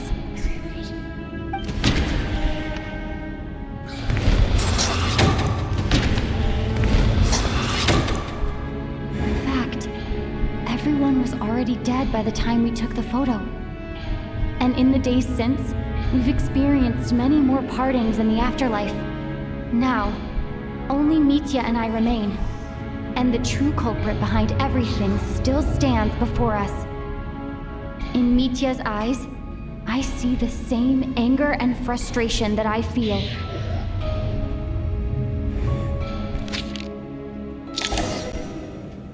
That covers everything. It's all— Your work isn't finished here yet, is it? The Traveler and I are still standing here, safe and sound. The Water Imp's song threw things off a little, but it is of no consequence. The ley lines have already anchored your soul, and the first ray of light tomorrow morning will take you back. I, meanwhile, need to review my attitude towards the Water Imp race. So the reunion in the night that Vodyanitsa mentioned, I suppose that was never meant to be a permanent reunion. That just leaves you, Traveler. My power only allows me to temporarily separate your soul from your body. The ley lines of Tevat would not accept you, and your soul is firmly anchored to your body by your will. For a descender like you, who is not bound by Tevat's rules, your death can only be brought through the most violent of means, such as directly destroying either your body or soul. I have no interest in involving myself with Descenders, for now. Although, this may change if Asmodee remains missing, or you insist on interfering with our affairs. One last question then. All our struggles and sacrifices here, they were meaningless from the very beginning, weren't they? Death abides no reason. Besides, what you call sacrifice is merely a concept created by humanity. To me, it is nothing more than a self-indulgent charade in the face of death. Mere mortals fantasizing that their actions could reclaim something from my grasp. A truly laughable idea.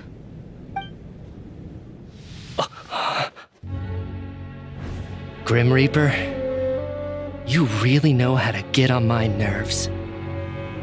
I'm not here to ingratiate myself with you. I kill merely because your deaths are necessary. Oh, you've made that quite clear. But humans don't take well to being scorned. Not even by the gods.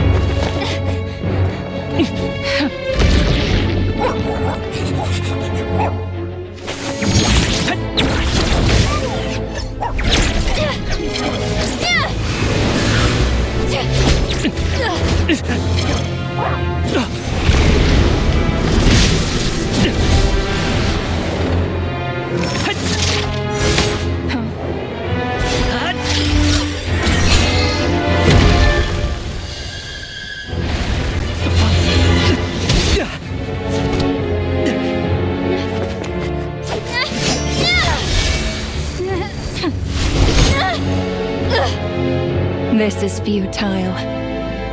You must know that you are powerless against me in my own domain. I suggest that you save your strength. For what? Maybe we can't change anything. But if nothing else, we can at least teach you to have some respect for the dead. Audacious.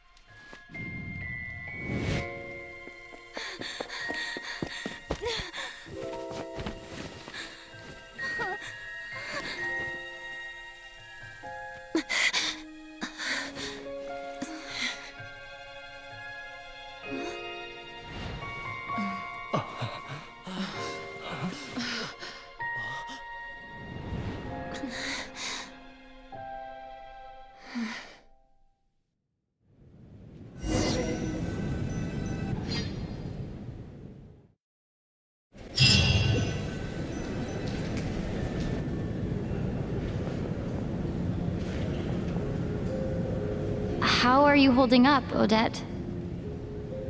What happened to me? How much do you remember? What do you mean? Is the performance over? I can't seem to recall what happened. Has Odette already forgotten? Mitya?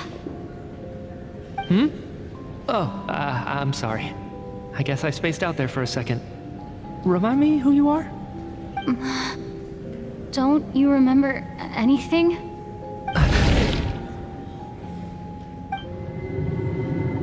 Yeah, I remember now, comrade. Looks like we guessed right. Just like me when Odette found me at the Armory Palace, for some reason, everyone killed by the ruler of death eventually came back to life. Just with one catch. They forgot what happened while they were dead. Odette and the others have already forgotten everything. Why were you able to remember this time? Could this be the reason? You said this is the ruler of death's symbol, right? I don't see anything there. You don't? Huh. Okay, I guess that makes sense. I carved this into my hand in the afterlife, so it's not visible in the physical world. Does that mean I carved this symbol into my soul? What an unsettling thought. Still, at least I get to remember what happened. I suppose it's a blessing in disguise. What about you, though? The ruler of death mentioned that you're a descender? Is that why you can remember? A full explanation would get complicated very quickly, but that's essentially it. Well then, now that it's all over, let's figure out what we've learned. The first thing I notice is that everything here is precisely as we left it, right before our deaths. This confirms that time passes differently in the afterlife than in the real world.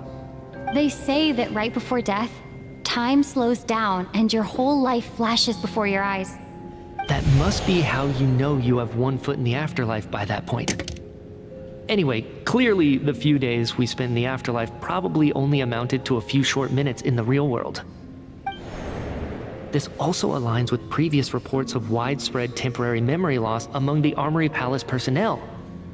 Now it seems likely that those were all brief deaths caused by the Grim Reaper's so-called curse of death. To those unaware of the truth, dying and coming back to life must feel similar to a short bout of catatonia.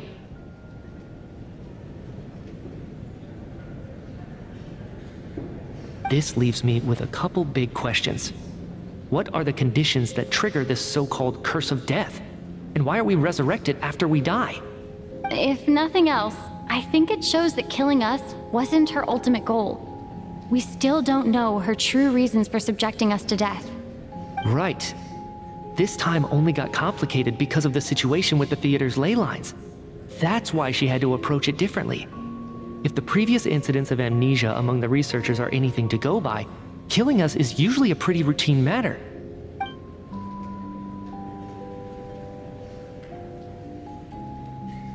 Come to think of it, wasn't I about to note something down before I died? I can't remember what it was, but I think it was something related to my research project. Sorry, Traveler. I'll catch up with you again later. Right now, I have to make a trip back to the Armory Palace.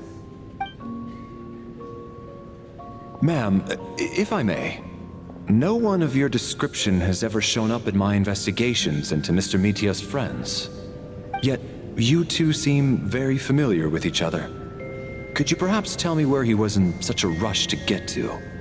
And, by the way, have we ever crossed paths? Forgive the presumptuousness, but I feel a vague and indescribable sense of familiarity about you. I can explain everything. Could you help me gather everyone in the theater in one place?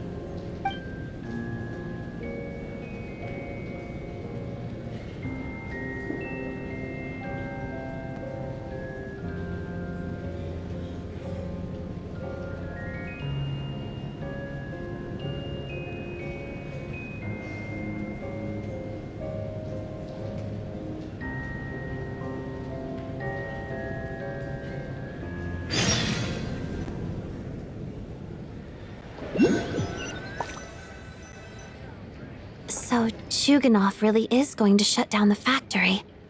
I guess this theater incident actually did us some good after all. So, you said I promised to take you to the Armory Palace while we were in the afterlife, yes? I believe you. I think I even have a vague memory of it. Agreed. Let's check in on her first. The whole reason for our trip to the Armory Palace anyway is to figure out what's going on with her health.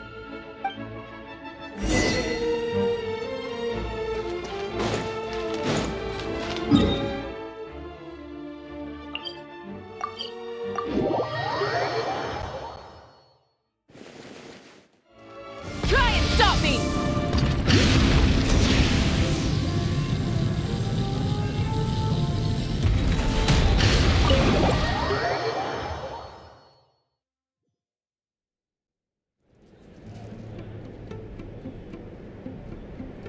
I'm finally back. Even though a long time has passed from my perspective, as far as Paimon's concerned, I probably just went out to watch a very short show. I should keep my emotions in check when I see Paimon again, or it'll seem weird. Wait. The atmosphere here feels off. Shh. Stay quiet. Let's go inside and take a look. Have we still not been able to notify Child yet? We need new orders. What if that person comes back again?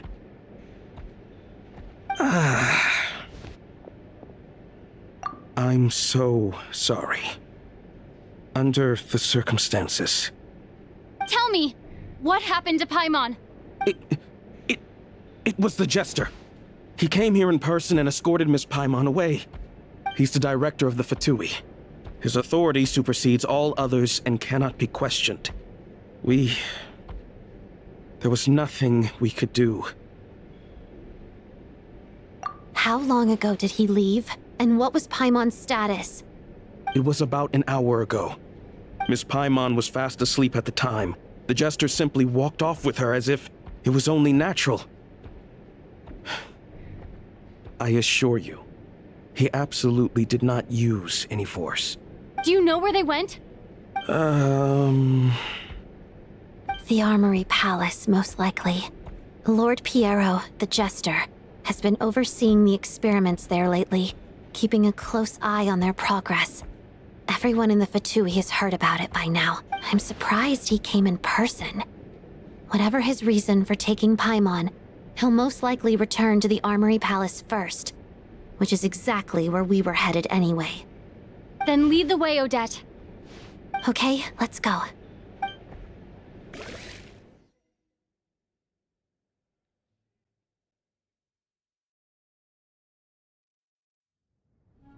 It's just up ahead. Quick, let's get inside. No, I'll go alone. You know I'm planning to force my way in. You're with the Fatui, so you should stay outside. I was hardly planning on taking you through the official channels anyway. I'm here to force my way in, just like you. I may be a Fatus, but I'm also Lelek, enemy of Project Stuzha. Paimon's safety is paramount right now. With me around, you'll have an extra pair of hands. There might be devices inside that are easier for an insider to deal with. If you say so. Let's go. There's no time to hesitate.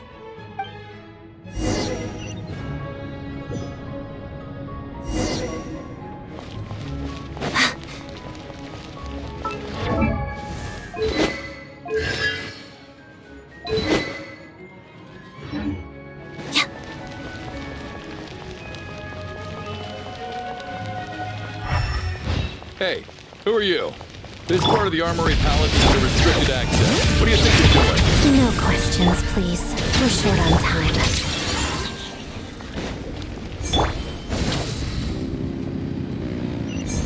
Mission! Wrath from the sky! Incinerate! Try and stop me! I will Get to work! Eat lolling! Eat papa! together. Crystalline Adagio. Rev the engines!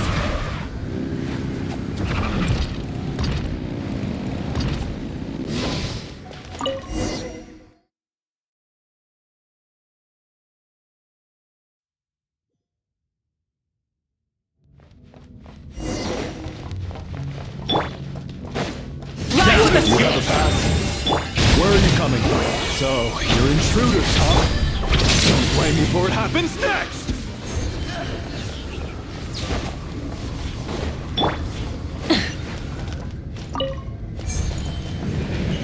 The Armory Palace is hidden this deep in? This place is much bigger than I imagined. But they're conducting top-secret research after all. The deeper it's hidden, the better, is standard Fatui logic. The style doesn't really look like the Fatui's handiwork, though. They must have requisitioned some Intruder! Stay alert!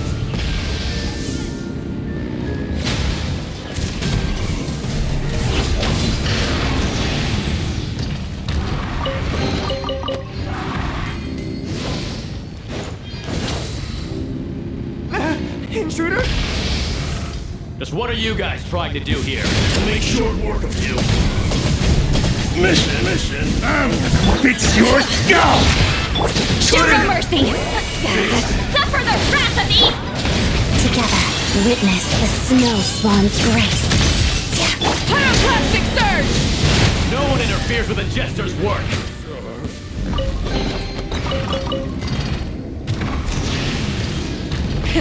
Rev the engines!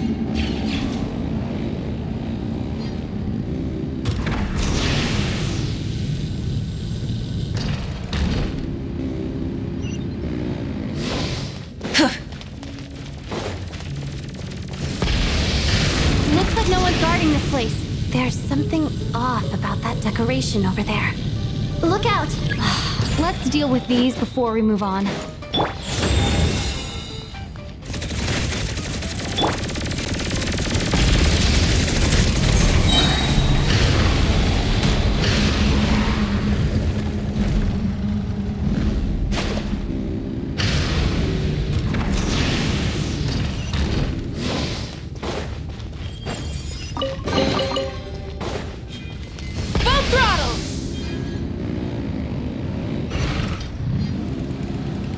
Researchers here probably don't know that we're uninvited guests. Let's try not to hurt them. What's the big star from the theater doing here? That's Miss Odette. She's a member of the Fatui. Was the whole reason for Project Stuzha to support the research here at the Armory Palace? Just what are the Fatui and the Tsaritsa planning?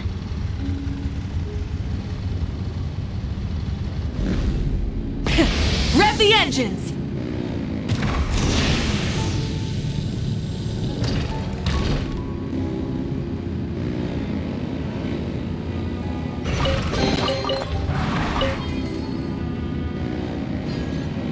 Whoa! Who are you? Never seen you around here before. Looks like there's no way through here. Maybe using the power of this prism could help?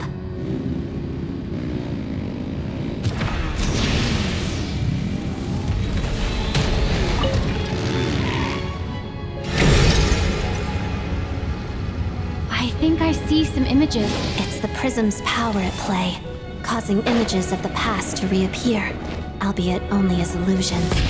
Let's make our way through... Paimon and the Jester? Is this another scene from the past? Yes. It looks quite old, though. I don't think it happened in the recent past. What's going on here? What happened? The source seems to be the Armory Palace. They must have started some large-scale experiment. Wait, what if this has something to do with Paimon? We need to hurry!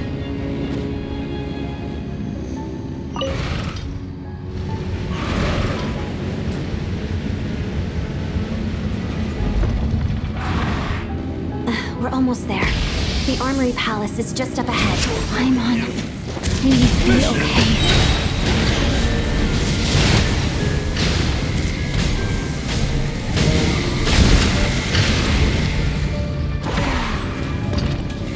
Stop me!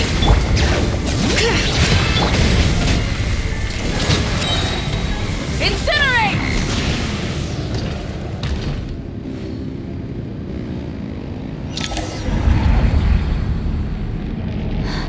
What's going on? Wait, I remember this feeling. It's the curse of death. No, not now. Why is the curse of death striking again already? Odette?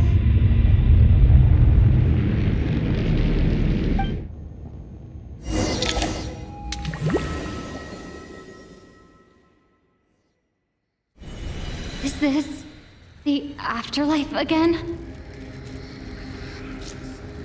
I need to find a way back to reality.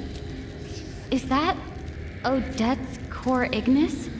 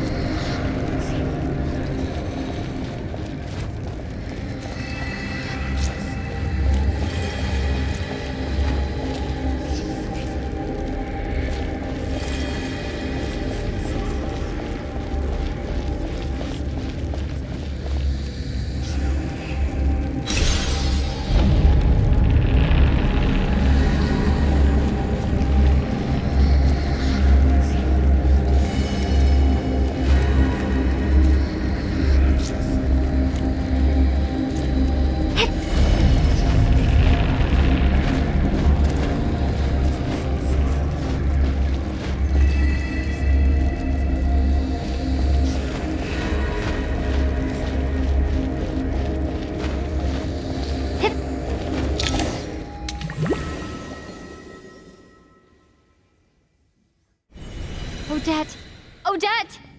No signs of life, but past experience says that she should be resurrected before too long. Right? Did Odette intentionally use her core ignis to guide my soul?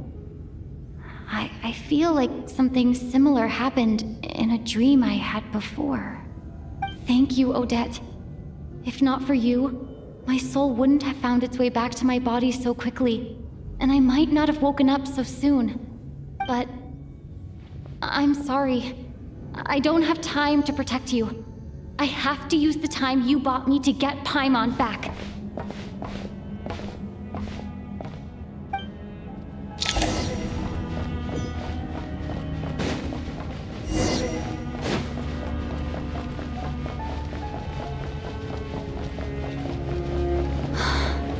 Sure enough, everyone here has been a— Paimon! Paimon! No, wait. Paimon probably didn't escape Renova's curse either. She won't be able to respond to me right now. I'll have to find her myself.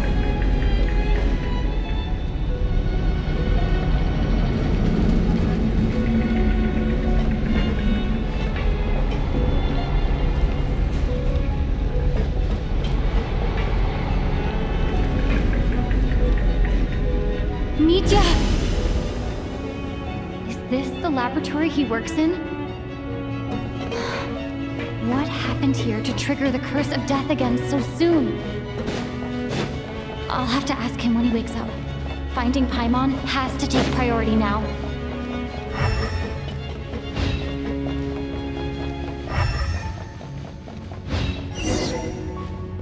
I found her! Paimon really is here!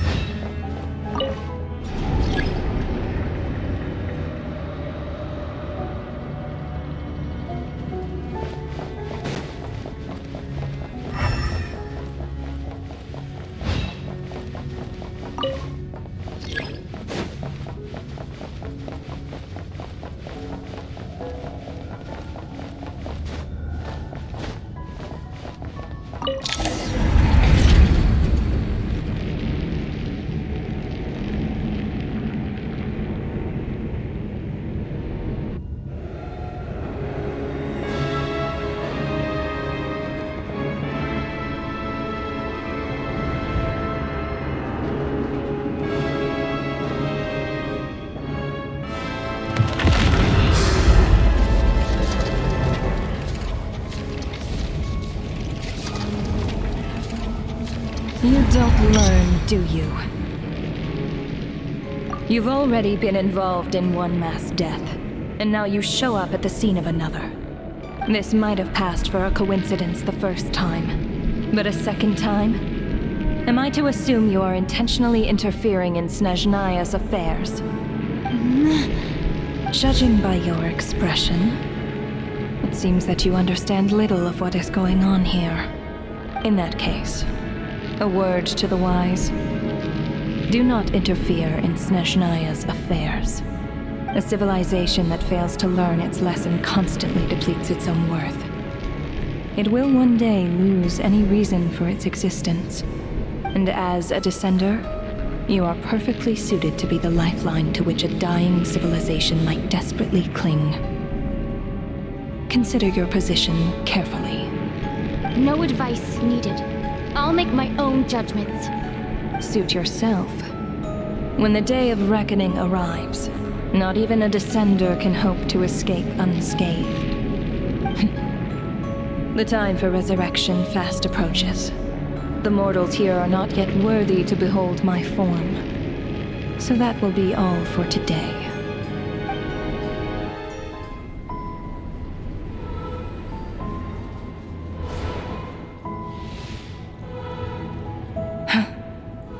That thing is coming with me.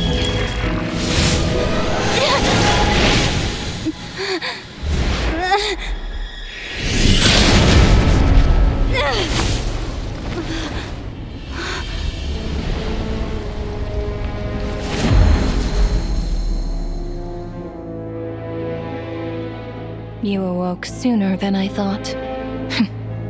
The curse of immortality is stubborn, unable to enter the ley lines, yet not content to remain a spirit.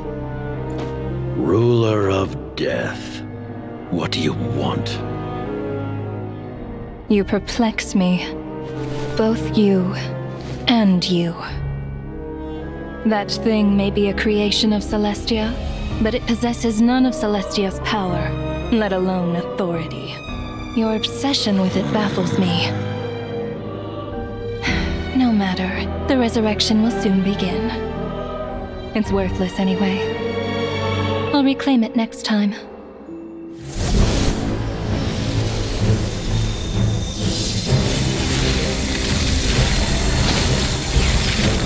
Hey, who says there'll be a next time?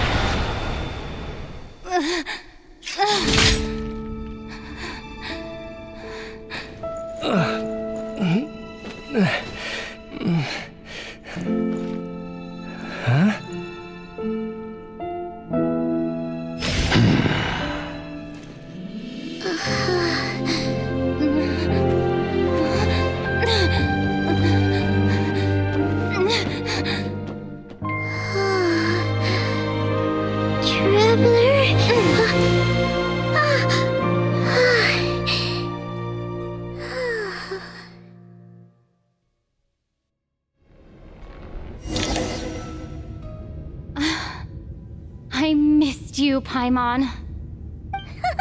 What are you talking about? We haven't even been apart for that long, have we? It was different this time. You seem to be in pretty good shape.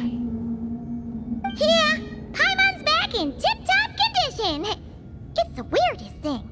Paimon fell asleep earlier, and when she woke up, she found herself here. The jester and that guy talking to him used some kind of energy on Paimon, and she could kind of feel it canceling out that other thing that was making her feel unwell. So, Mitya helped too? Apologies for leaving in such a hurry at the theater earlier. I was in a rush to verify some theories. Rest assured that your companion is perfectly safe. We reversed the effects that the experimental energy had on her. The jester specifically instructed me to do so. I suppose this is our first official meeting, Traveler. I could not let Paimon suffer in her condition for a moment longer, and so I simply took her without explanation. I hope... But why would a big shot like you care about what happens to Paimon? As I said when you first arrived in Snezhnaya, we once spent some time together in the distant past. Oh yeah, you did mention that. And Paimon did think you seemed strangely familiar the first time we met. I'm afraid the reminiscing will have to wait. Mitya, let us continue with the report. What conclusions, if any, did you reach from conducting the final experiment of our energy research ahead of schedule? The good news is, my hypothesis regarding the ruler of death has been verified. As for the bad news, I recommend we suspend the experiments and Project Mistelton until further notice. Currently, we have no means with which to make a breakthrough. I say this purely as a scientist, guided by reason alone. I will trust your judgment.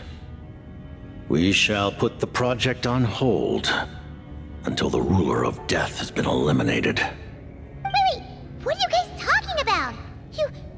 You want to get rid of Renova? Like, how?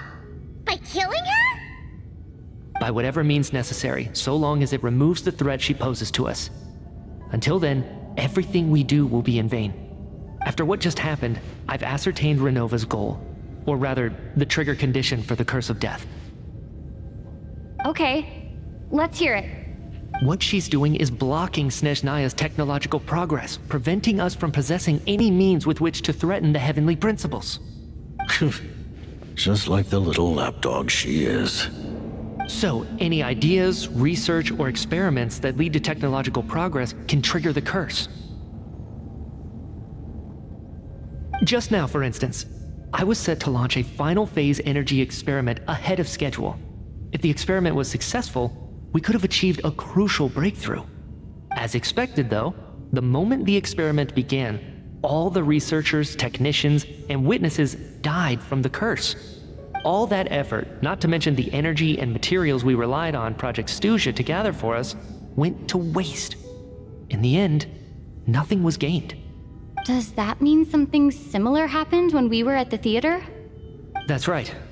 During the performance, I thought of an important breakthrough regarding the experiment, and wound up dragging everyone into this. So the nature of the curse seems to be something like...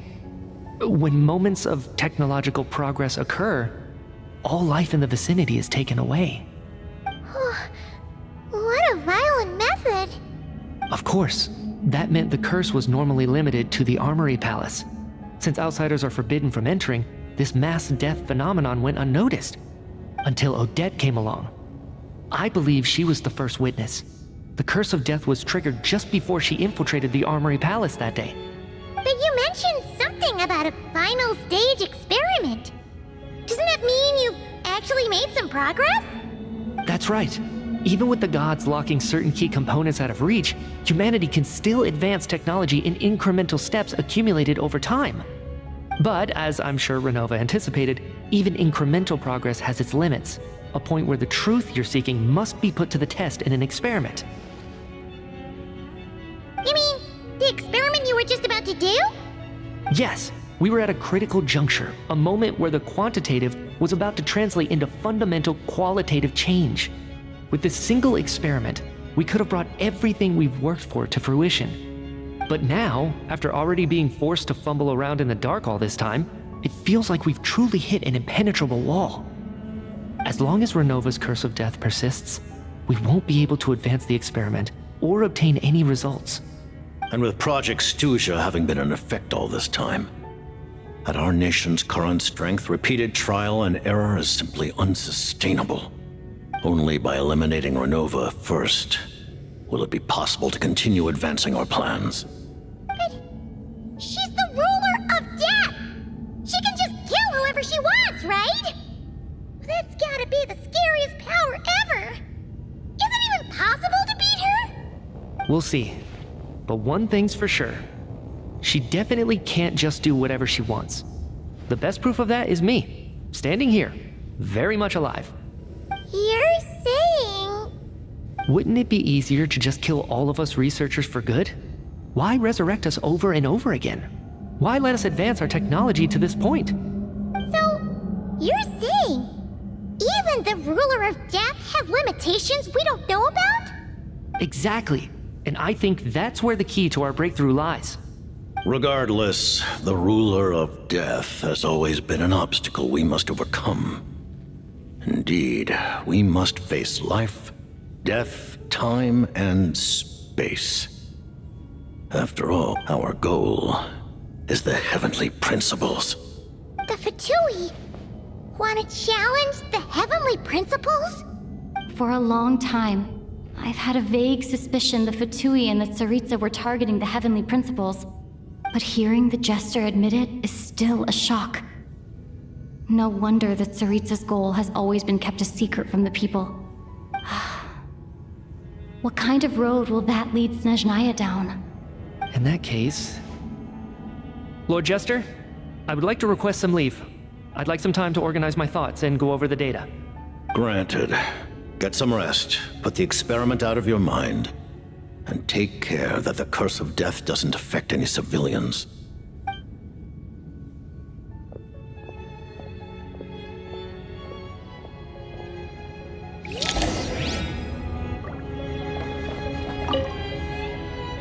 While there is yet time, allow me to offer you my hospitality, honored guest of Snezhnaya. Is there anything you wish to know?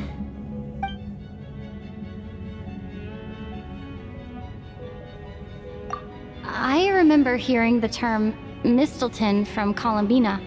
Yeah! Paimon wanted to ask about that when the name came up just now. What is it? Paimon's heard of Project Stuzha, but not this one. As you know, Project Stuzha is a series of measures enacted to consolidate our nation's resources, the greater purpose of which is to serve Project Mistelton. Many of the things you have encountered thus far are essentially for the advancement of that project. This includes the Kuvaki Experimental Design Bureau in Nocturne. Researching Kuvaki was merely a facade. Its core objective was to use local resources and research findings to build Mistelton itself. And that's a weapon built for the final battle against the Heavenly Principles, isn't it? Huh? How did you know that? I was given some intel, and I made some deductions. Wait. You must mean that thing over there. Oh, Paimon's gotta take a closer look at this thing. Especially after you guys sent so many people to Nocturne to work on it. Kuvaki alone will not break through Celestia's defenses, let alone challenge the heavenly principles. The heavenly principles are no doubt accustomed to combating the power of the light realm, and elemental energy is simply the power of the human realm, converted to that form by the heavenly principles themselves. Any attempt to use this power against its creator would be a futile endeavor. For now, therefore, we have set our sights on the form of energy associated with the third descender and the stellar linchpins. This may hold the potential to allow Mistelton to contend with the heavenly principles. You could say that by reverse engineering the stellar linchpins to extract the energy within, we have obtained a source of anti-Celestia energy. The Kuvaki Experimental Design Bureau, Project Stuzha, and the new energy experiments. Huh. So, Project Mistelton is what ties it all together. And it looks like your plan is almost complete. No wonder the ruler of death came after you.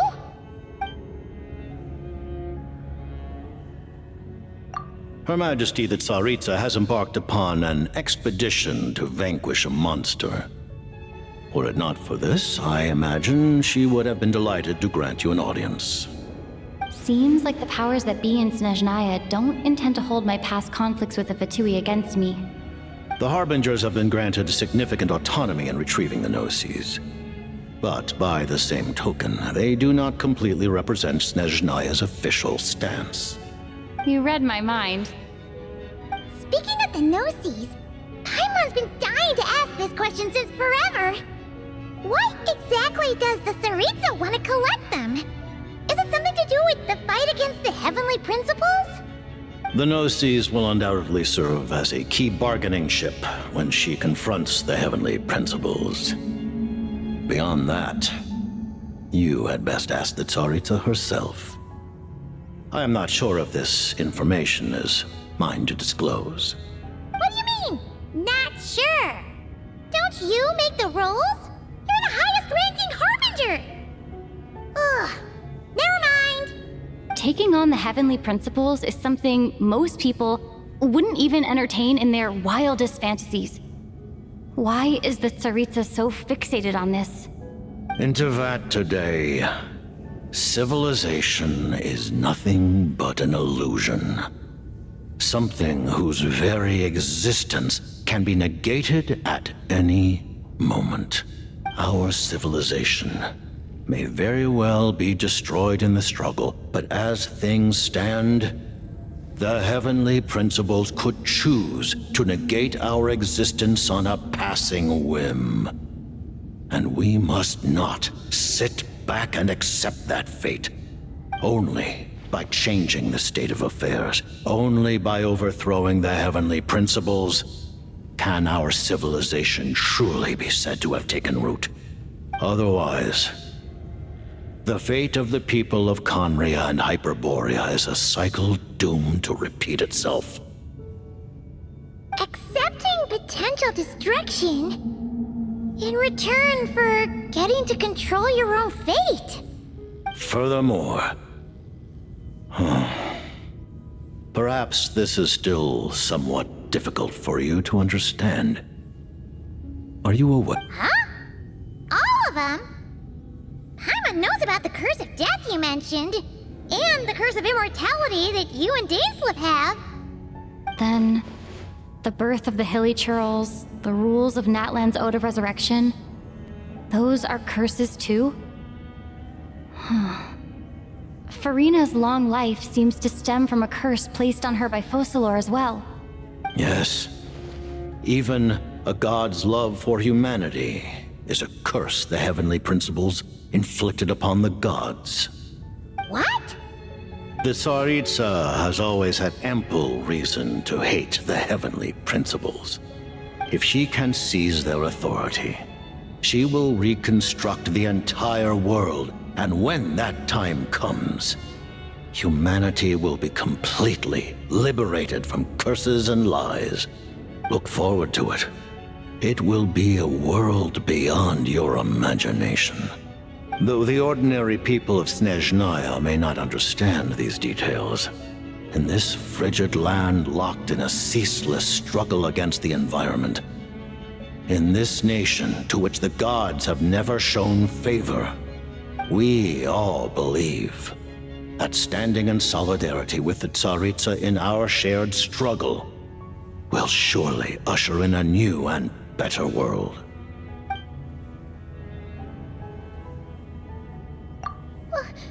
Paimon really doesn't remember! He's basically a stranger! You've gotta believe Paimon! Allow me to explain. The reason Paimon reacted to the anti-Celestia energy developed by the Armory Palace is because she comes from Celestia herself. More specifically, she is one of its creations. Paimon? A creation of Celestia? Oh, right. I was blinded by anger earlier, but thinking back on it, Renova also said that Paimon is a creation of Celestia, but she lacks Celestia's power or authority. As you know, the lunar fragments in Nocturne were pulled down from the sky using Fatui technology. But the first application of this technology was in Khaenri'ah over 500 years ago. I used this technology upon the heavens, and the response I received was none other than Paimon descending from Celestia. I presented her to the Vinster King, but he took no interest in this gift, nor did it satisfy him. Paimon then took up temporary residence in my palace until, of course, the arrival of the Cataclysm. Wait, Paimon's a little confused. You're talking about things that happened in Khaenri'ah 500 years ago. You're saying Paimon was there for that? But Paimon doesn't remember any of that. Falling from the sky? Being given away as a gift? None of it! Having lived through the Cataclysm, perhaps you too were burdened with some manner of curse. Although, losing your memories would indeed be the smallest price I've ever seen paid. But it's not just her memories from Khaenri'ah. Paimon doesn't even know how she spent the last 500 years! She only has memories from the past few years, no matter how hard she tries to remember. What was Paimon like back in Khaenri'ah? Did she know a whole lot because she came from Celestia? Was she super smart? Unfortunately, when you arrived in Khaenri'ah, your consciousness was like that of a newborn infant. None could say what kind of being you once were in Celestia. During the time you lived in Khaenri'ah, your personality was no different from how it is now. Aw, man! Paimon's plan to get her memories back and become super smart is ruined before it could even start. You know, even though Paimon lost her memories, she still feels weirdly close to you for some reason. That must mean you took pretty good care of Paimon back then, huh? On the contrary, I completely ignored your existence. I was entirely focused on my struggle against Teater the Wise.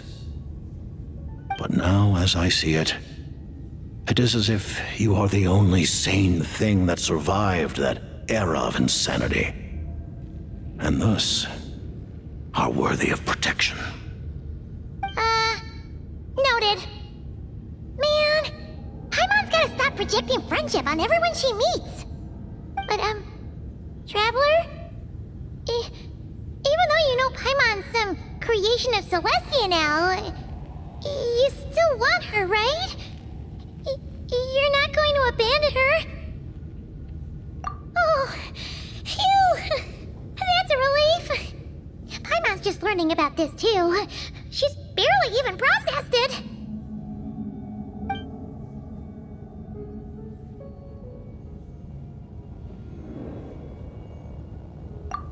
Thank you for telling me so much. I'm a bit surprised, honestly. I didn't expect you to be quite so transparent with me. Given the circumstances, the Fatui need not hide anything from our allies. Allies? To advance Project Mistleton, we must first resolve our issue with the Ruler of Death. And if I presume correctly, you have no intention of letting her actions go unpunished either, do you? That's right. Ever since she said she intends to reclaim Paimon when we next meet, I figured reconciliation was out of the question. Against an opponent of this caliber, deliberating over our allegiances would waste time we do not have. We must join forces unreservedly with whomever we can. You're going to challenge the Ruler of Death? Just for Paimon? But Paimon's only... Thank you! Oh, thank you! Oh, gee! Now Paimon doesn't even know what to say! Anyway, Paimon's super touched! The Tsaritsa will return in triumph in short order, and the Fatui shall hold internal discussions regarding the enemy. The time for us to meet again will come very soon. Got it. Thanks for your help with Paimon. I'll be sure to look after her for you.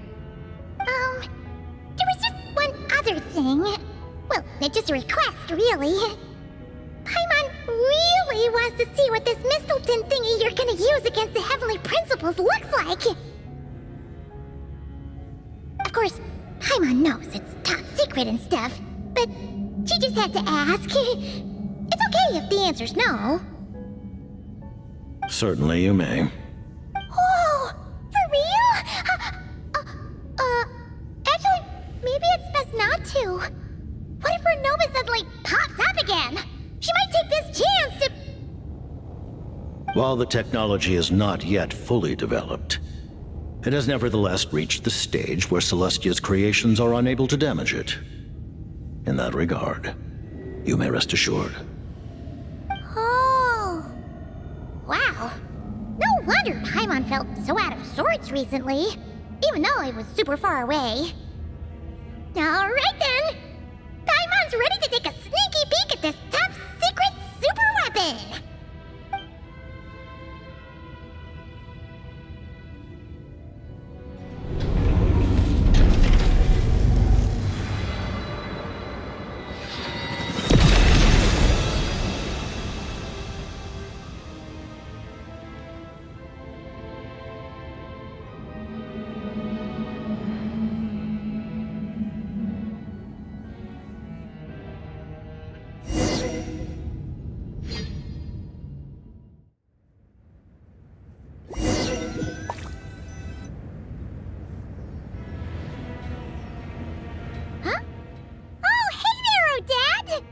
Paimon? You're okay. Thank goodness. You look well. Have you recovered? Long story short, yep, Paimon's all better. What are you doing here? Were you waiting for us? That's right. When I woke up, I wanted to go in after you, but the guards had woken up as well. It would have been tough to take them on alone, and there was no easy way to sneak past them. So I returned the way I came and waited for you here. It was thanks to you that my soul found its way back to my body so quickly. Thank you. Huh. That actually worked? Nice. I just figured I'd try my luck when that ominous feeling struck me. Really, you should be thanking this thing instead. Anyway, now that things here are all taken care of, I have other things I should get back to.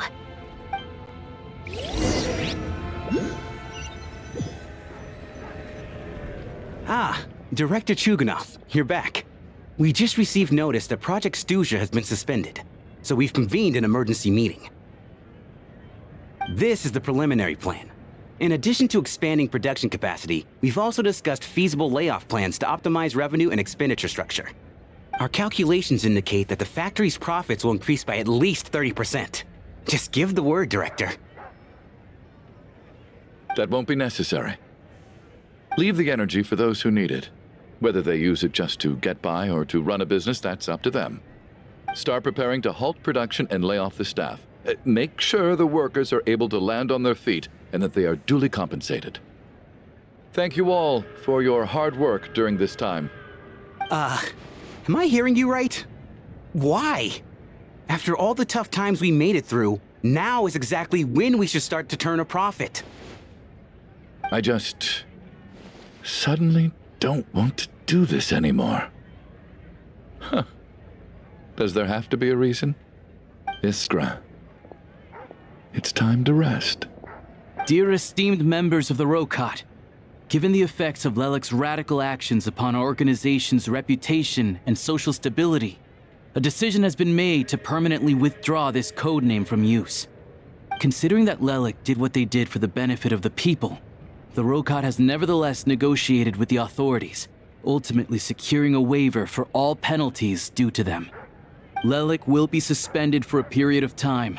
Depending on their future performance, they may be allowed to adopt a new codename and continue acting as part of the Rokot.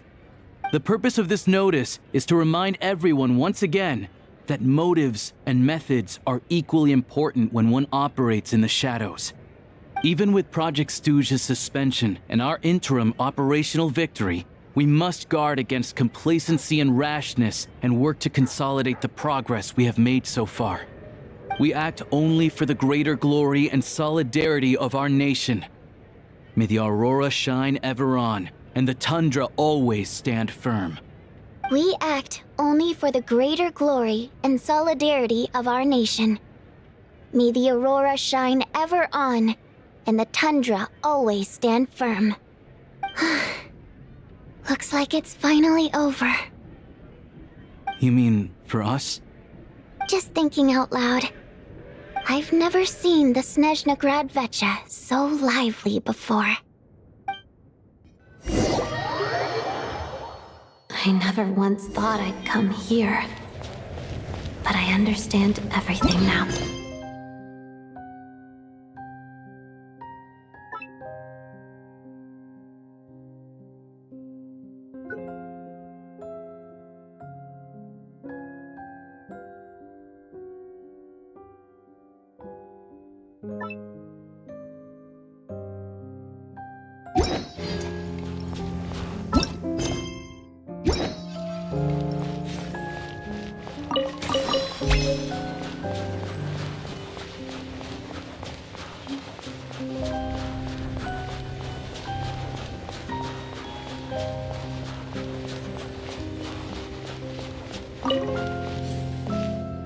I've seen Spirit Seeker performed many times, including by your mother.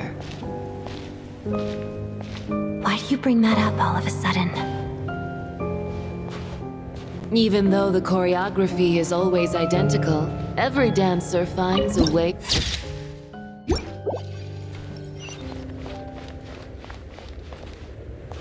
So you actually want to talk to me about ballet? I just think it would be a pity if the dance was lost to history. She didn't teach it to you, did she? That was an unusually subtle taunt for you.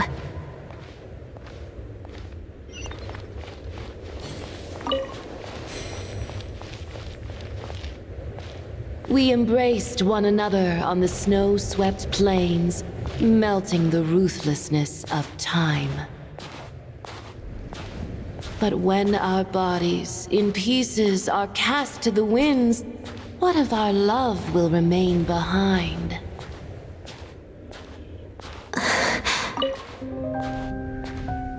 Don't tell me you can't sing. Shush.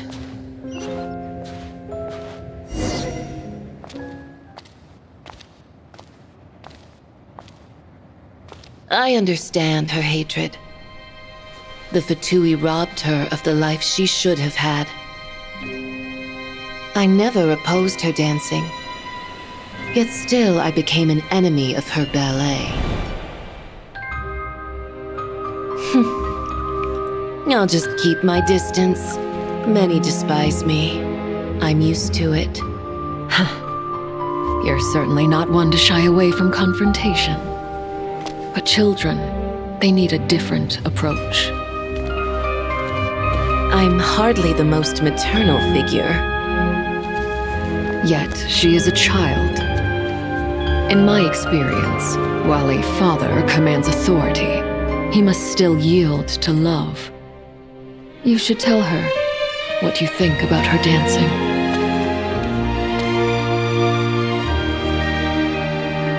Odette will soon take the stage at the Korolevskiy Theater. This could be your chance. Geonosis secured. It went smoothly. I'll be there. Have them send me an invitation.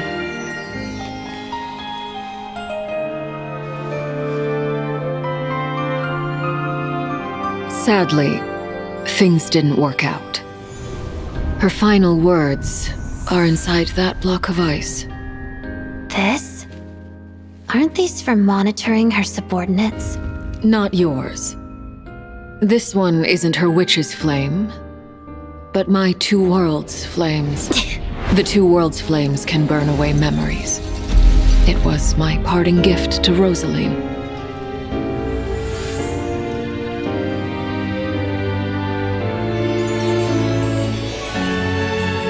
If all goes to plan, she and I will both live to see that Tsaritsa succeed. I believe she'll find peace. But if anything happens to me, she needn't follow in my footsteps. The cryo-energy will fade away in time. Then the two worlds' flames will burn away all memories of the Fatui. She'll be free to dance. She deserves this. I will handle the aftermath. The choice is yours, child.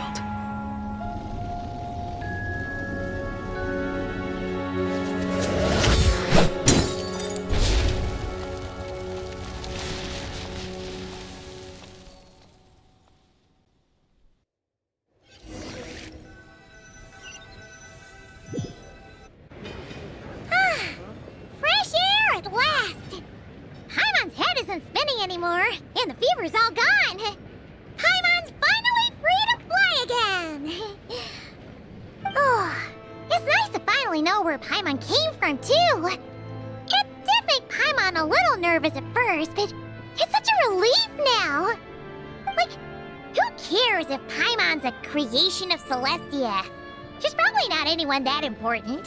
Probably just the fairy of food and fun or something. And like you said, this doesn't have to change anything between us.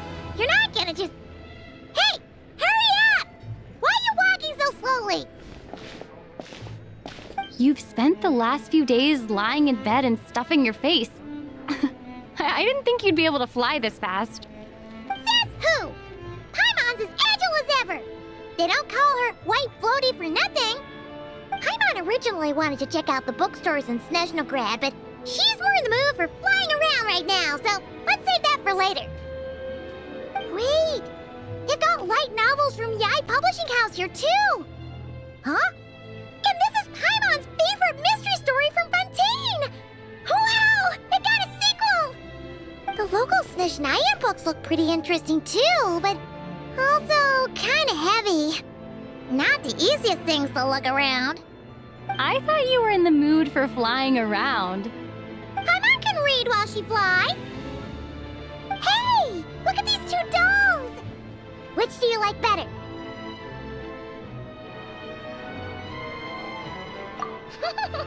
Alright, boss! We'll take both. Paimon will have the other one. Oh. I thought we were only getting one. All right, fine, I'll pay. There you are. Thanks for visiting.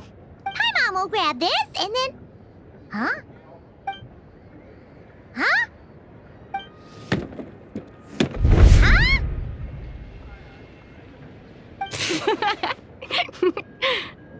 How many layers does this thing have? And what are you laughing at? Huh. You knew all along, didn't you? A whole bunch of people are gathered over by the plaza! Hey, look! That looks like Tartaglia! Hey, Tartaglia! I know that voice. Of course. If it isn't Paimon and my old comrade. You're looking well, Paimon. All better? Yeah! The jester knew what was wrong and fixed Paimon right up! Thanks for sending someone to keep Paimon safe, too. Oh, yeah, about that. That was kind of embarrassing. Who could have known that our director would go looking for you in person? So sorry for the misunderstanding. Oh, right. Let me introduce you. This is my little sister, Tonya. Hello, Tonya.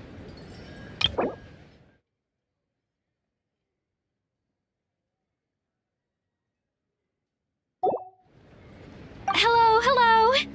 Firstly, I'm really sorry about my brother. Sounds like he's caused you no end of trouble. Hey now, why'd you have to start with that? Not that it isn't true, of course. So she's the real Tonya. She said you two didn't manage to meet up at the theater.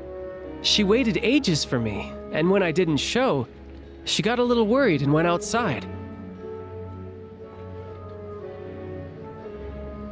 I know, right? He didn't bother to say a word to me. I searched up and down the city for him, and he only told me about it when I finally caught him at the gates of Glupov. I've been rushed off my feet lately, so I didn't get the chance to go home. I just figured the Traveler would fill you in when she got there. Well, the snow was bad, and you're never late, so I was really worried about you. How was I supposed to know that you'd stood me up? I'm sorry, Tonya. I really am. I'll make it up to you somehow. Just... please don't tell Mom and Dad. Although the mix-up led to a series of misunderstandings, it's probably for the best that the real Tonya didn't get caught up in that mess.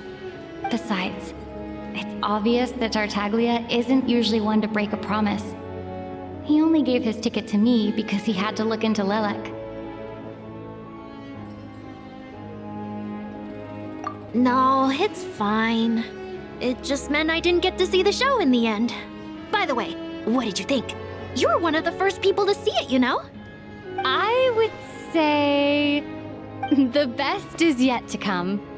Huh? What kind of review is that? Hey, look!